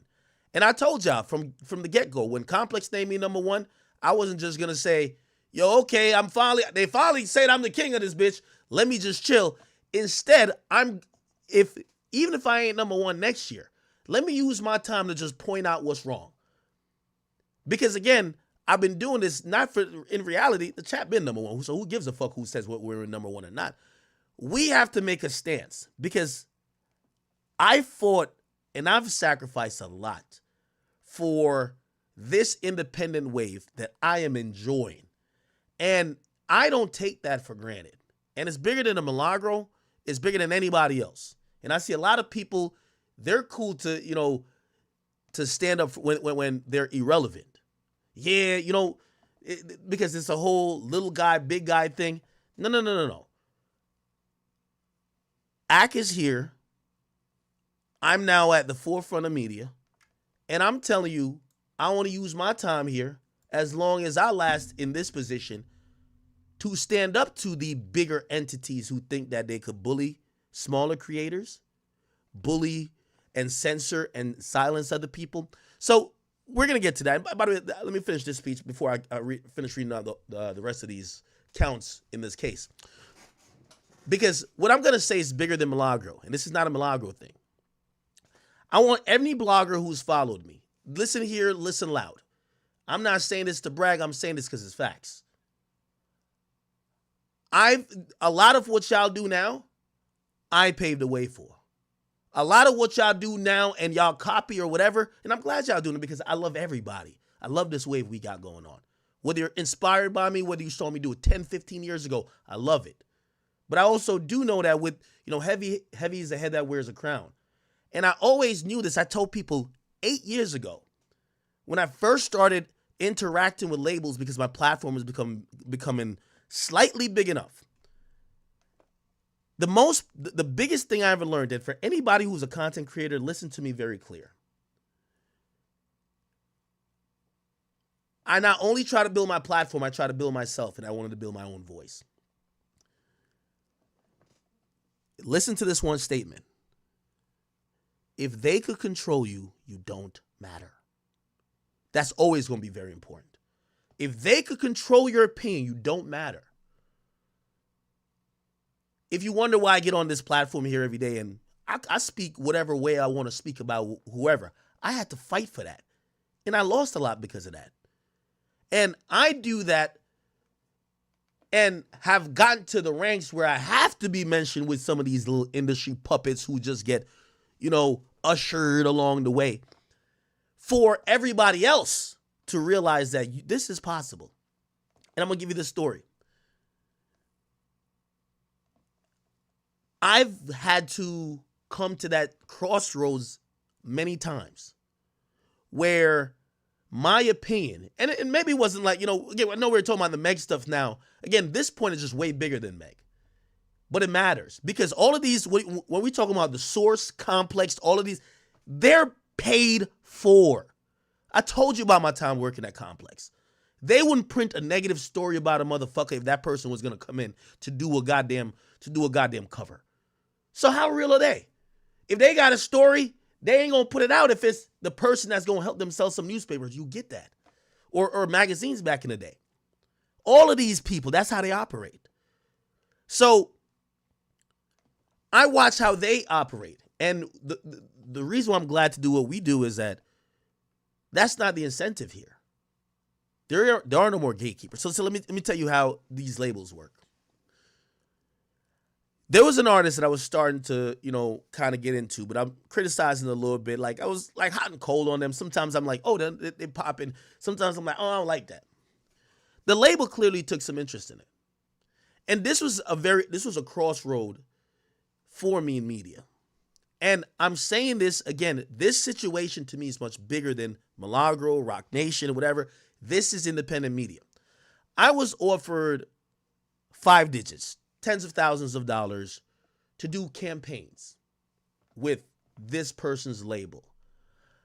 Now, labels pay for promotion all the time. I'm not no strangers to that. They pay for a consultation. They pay for a lot of stuff.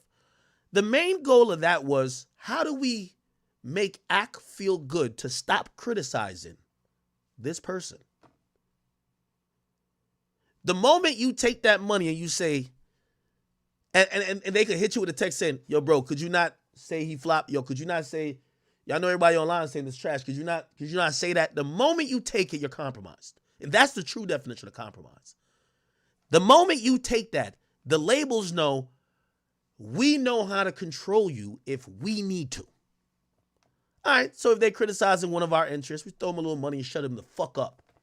That's how you neutralize somebody. This is why I go back to when I mentioned the complexes in them of the world. They won't say nothing bad about nobody they got to cover with. What makes dollars make sense. Their morals lies with also their bottom line. So for me, I've always taken my perspective of how I do media as I'm not an organization. When I went into Complex, they fired 200 people. Go ask them. Joe would tell you. And when they fired those people, and I remember the guy, they actually fired him too. But he said for the last 6-7 months, I had a team of people studying your YouTube. Why when we do a news topic and we got teleprompters, white screens, and all these like they're doing crazy production, when you do you get 8 times the amount of views. What they couldn't understand, because they were a corporation, is because I was a single entity and I was a real person. The reason why people were watching me more than them, y'all were reading from a script, saying what you thought someone should say, what a writer said you should say. I was speaking from my heart, whether people agree with me or not. That's really important. So as we get to this point, and I'm going to get to this Milagro stuff, but again, this is bigger than that. What we are getting into is people realizing that independent media is really important. I get it all the time now. These labels, I tell you now, sometimes they try to send me different stats. They know ACT is the person that's gonna break everybody's heart when I say so-and-so is on pace to sell so-and-so, and that's the flop. How many times have they attacked me for that? So you know what the labels do now? They just send me some other stats. Hey, could you just point out the fact that blah, blah, blah, blah, blah, blah. They're the first person with 1 eye and 3 legs and this to do this. Can we make it sound special? No, I'm reporting the first week. Shut up. Shut up.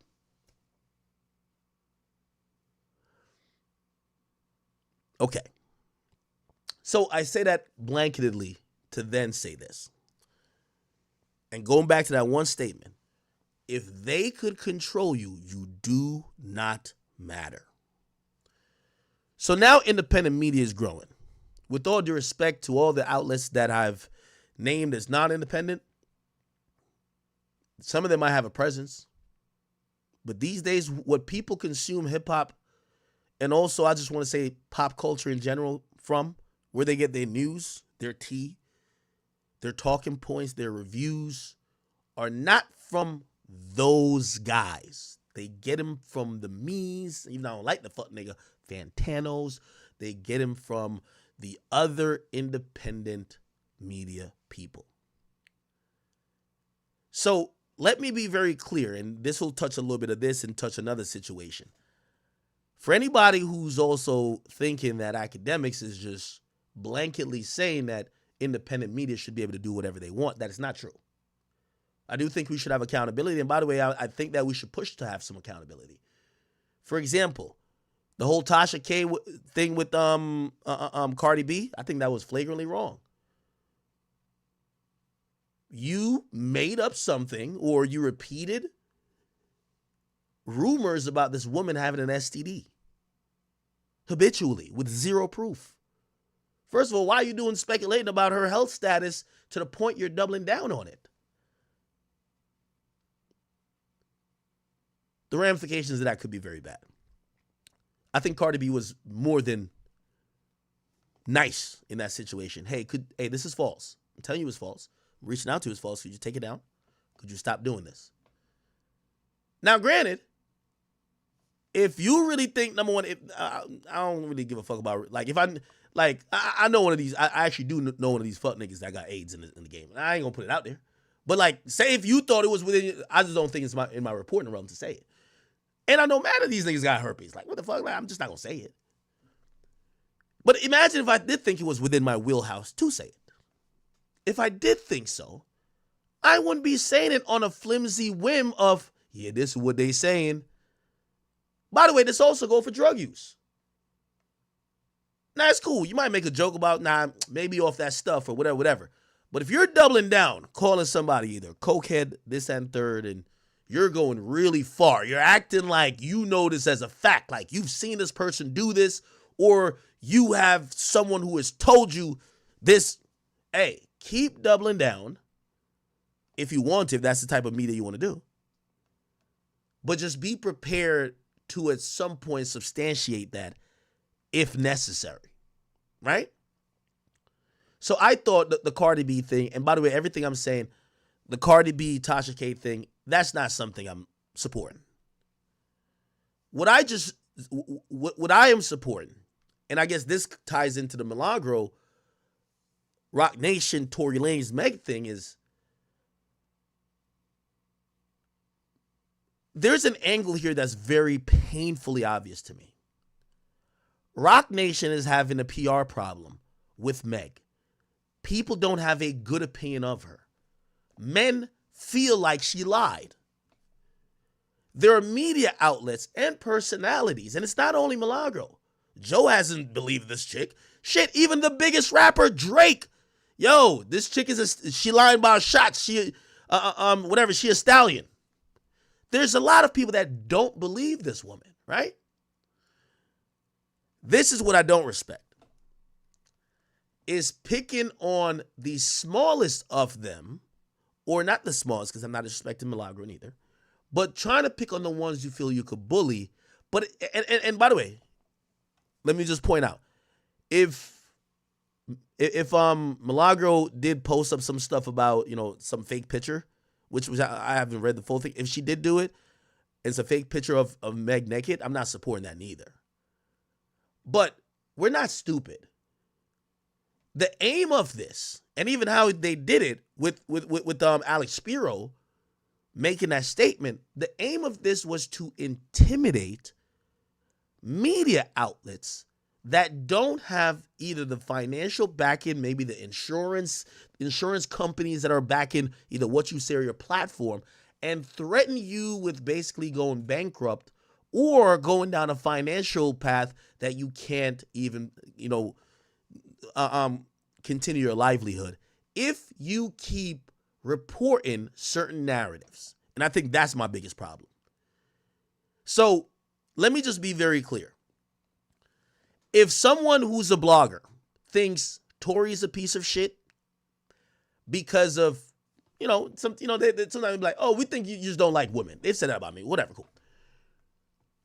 That's not some grounds to try to intimidate that person. No, that's their opinion based on what they've seen, right? If someone thinks Tory's a piece of shit, Tory's team should not be suing them just because that's their thinking. If someone thinks Megan Thee Stallion's a liar based on some of this stuff, even though, by the way, the worst timing ever, Shorty comes out and admits she lied. If outlets or personalities say that, that shouldn't be grounds of you trying to censor them or sue them. And I think this is where there is a very slippery slope. Because this lawsuit, again, the fake naked picture or whatever, okay, I'm not, I don't know too much about that, but that sounds like some shit, even media-wise, you shouldn't do, right? But if y'all are suing Milagro because she just don't like Meg for whatever reason, or she thinks she's a lying ass whatever. Because I got into the lawsuit a little bit, and you're gonna see that they have tweets from Milagro where Milagro is literally just saying this chick is a liar.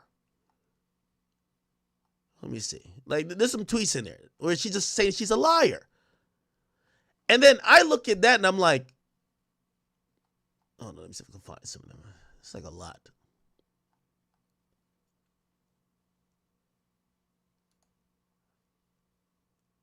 Okay. Yeah, talking about credible. It's kind of alluding to her line. Whatever. That's my problem with this lawsuit. And Rock Nation know what it is. Rock Nation specifically is targeting this person to send a bigger message to people in the media because they can't change the perception of Meg with people keep calling her a liar. They want to silence people who are dissenting or in disagreement about what happened. Newsflash, and let's be very clear. Even after the trial, it would be, if you're in the media side of things, Tory got convicted. Now, people do get wrongly convicted. So if you have a doubt about that, cool. But Tory did get convicted, right? Now, Meg also did lie. So, wait, are we going to sue everybody who said Meg lied? That's the only part about this lawsuit I ain't like. Like, they point out, let me see if I can search it here. Lie. Look, on June 23rd, whatever shared an audio of the defendant, Mrs. Cooper, which is Milagro, calling Mrs. Pete a lying ass hoe, claiming that Miss Pete ruined Tory's life. That's an opinion. That's an opinion. That's the opinion of a lot of people. So that then becomes, wait, are y'all just trying to censor or stop this woman from giving her opinion? And by the way, I'm saying this woman, but I'm extrapolating it. Because if we allow this overreach, and again, not everything I'm agreeing with that Milagro did, but if we then say, oh yeah, just sue everybody,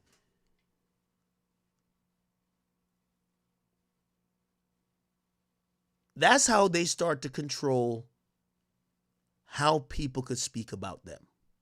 And what I told y'all, if they could control you, you don't matter. Who knows? Milagro's a personality. If she watched Meg a couple times and said, man, I get a lying-ass vibe from her, that's her opinion. That should be protected. Now, I do want to say, and before I don't want to go on this long soliloquy, half of these niggas in the media game, not only are they all selfish, they all want the top spot, but they ain't down to put the work in to get to this top spot, and they all selfish as a motherfucker. And I've thought about this, and it appears that Milagro is being represented by Unite the People, who are also they've taken up the nonprofit effort of trying to represent Tory for his appeal. So they're also taking up the nonprofit effort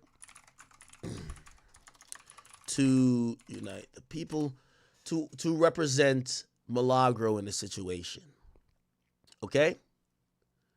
So I guess my next give me a second. Yeah, right here. So this is them saying they're going to represent Milagro. Now, I guess my next point, and I'm hoping to push this forward, but I don't think it'll go nowhere. And it could only help everybody but me. Let me tell you this.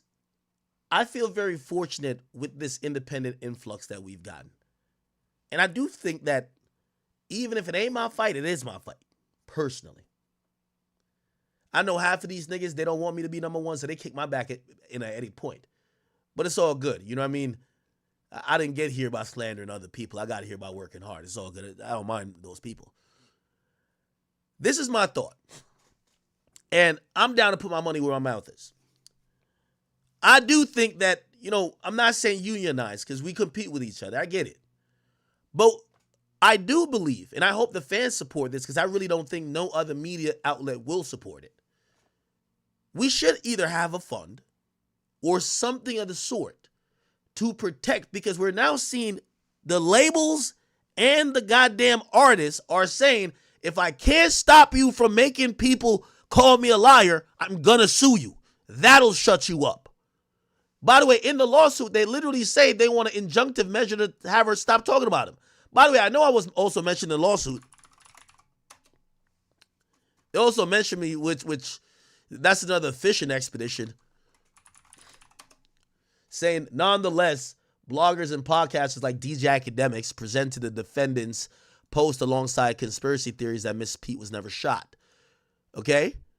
Rather than retract the false story, defendant doubled down to NBC News stating everything is okay, whatever.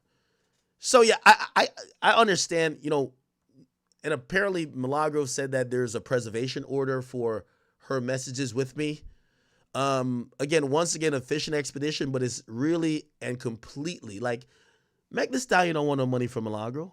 You know what she wants? She wants Milagro to issue an apology. I guarantee. Issue an apology and stop posting about me. Silence an apology and we let it go. I guarantee. Bro, Megan Thee Stallion is like, she's up tens of millions of dollars. You think she wants money from Milagro? She wants silence and an apology. I guarantee it. I guarantee right now Megan Thee Stallion's lawyer got with Milagro and said, hey, listen, I don't got enough money to defend myself if Milagro said this, and said, how can we solve this? Give a verbal apology and stop mentioning me. And we will dismiss within this amount of time if you at least it's going to be some weird shit like that.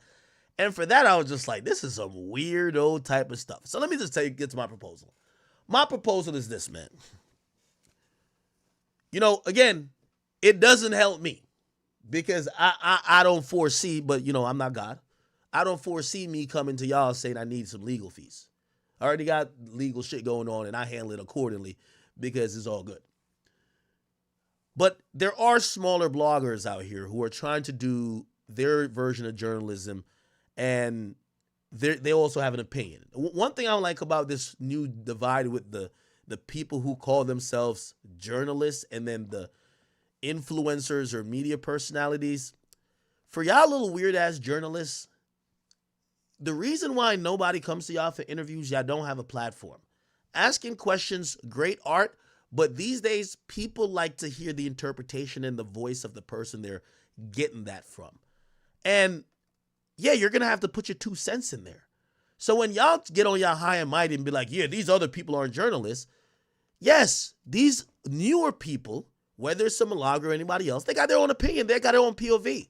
They're not here to be like some ancillary blend in the dark. This is why y'all are broke, right? Because when the artists stop fucking with y'all, no one knew you for an opinion. Put it like this. We got, 16, 17,000 people on here right now? I don't got an artist on here because people said, no, I want to hear what I got to say about it. That does matter. That was my motto in coming into this game. So for y'all journalists, pipe down. Pipe down and get on the goddamn unemployment line. Or if you feel so good about your journalism, I'm hiring. But I do want to defend the people who are personalities. Again, I'm not defending all. And don't get this twisted. Because if you start really wilding out, Ack is not here to defend you. But I do want to say, in cases where especially smaller creators are being targeted or an attempt to silence them, me personally, I got 20 bands. I think I want to throw in a pot. I want to throw in some type of fund to go help get some legal representation and not get bullied by no artists. I'm just sorry. Like these artists, these labels, bro, put it like this. This lawsuit probably cost him 10 grand. Like, all right, little 10 grand. That's nothing to Rock Nation. To silence somebody who's now who's probably hurting your artist's career because they're giving an opinion that people believe, that 10 bands means nothing. So now they're going to sue everybody. So now let me tell you, in this industry is monkey see, monkey do. If this lawsuit works, and again, if they have some proper grounds, cool, I'm not knocking it. But the silencing part, if Milagro think Meg is lying, she should be able to say it from here till death. And any other creator should say it from here to death. The moment we let that happen, it happens to another creator, another creator, another creator, another creator, another creator. And then it goes back to what I said. When they control you, you do not matter. So I personally believe we should have a fund somewhere. Maybe, I know some of these niggas are so money hungry. Once you think about a fund, they be like, oh, who gonna steal the money? Me personally, I don't have a problem with pledging 15, 20 grand to something that I feel is going to be a fight. Because eventually, let me tell you this, you're going to have to, what we got going on here as independent media creators, we having it good.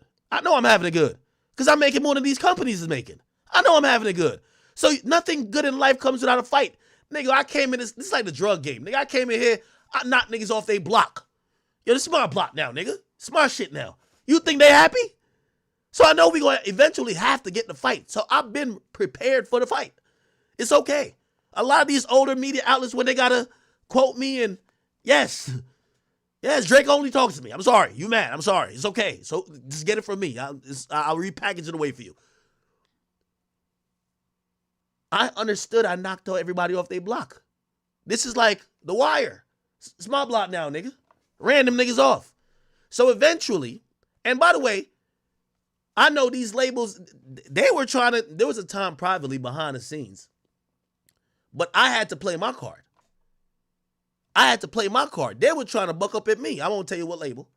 I had to play my card. I had to say, you want to see what it looks like going down the path with DJ Academics, like you down to go to war, and these are your top artists right here? You want to see that? Okay, watch this, 90 days. After that, we've been the best of friends.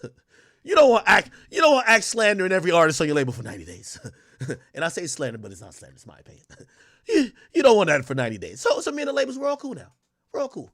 They love me even when they don't love me. We love each other, right? But they had to respect it. I don't like, you see Rock Nation doing some weird shit. And they always do the weird shit. So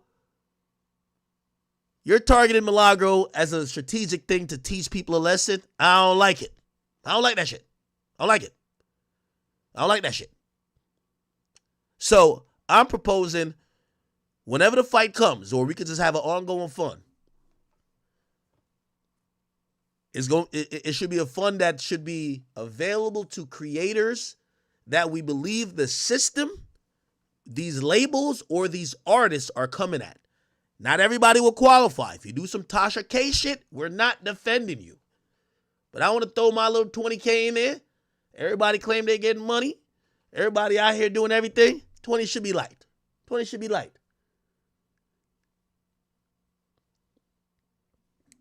I'm just saying that. By the way, this has also happened on YouTube.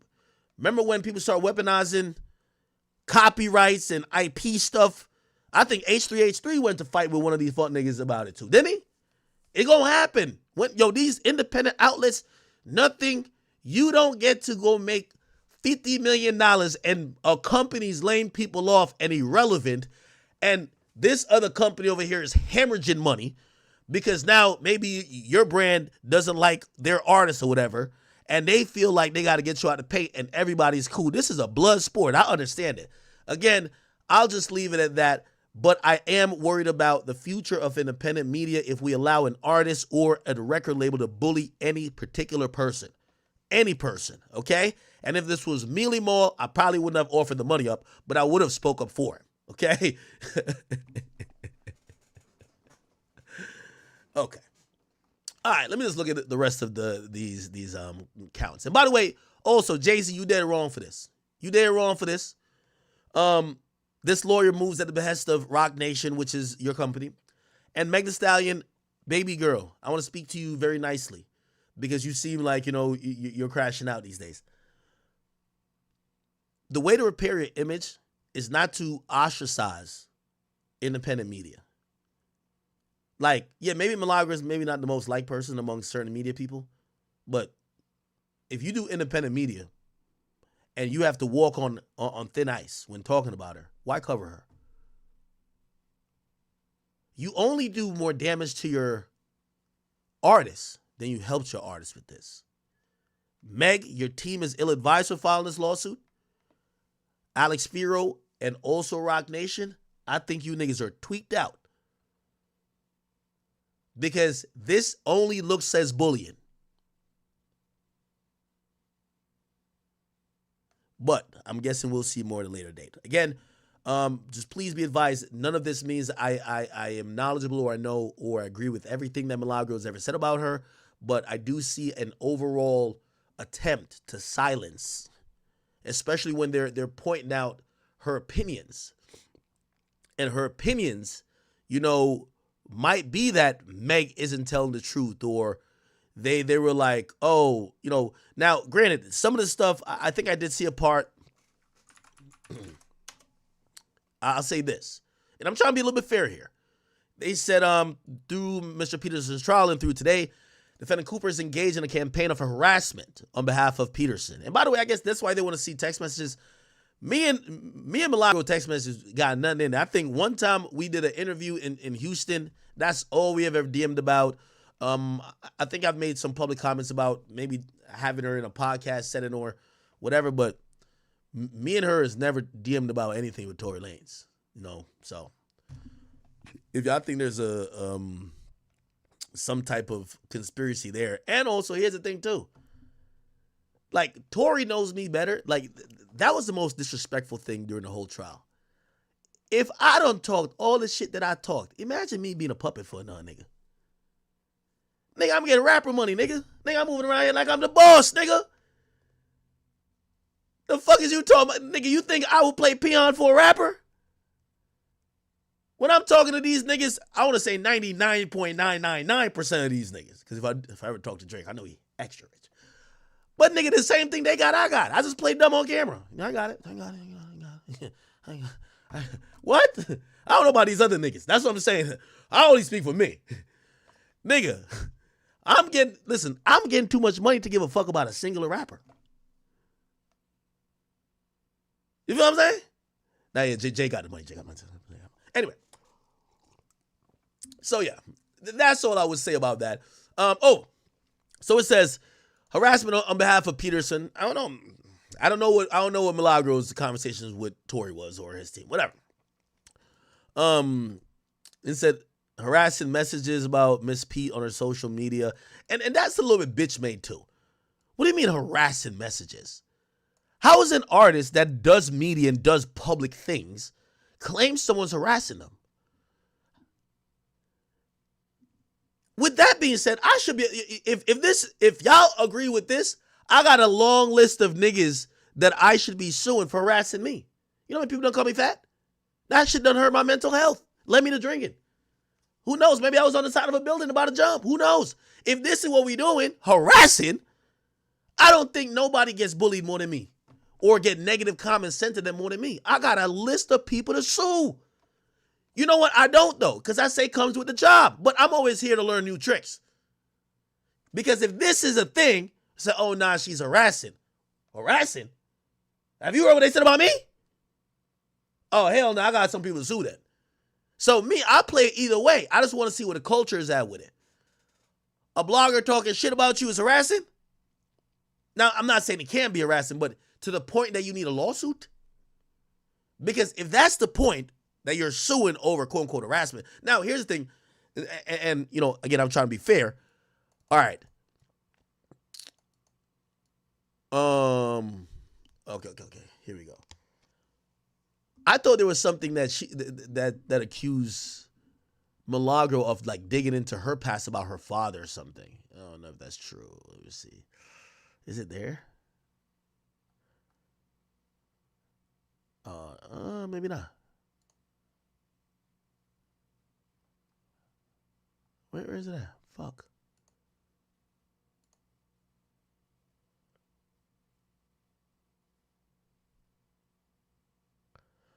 Okay. I don't know the exact part, but this is what I would not back up as well. To be clear, I'm trying to point, you know, I'm standing with independent media, but I do want to put some carve outs because we're going to get the lunatics.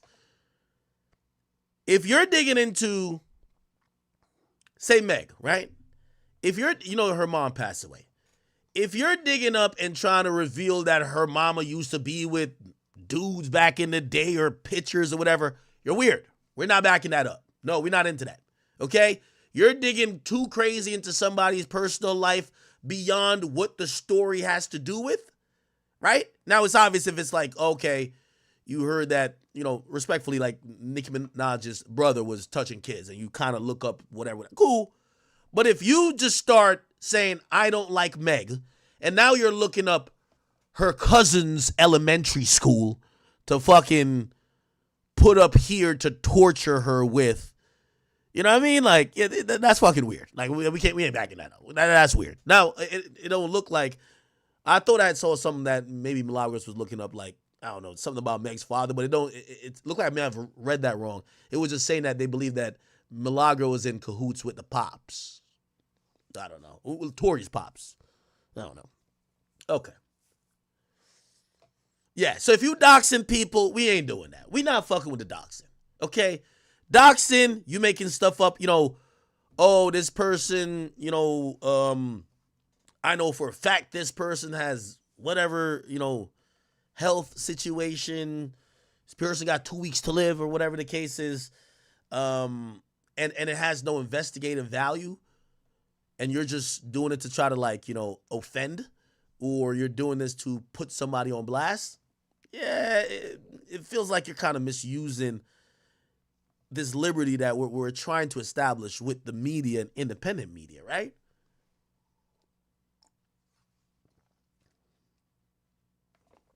Somebody said they shared the post.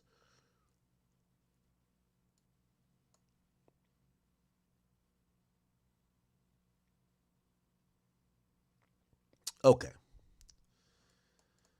All right. Okay. I think I've kind of squarely addressed that, right? I stand with independent media against all record labels, all bigger companies, all oligarchs. So all y'all billionaires and other people trying to co-opt hip-hop and trying to silence and bully people. I stand with independent creators, whether you got 20 subs, 200 subs, 2,000, or 200,000. As long as it's something, and we're going to have to evaluate on a case-by-case basis, that we could look at and say, wait, this person just said that you're a trash rapper, or this person just said that they feel that, say we're covering some rapper and you like, yo, I don't think he a gangster rapper, I think he a bitch. And say you get sued, I'm not saying that would happen, because the lawsuit would actually be the most hypocritical thing ever. Say you get sued over that, yeah, I think that's bullshit. I think they're just trying to shut you up, right? Or say you're trashing somebody's album, even if somebody else likes it. Shit, there's albums that I like that I know people hate.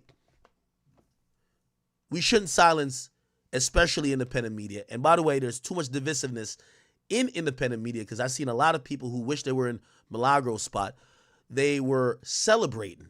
And it's not that they're celebrating because they really feel, and maybe they do feel that she did certain things wrong, but they don't like Milagro, period. You get what I'm saying? Okay. Yeah, this lawsuit's available if you want to go read the whole thing. Milagro spoke about it a little bit. Let me hear what she said. Beyonce's cousin, I cannot believe this is happening to me. And hell yeah, I'm finna use her motherfucking name. This will be another stepping stone.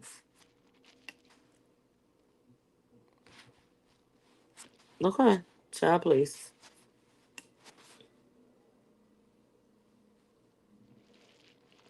Child, please.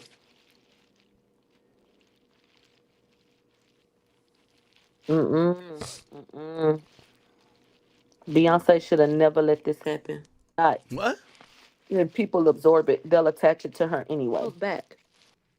So I've been stressed and trying to make sure that I'm saying the right things, because I know she hates me so much. She's made that very clear on social media. She intimidated me on social media when she said, I'm coming up there, and I mean it. You gonna stop playing with me? I'm doing a lawsuit, and all the people said she's talking about you. All the urban blogs, when they said that there was a blogger that was gonna get arrested if they went to court, they said Milagro Grams. She's dissing me in her music, they say. 2 different projects, they say she dissed me.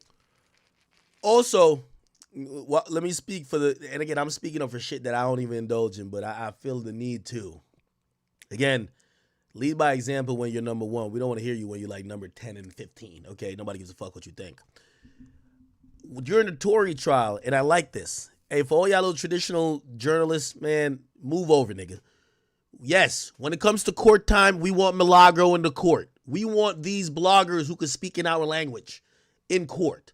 Okay, now we want them to be accurate, 100%.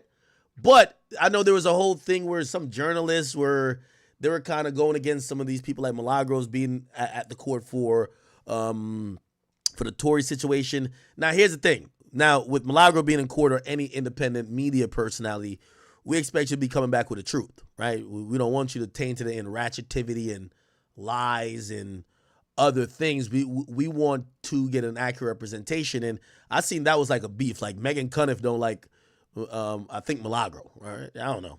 Like some of the other independent people, because all that about people getting arrested at court kind of came out because of the Tory thing, where there's some other dude named Armand. Yeah, Armand. Him and Cardi got into it recently. Oh, shit.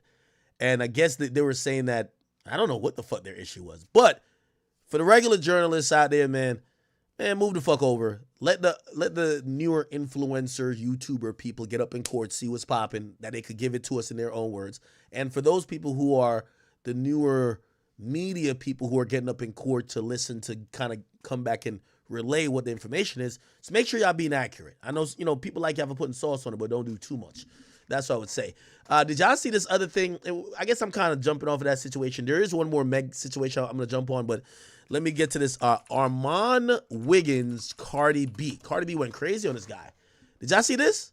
She crashed out. Here we go. So Cardi B responded with this screenshot, and she said back in June. So I think I could give you a easy summation. Cardi B came out recently and is, she did a speech, number one, for Kamala, and she has endorsed Kamala as president. What had happened is that Cardi B, historically, she had said that she was not going to get into politics, okay? She said she wouldn't get into politics. This is like way back in the day. I can't remember when it was. But she was just like, she says she wouldn't get into the political shit. She says, all right, anyway. She had said she wasn't going to get into politics, right? Or anymore. And this is after, she was interviewing candidates at a point, and people thought that, this is the ratchet chick they put on camera to get the other ratchet chicks to vote Democrat. And then after something happened, she basically said, nah, I'm going to just stay out of the politics shit.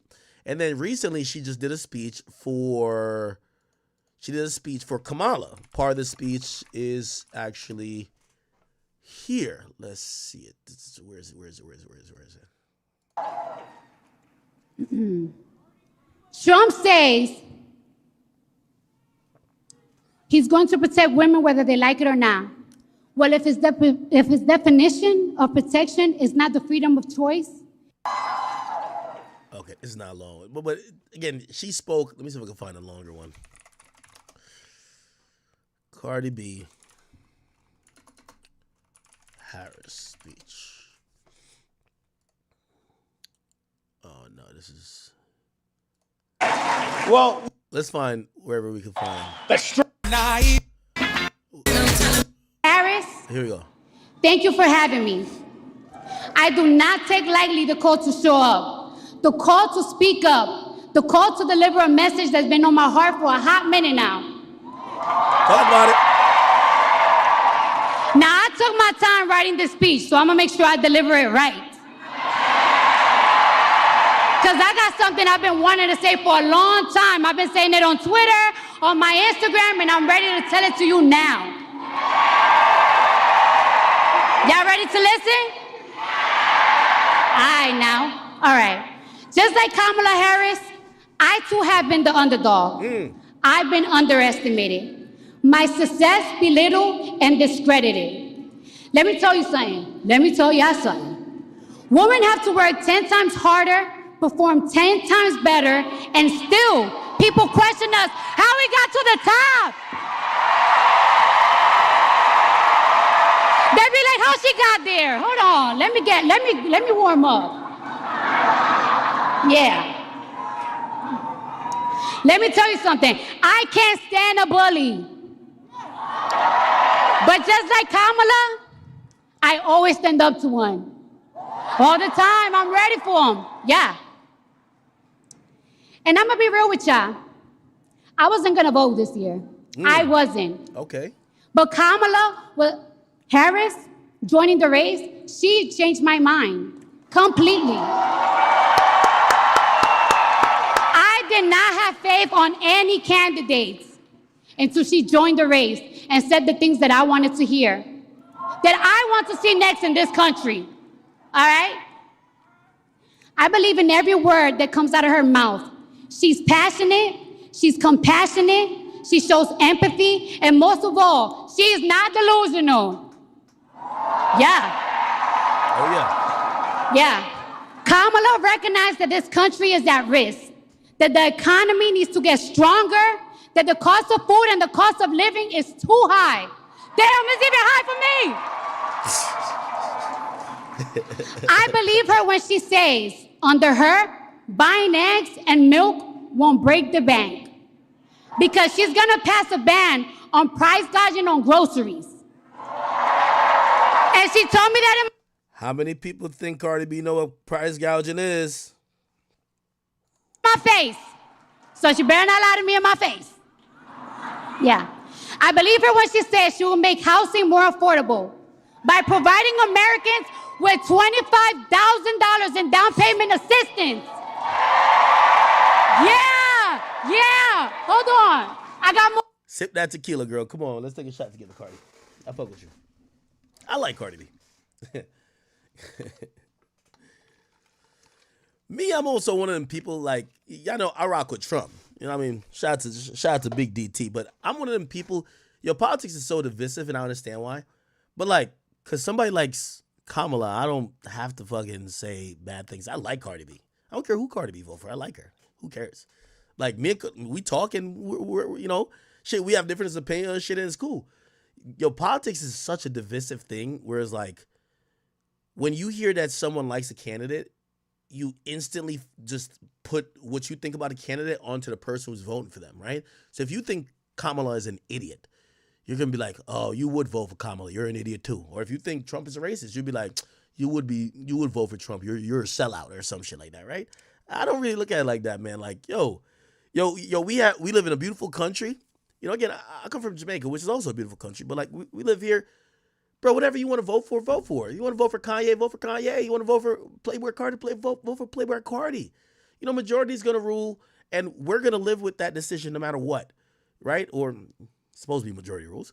But, yeah. So, I'm never upset at anyone endorsing anything. Now, granted, it do get a little spooky around this time, right? I'm going to tell you why it gets spooky. It gets spooky because it appears that people might be getting paid, like, paid to endorse shit, right? Like, this is where they start dumping all the money they had. Like, I ain't gonna lie, in the last 2 weeks of the election, they start saying, oh, we still got like $65 million in our budget. Let's just pay people to say, vote for us, right? So we're gonna see a lot of shenanigans. But I'm also like, I'm not here to judge who got paid or who didn't. Do I think Cardi got paid? No, I don't think Cardi got paid. Like, Cardi's a woman.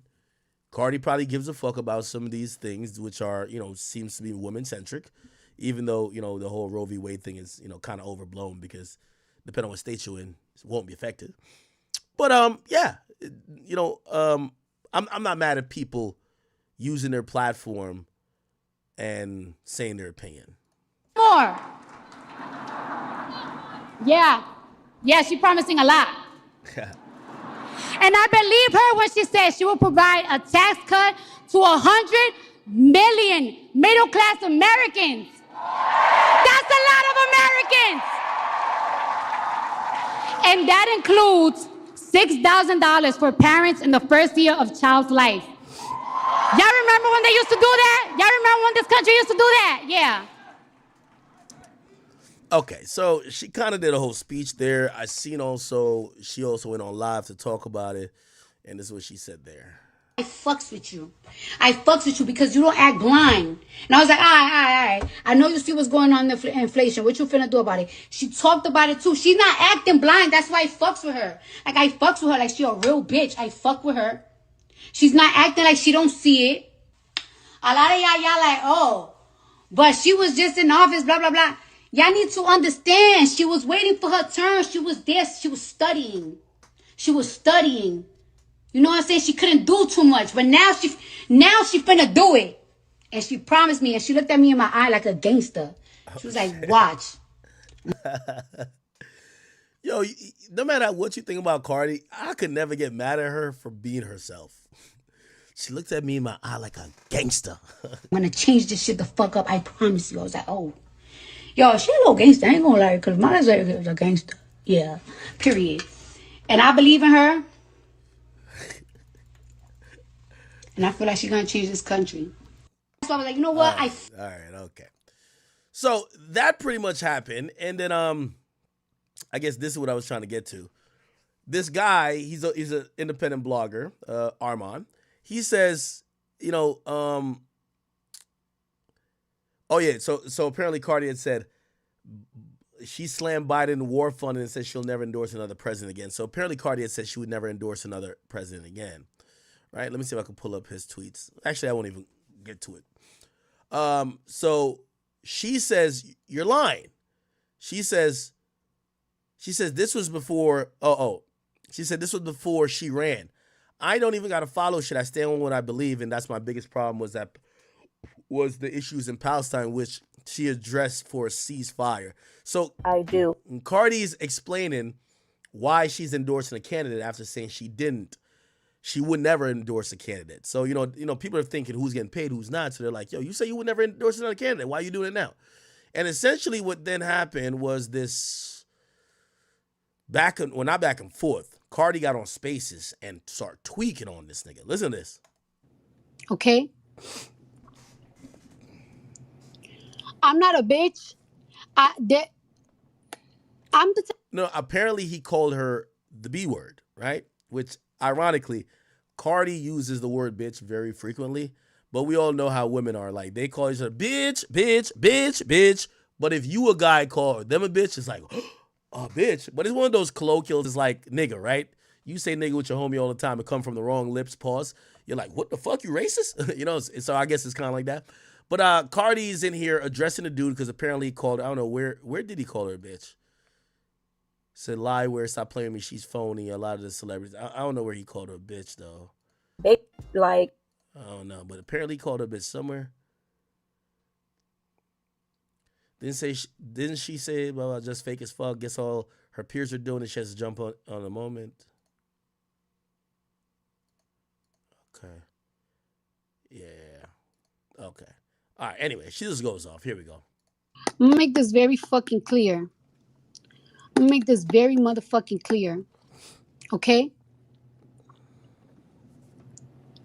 I'm not a bitch. I'm the type of person you gotta take me to a fucking breaking point so you can motherfucking take me there. And that's a motherfucking fact. I'm not gonna keep letting somebody think that they could disrespect me, they could bully me, and they could keep trying me. Especially when I have conversations with them, as an adult. Because if you don't respect me being a fucking adult, that means I got a And by the way, this is where I'm gonna give Cardi some credit, and I'm gonna give Cardi some credit as opposed to Meg. I know y'all keep saying the Meg Milagro situations, like Cardi with Tasha K. Bro, Cardi is going to hit you up as a human. I know this as a fact. Me and Cardi cussed each other out. Like, ask Cardi, the very first time we talked, Cardi was just like, yo, I ain't gonna lie, man, you move mad corny, bro. And I forgot what the issue was. And we sat there and we argued it out. I told her my side. She listened to my side. She told me hers. And we came to a mutual agreement. But let me tell you why that conversation was important. And this is why I fuck with Cardi. Because, number one, and by the way, that never made it to social media, right? That's just personal shit. That established that we're both humans. She's a grown-ass woman and I'm a grown-ass man. And you need to have some type of respect. And also, if you're doing your job, it shouldn't be that personal. Now, if it's beef, it's whatever. If it's, yo, fuck that nigga or that other nigga saying fuck you, cool. But if you're just doing your job and I hit you up personally saying, hey, yo, here's the truth with this, or hey, yo, could you not do this because you're involved with my kids or whatever, you should be able to have those conversations, especially as media. So I always respect that. ironically, that's how me and most artist relationships started with a beef or an argument. Because I ain't gonna lie, unfortunately, that's when the most they want to hit you up. You know what I mean? They don't know about you. They don't hit you up till it's time to cuss you out. And me and Cardi had a conversation, and ever since then, Cardi always hit me like, yo, oh shit, I like how you did this. And then she'd be like, yo, I listened to your stream, nigga. What you talking about? And we usually go back and forth like that. Back and forth for a long time. That's how, if you wonder why I have a lot of respect for her, my respect for Cardi doesn't come through music. My respect for her comes through a person. The person that I've seen Cardi B is, she's going to not do the other shit. She's going to holler at you. She's going to holler at you in private. Now, if you choose to still approach that private conversation with disrespect, I guess that's on you. But for me, what I realized with her, she knew she wasn't above, and this is a lot of rappers. They feel like they're above you having a difference of opinion. I've argued about Cardi B about some of the wording that she said about stuff in relation to Offset. Their relationship ain't none of my business. But when they make it public, we then comment on it. So when she's like, nigga, what you mean? I seen you comment on that, blah, blah. I give her my opinion. We go back and forth. Sometimes she'll agree, but she always respected it. And I always respect her difference of opinion. So I'm going to give her that grace. I'm always going to give her that grace. So when I hear her say that she kind of hollered at the dude, she probably did, bro. She probably did holler at him privately. And they could keep trying me. Meg ain't going to do that. Because I ain't going to lie to you. I'm going to keep it a bean with you, and I hope Meg is watching. Yo, Meg, keep it real. I don't know who you think you are, but I'm going to be honest with you. You see, like, some of the issues you having in media. Let me tell you this. This is the thing about also this new media. You're dealing with people, not corporations. Corporations don't have feelings. Put it like this. When me and Lil Baby issues started from when he started calling me out of my name in DMs. After that, it was like, fuck this nigga. This nigga think he really that. All right, cool. Let me show you what happens. That's how it started. Because he treated me like I'm like dirt under his shoe. Now we've humbled him. He know what it is, okay? He's learned. But that's the thing. Respectfully to Meg, whether it's your issues with me or anybody, well, I can speak to me. Sometimes you might think somebody is just super pro Tory or pro another artist, but we're talking about Tory here. You've never reached out to anybody to communicate. Like, the thing is with artists, the media they speak to. Oh, I don't know if you've seen this, but go check out the newest court filing. An artist is going to tell a media that. Oh, okay. You have zero communication with the people you care about. That's the problem. I hate when artists have mad opinion about media, but you never talk to them. You know, if me and Meg ever talked, like, and that's why I'm down to talk to Carisha. Look how me and Carisha was getting at each other. Why am I down to talk to her? Because honestly, and by the way, we finally DM'd. We got in the DMs. All right, cool. Yo, I'm down to do your show. Let's do it. The artists who think they bigger than the program, you only get slander. Because now, let me tell you this. Every artist, learn this. If you don't deal with the media platforms you supposedly are affected by, you're always going to be out in the wind. People always ask about the 6ix9ine situation. Even if 6ix9ine got punched in the face, he'd call me before TMZ posted. Yo, I ain't gonna lie, you about to see a video that was fighting. But yo, I just want to let you know, this is what happened before. Like, he's going to give the context that when it's now reported, it don't look that bad. He beat people to the punch. He knows how to work it. He knows how to play, not necessarily play media, but he knows how to interact with media. As I said, Cardi gonna holler at you directly. Meg, I don't think, yo, for all this happening, like, me and Meg could have had a off the grid conversation, and I would be like, yo, listen, you know I know Tory, and this is stuff this is my understanding that people don't know of what went down. Like this. What you gotta say? This ain't no media shit, but I'm trying to get to understand you. Because everything that we all think about Meg is based on what we see on the media. Bro, you seem like a fucking liar.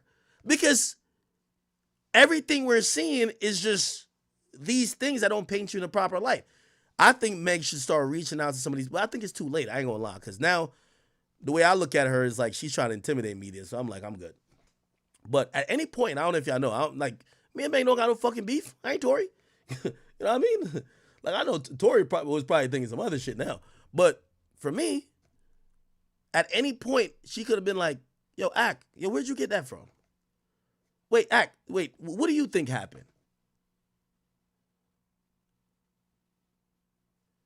These artists think they're too big to deal with the media directly, then they file lawsuits suing the media they won't talk to. You know what you should have done? And I don't know if she did this. Bro, pull Milagro to the side. Yo, get on a call with her. Facilitate that. Yo, let me holler at you. Yo, Milagro, what's up? I know we two women. By the way, they both from Texas. Yo, listen, I know you might be cool with Tory. I get it, girl. It's all good. I just want to, I want to just touch bases because I understand people care about your reporting, dealing with the situation, but it has to do with my life too. This is what's going on. What do you think happened? Okay, I hear you on that, but hear my side. Now, if you do that and a nigga still just disregards you when you're hollering at them like a human, it's up, I guess. And I guess that's what Cardi's saying. Here we go. I'm not a bitch. I'm the type of person you gotta take me to a fucking breaking point so you can motherfucking take me there. And that's a motherfucking fact. I'm not gonna keep letting somebody think that they could disrespect me, they could bully me, and they could keep trying me. Especially when I have conversations with them, as an adult. Because if you don't respect me being a fucking adult, that means I gotta motherfucking treat you how I motherfucking treat people in the motherfucking streets. And that is a motherfucking fact. Let me tell you something. My baby dad, never called me out my fucking name. When a nigga is calling me bitch, hoes, I don't give a fuck if you suck dick like me. Don't you ever call me out my fucking name if we're not fucking or if you're not my bet or we're not cool like that. If we're not cool like that, you can call me a bitch, you can call me a hoe. And I let that shit fucking slide. But I'm not gonna keep letting somebody disrespect me. Even people around me don't even let people disrespect me. I let a nigga know plenty of times. When me and my baby daddy wasn't talking, my baby daddy addressed the nigga because he's like, and I asked my baby daddy, like, yo, did you address this person? You got it in this person DM? He was like, yeah, because why does this nigga keep disrespecting you? Every single time I see the motherfucker, he's disrespecting you. I don't even have niggas my niggas don't play about me. Whether I'm fucking them or whether I'm cool. In every state. Cardi, stop saying niggas. You mean your nigga. Okay? When you say you're niggas, people be thinking you have more than one. It's offset, okay? All right? Just stop saying niggas. People thinking that it's like multiple guys you're dealing with. Please. Because I got people in every state. You're not going to keep fucking playing with me. And that shit is coming from me. Not nobody else, but from fucking me. And I'm letting you know. And I'm not doing no fucking Twitter shit. I'm not arguing with nobody. I'm not piping nobody up. Stop fucking playing with me. Leave me the fuck alone. Because I promise you on my kids. Every time you go out, people tell me where the fuck you at. At that time, too. But I don't be giving a fuck. Cardi. This is where you got to rein it in, baby girl.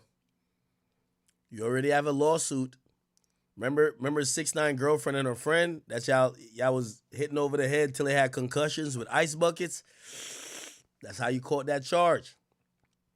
You can't be saying things on Spaces saying niggas is telling me they know where you at when you outside, because it almost gives the assumption that if you wanted them to get hurt, someone who would have hurt those people on behalf of you. And we've already seen Dirk got a murder for hire charge. Not saying you would get nobody murdered, but you don't want to say shit like that. Don't let me get there. Because you keep fucking playing with me.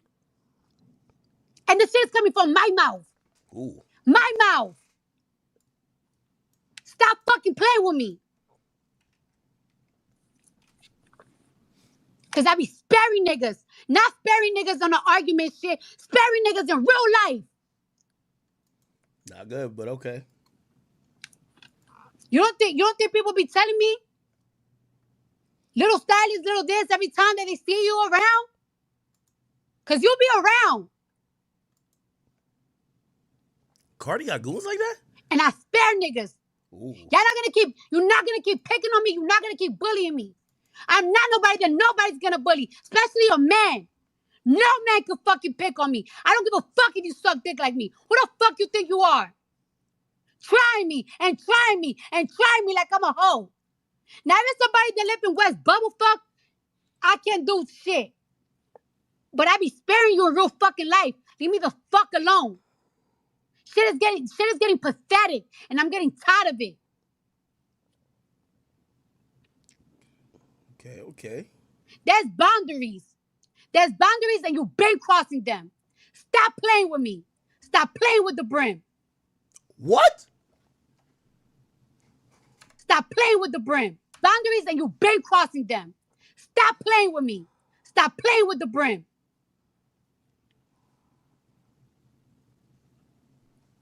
Motherfuckers think that people are scared to argue. I'm not going back and forth. I'm not doing none of that shit on no fucking social media. I'm not piping y'all. I piped up too many people. But I'm letting you know right now, this ain't no twist words. Stop fucking playing with me and leave me the fuck alone. Because I don't bother nobody. Don't come fucking bothering me. Because I spare niggas plenty of times. And I'm not talking about sparing niggas on no fucking internet time. And that's a fact. Leave me the fuck alone. Leave me the fuck alone. So you making threats. Your husband's already threatened me. So let's let that be what it's going to be. But I'm not about to keep playing this game. I'm not going to be silenced. I'm not going to disrespect. Wait, who's this? Is this a guy? Husband's already threatened me. So let's let that be what it's going to be. But I'm not about to keep playing this game. I'm not going to be silenced. I'm not going to disrespect. I'm not making up lies. I give my opinion on what the fuck I see. If I feel like it's a phony endorsement, I feel like it's a phony endorsement. That's not coming for you. I'm not recording conversations like you've recorded my conversations and you want to dry threaten me. So let's just put that out there and I'm dropping it at that. But I'm not going to be feeling like, oh, I can't talk because I'm going to be threatened. I'm going to get jumped or whatever the fuck is going to happen to me. I'm still going to give my opinion and whatever happens after that, it's what happens after. Okay, so you guys heard what both Cardi B and Okay, now we getting it. Let me see. it's just like Where did he? I still don't know when he called her a bitch though. peers are doing it. Mine, our mom was been sparing you, so girl, motherfucker. Okay. All right, man. Whatever. I think he later apologized too. Wait, what's his at name? He later, I think people pointed out that, bro, at the end of the day, like, you're like a dude and it don't look too good when you're like threatening or like when you're talking. Trust me, and I'm pretty sure he don't look at it like that. He's just like, yo, no, I'm doing what I'm normally doing. But then they start putting it in a way where yo, you're a guy and you're bullying a woman. But I think he's a gay guy. I don't know. Let me see.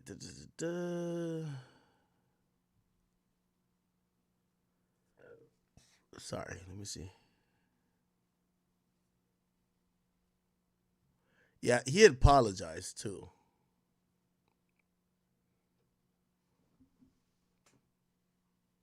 Oh, is this it? This is like 3 hours. Fuck. And then it was discovered it's not lost. All right. Anyway, he had apologized. He says, "I'm gonna apologize to her." Let me see. He basically said he was gonna apologize if he ever called out her name, and that was that. Anyway, let's get to this Meg shit, man. Meg, I ain't gonna lie to you. I offered the same olive branch to what's her name? Who was Diddy's like side? Was oh my god, Young Miami. Hey, yeah, me and Young Miami. I think we're fine. I hope I'm still waiting on her to give me a date. I'll do the show. I now want to offer Meg. Send this to Meg, everybody. Meg. I don't necessarily care to do interviews, and we don't gotta do interviews. Fine. Because you know my motto. I make more money talking about you than I would make talking to you. But listen here, Meg. The fact that you're filing lawsuits, the fact that you have documentaries and everything, and I could see what the public outcry is for you, I do want to get to understand you. And I want to be able to talk to you. I want to talk to you like a human. All right? So I'm offering this olive branch that I want to have a conversation with you. Beyond that, even if you don't have a conversation with me, because you might have hatred and vitriol, I don't know what you feel about me, you should have a conversation with some male in the sphere. Joe Budden might suffice. Go sit down with Joe.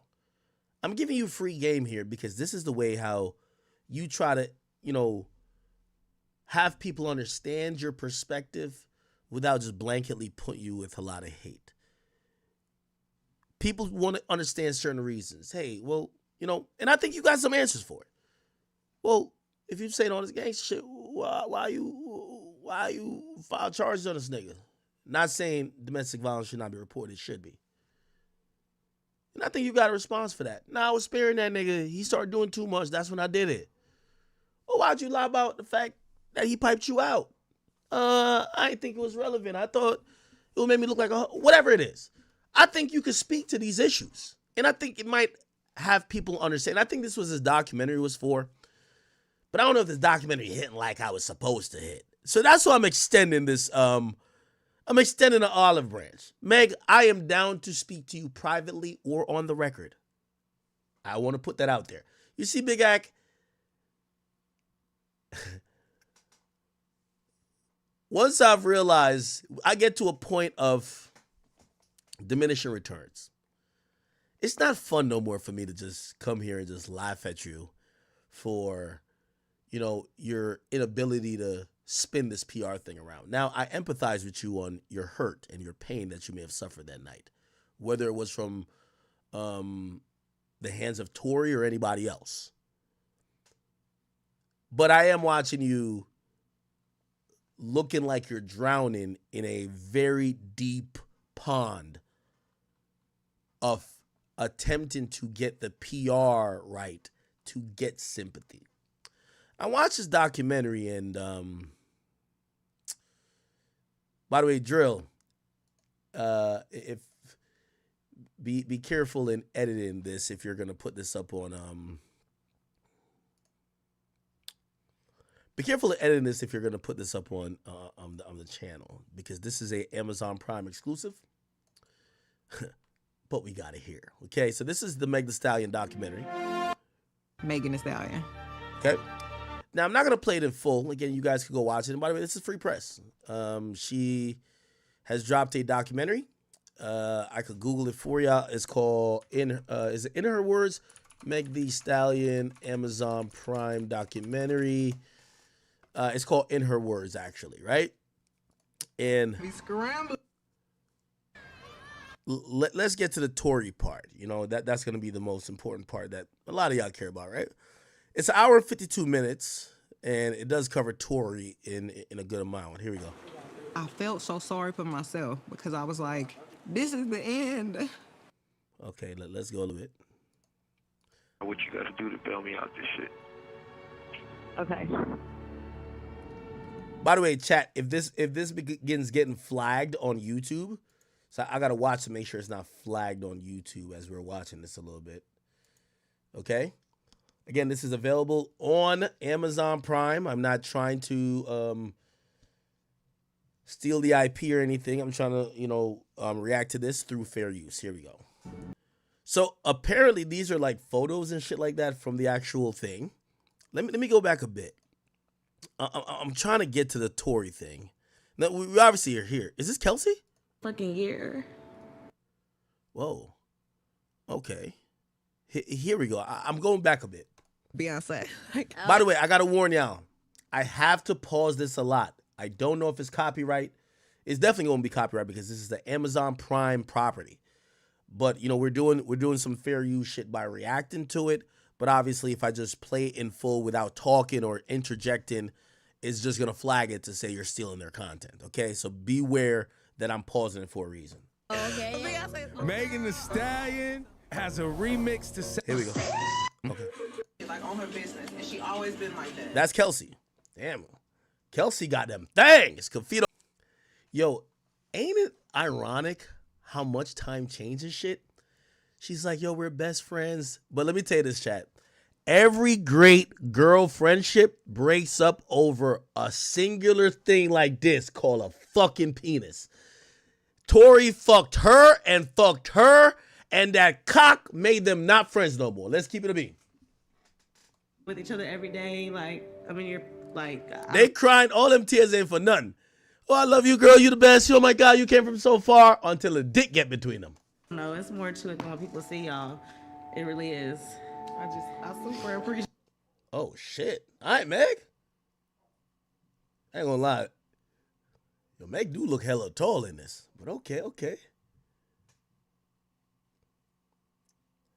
And the WWE female champion. I'm playing. I just feel like I want it. No, I ain't gonna hold you. Ain't no way, Meg. Nigga, Meg looked like Brock Lesnar in her prime, nigga. Ain't no way Meg was fighting with this chick and it was a problem. Yo, Meg was probably giving her the beats. Nigga, Meg look. Yo, you ever seen China? China WWE, nigga. Meg look like China, nigga. This is how. Nah, she a little more thick in her hair. Bruv. Yeah. This how Meg look. Yo, ain't no way. This was no goddamn fight. You tell me Meg built like this and this other girl built like that. Hey, I want to give a warning to a lot of y'all young women out there. Listen, be very careful with alcohol. I want y'all to really be very careful with alcohol. This warning goes to more women than men. Because, yes, it does happen to both genders where you drink or you become addicted to drinking. Let me tell you this, and this is a personal story a bit.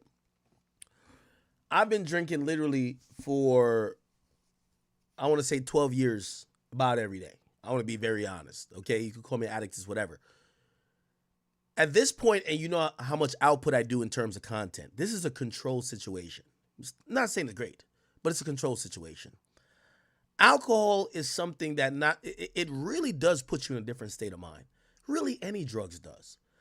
And these days, even hearing all these chicks, shot o'clock, this and third, yo, I've never seen more young women now who are alcoholics. What I mean by alcoholics, this is what I mean. You go have a good time, you go out with your girls, you black out drunk, and you don't know what happened. You don't know if you indulged in sex. You don't know if you fought someone. You don't know if you got behind the wheel of a car. You don't know why you're in jail, or you don't know where your shit is because you lost everything. This is really, really a thing. And again, obviously, the best thing I could probably promote is say, don't drink at all. But I understand everybody has vices. So if y'all don't drink, y'all gonna smoke. If y'all don't smoke, y'all gonna pop pills. So I want to be realistic here. But I am definitely very worried about women, young women who are attractive, who don't really understand how alcohol affects them. And if you're the type, or if you have a girlfriend or someone who gets blacked out often, gets drunk out in public, wonders how they get home, if you're the type to text a bunch of dudes the next day saying, damn, how did we meet? How'd you look? And you gotta get their Instagram because you have no fucking idea. I'm never gonna blame anyone for any bad things happening to them, but you are putting yourself in a position with your behavior and with your consumption of alcohol that could have you feeling or doing things or resulting in situations that are completely regrettable. Okay? I'm saying this as somebody that consumes alcohol myself. I'm saying this as someone who, when I say 10 years, is not really to brag. It's to say, these days, I use it as a tool. I get a little bit lit for the stream. I get a little bit whatever. But one thing I don't do, get blacked out drunk. One thing I don't do is, after a certain point of consuming alcohol, get behind the wheel of a car. One thing I don't do And I say that because these days I feel like there's so many young women who this idea of consuming alcohol and drugs, and again, it might not be alcohol. I'm just using alcohol as an example because I only drink alcohol. They don't remember what the fuck happened. They're always their fun is being blacked out. I just want to put that into the air. Everything that has to do with the Tory Lanez situation is a result of alcohol. And as much as I consume it, and maybe you might think I've normalized it, I do want to point that out.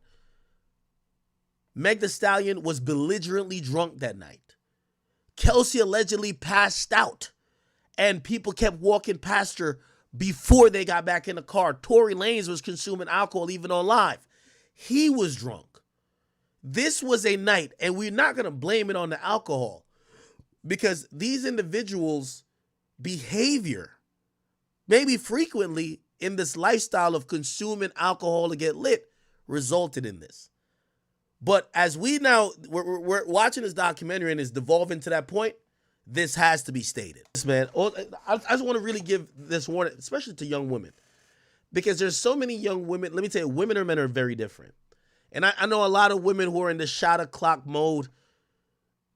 Men are going to challenge you to drink more because I don't know if this is exact science. It might be just body weight, but women get drunker quicker than dudes. You got to be, if you don't know what your tolerance level is, find out, please, quickly. Know that after 3 of these, or you could maybe only do 1 shot every hour or 1 shot every 30 minutes and stick to it. Because when you start drinking with people who are either alcoholics or people who weigh more than you, or you get peer pressure by the group, you kind of lose your inhibition. You kind of lose control of what you want to do or should be doing, and you get up in extremely regrettable situations. Okay? And I also say that because those same people sometimes come back and say they got drugged. I'm like, no, nigga, you just drank too much. Megatron, bitch. Megatron. He had look at the Diddy case. There, I'm definitely not defending Diddy, but everybody's claiming Diddy drugged everybody, which is like, yo, so you're telling me there was a secret drug only given to one person. Everybody drinking from the same bottle, but one person only feels the effects. It's either you're drugging everybody, or you're drugging one. But I think some of those situations are, yo, nigga, you drank too much, and I give that warning specifically to women who are in social situations. But I give it to also men who, if you carry a firearm, right? If you the type of nigga that tote a gun, be mindful of how much you drink. Because you might get a little bit too lit, a nigga challenge your ego, and you don't know how to turn it down. You don't know how to realize that you got a gun on you, and you might do some regrettable things. I'm saying this in all facets.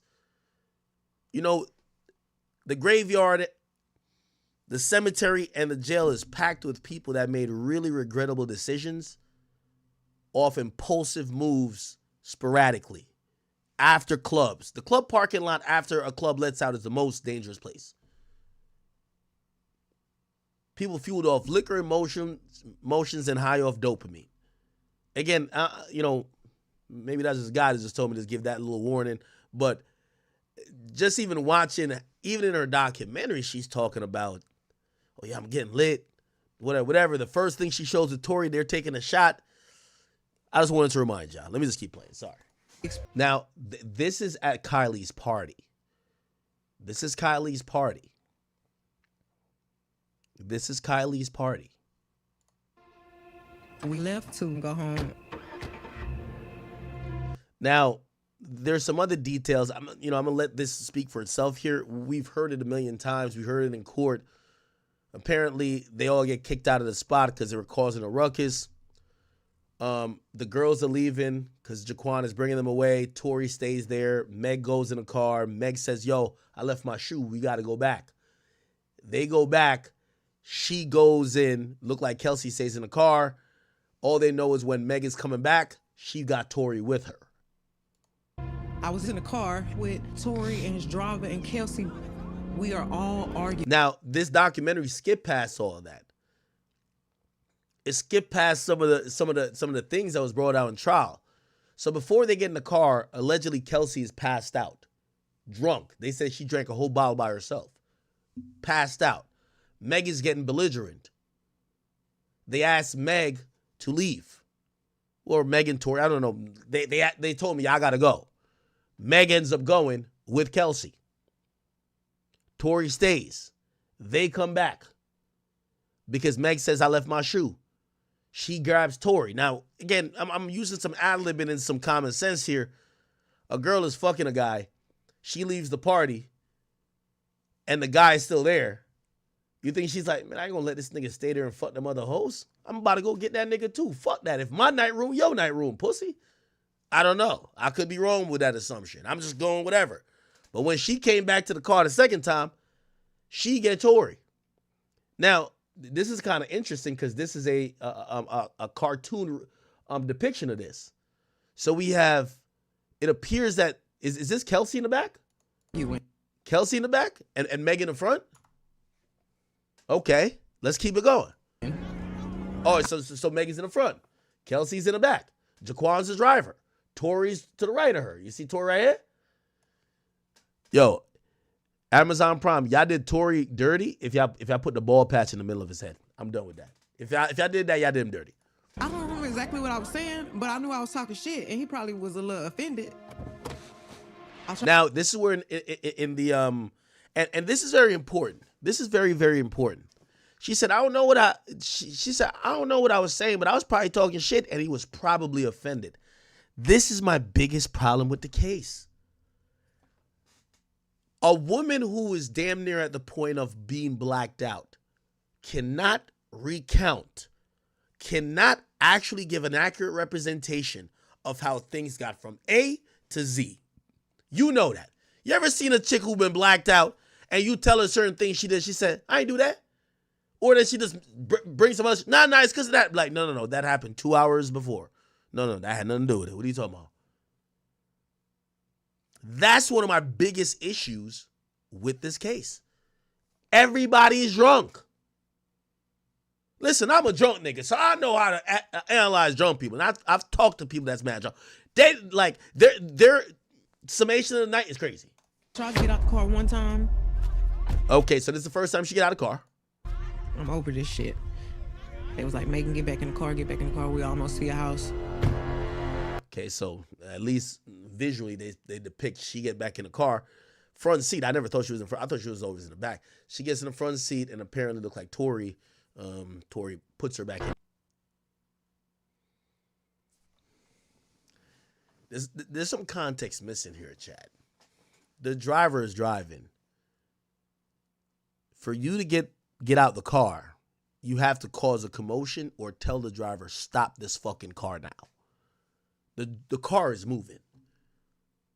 So it's kind of seeming like she's just like, I'm getting out of the car. But the car is moving. So you got to be, nigga, pull over right. You got again, I'm ad-libbing here. But okay, let's keep it going. And I'm walking off, and this motherfucker just started hollering at me. He was like, damn. Okay, so now Tory's hollering. Dance, bitch. Ooh, wow. That's how they visualize it? And this motherfucker just started hollering at me. He was like, dance, bitch. So he just started saying, dance, bitch? And points a gun?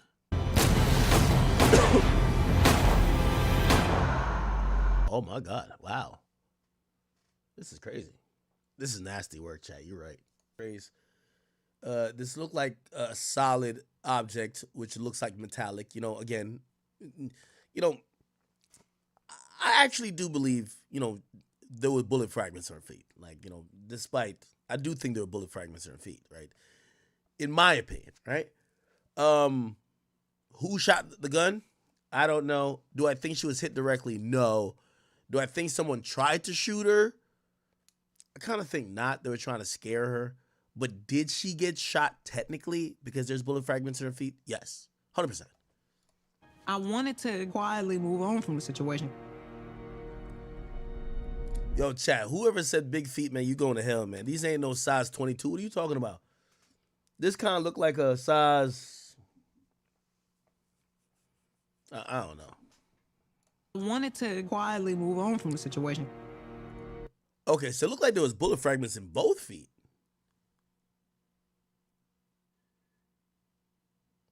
Right here.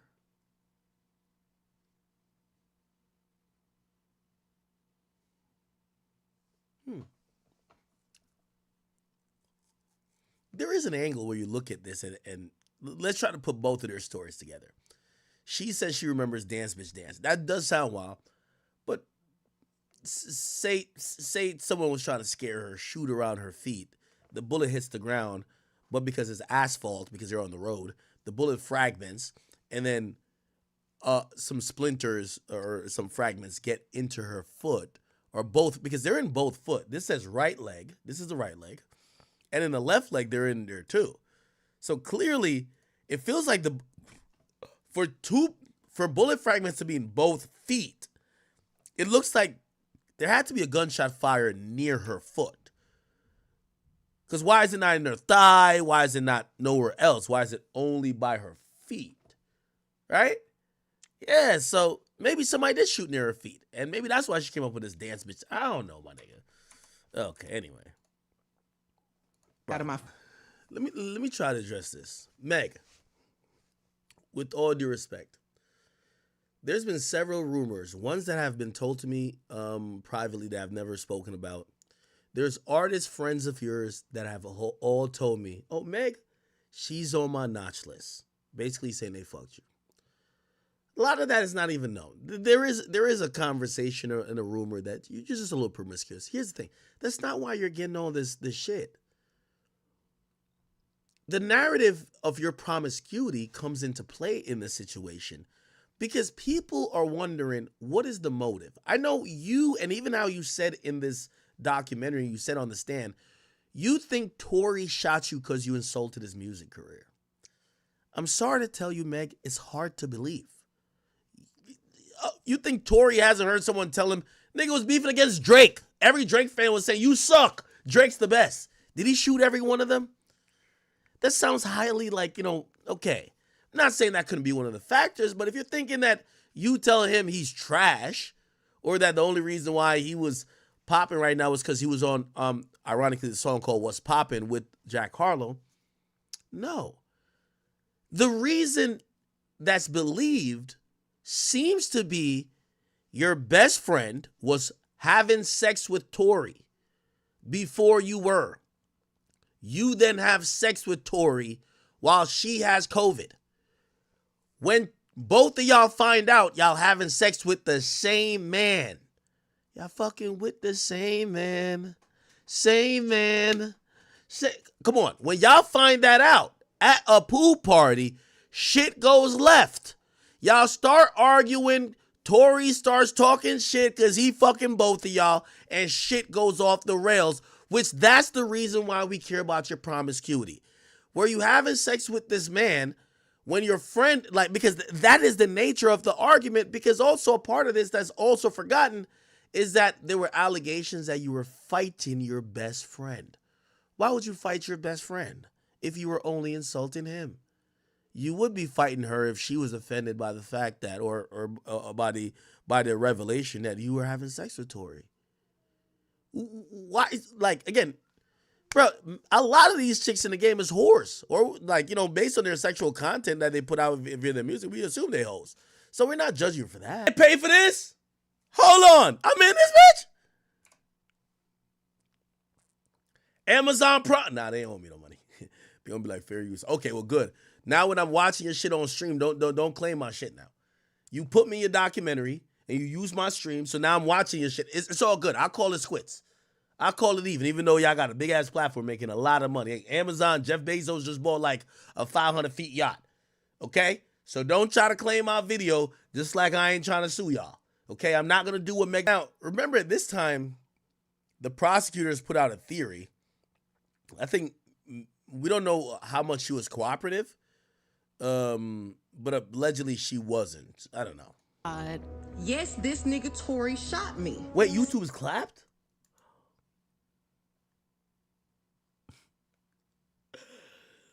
They packed up YouTube.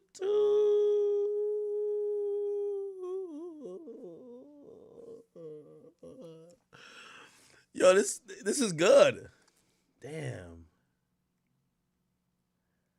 No, it's gonna come back. It's gonna come back. Damn. This shit is so good though, chat. Should I cut YouTube and just watch this on Twitch? They're hating crazy. I knew this was gonna come.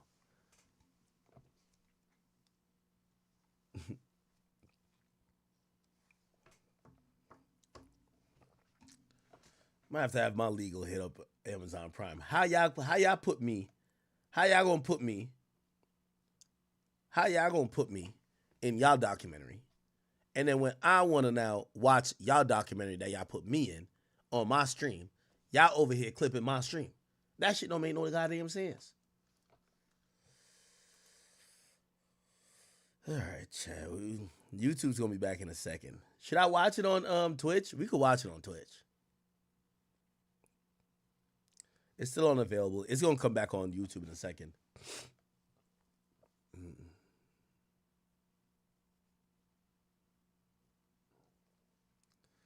YouTube, we might have to do it to y'all.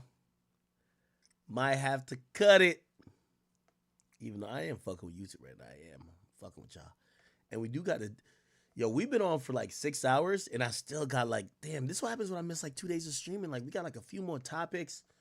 I got Boston Richie, who's in town. By the way, yo, if y'all in the tri-state area, Boston Richie is in town. He's popping out with Big Act. We at the club tonight. We outside in the streets, the trenches. I think we good.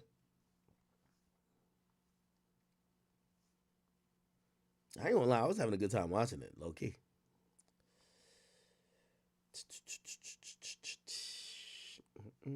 Are we good?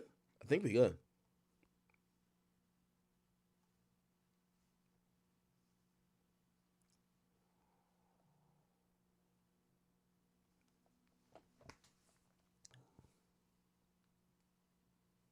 Okay. Yo, YouTube, I feel so bad. But yo, for 1 second, could everybody on YouTube come to Twitch? Yo, come to Twitch real quick. Y'all gotta come to Twitch. I'm sorry, because we in the middle of this. And I got like 2 more topics after this before we get off. We've been on for 6 hours though, but it's straight. Like, I ain't streaming 2 days, so like really it should be an 8-hour, 9-hour stream. Yo, y'all gotta come to could y'all spam the Twitch link real quick? Cause like we're in the middle of this. I can't cut it off. Just go to Twitch. Twitch.tv. Let me put it up right here. Let me put up notes. Y'all got to just come here until I'm done watching this. And then I'm going back. Damn. And then I'm going back to YouTube. After we're done watching this, I'm going back to YouTube. So twitch.tv/academics. Just come over here real quick. Everybody. And after I'm done this topic, I'm going back live on YouTube. Facts. I know I usually never cut YouTube. And by the way, we already have like 150,000 views on that current video that we went live on. But it's all good. Yeah, just come to Twitch real quick. Because this documentary is good. I want to watch it. Now, if we get clipped on YouTube, that's some police shit. If we get clipped on Twitch, I mean, Jay-Z make the call. Just come here real quick. I don't care where you watching. Unless you're on Rumble. If you're on Rumble, you straight. I'm only going to be on Rumble and Twitch. If you're on Meta, I got to get off. I got to get off Meta and YouTube. They're not playing. Like, Amazon is their homie. So they're like, yo, you stealing Amazon's content? Chill, Crody. We're just trying to watch Meg. We're just trying to see what type of, you know what I mean? We're just trying to see how the cap is working with her. Okay? I'm going to give it one more minute. And then I'm going to cut YouTube temporarily. But I'm into this shit. We cooking right now. We cooking with grease. Okay. Oh, some of y'all got accounts on Twitch. We already got 5,000 over there. Come on now. Did I hear Pluto upstairs crying like a girl? That boy got to get his bandage changed. All right, cool. All right, one more minute, and then we going up. Yo, this is a good doc. I got the whole doc. I like this. Somebody says no ads. Yo, how can I put it in no ad mode? Yeah, let's put it in no ad mode. Or let's do some gifteds. All right, y'all straight? Y'all straight? All right, YouTube. I'm gonna come back, okay? I love y'all. Like y'all are my lifeline, trust. But I gotta cut y'all for a little bit. I'm gonna cut y'all off for give me 20 minutes. 20 minutes, all right? I know we still got 10,000 between the Academy and King Academics. Twitch.tv/academics, okay? Okay.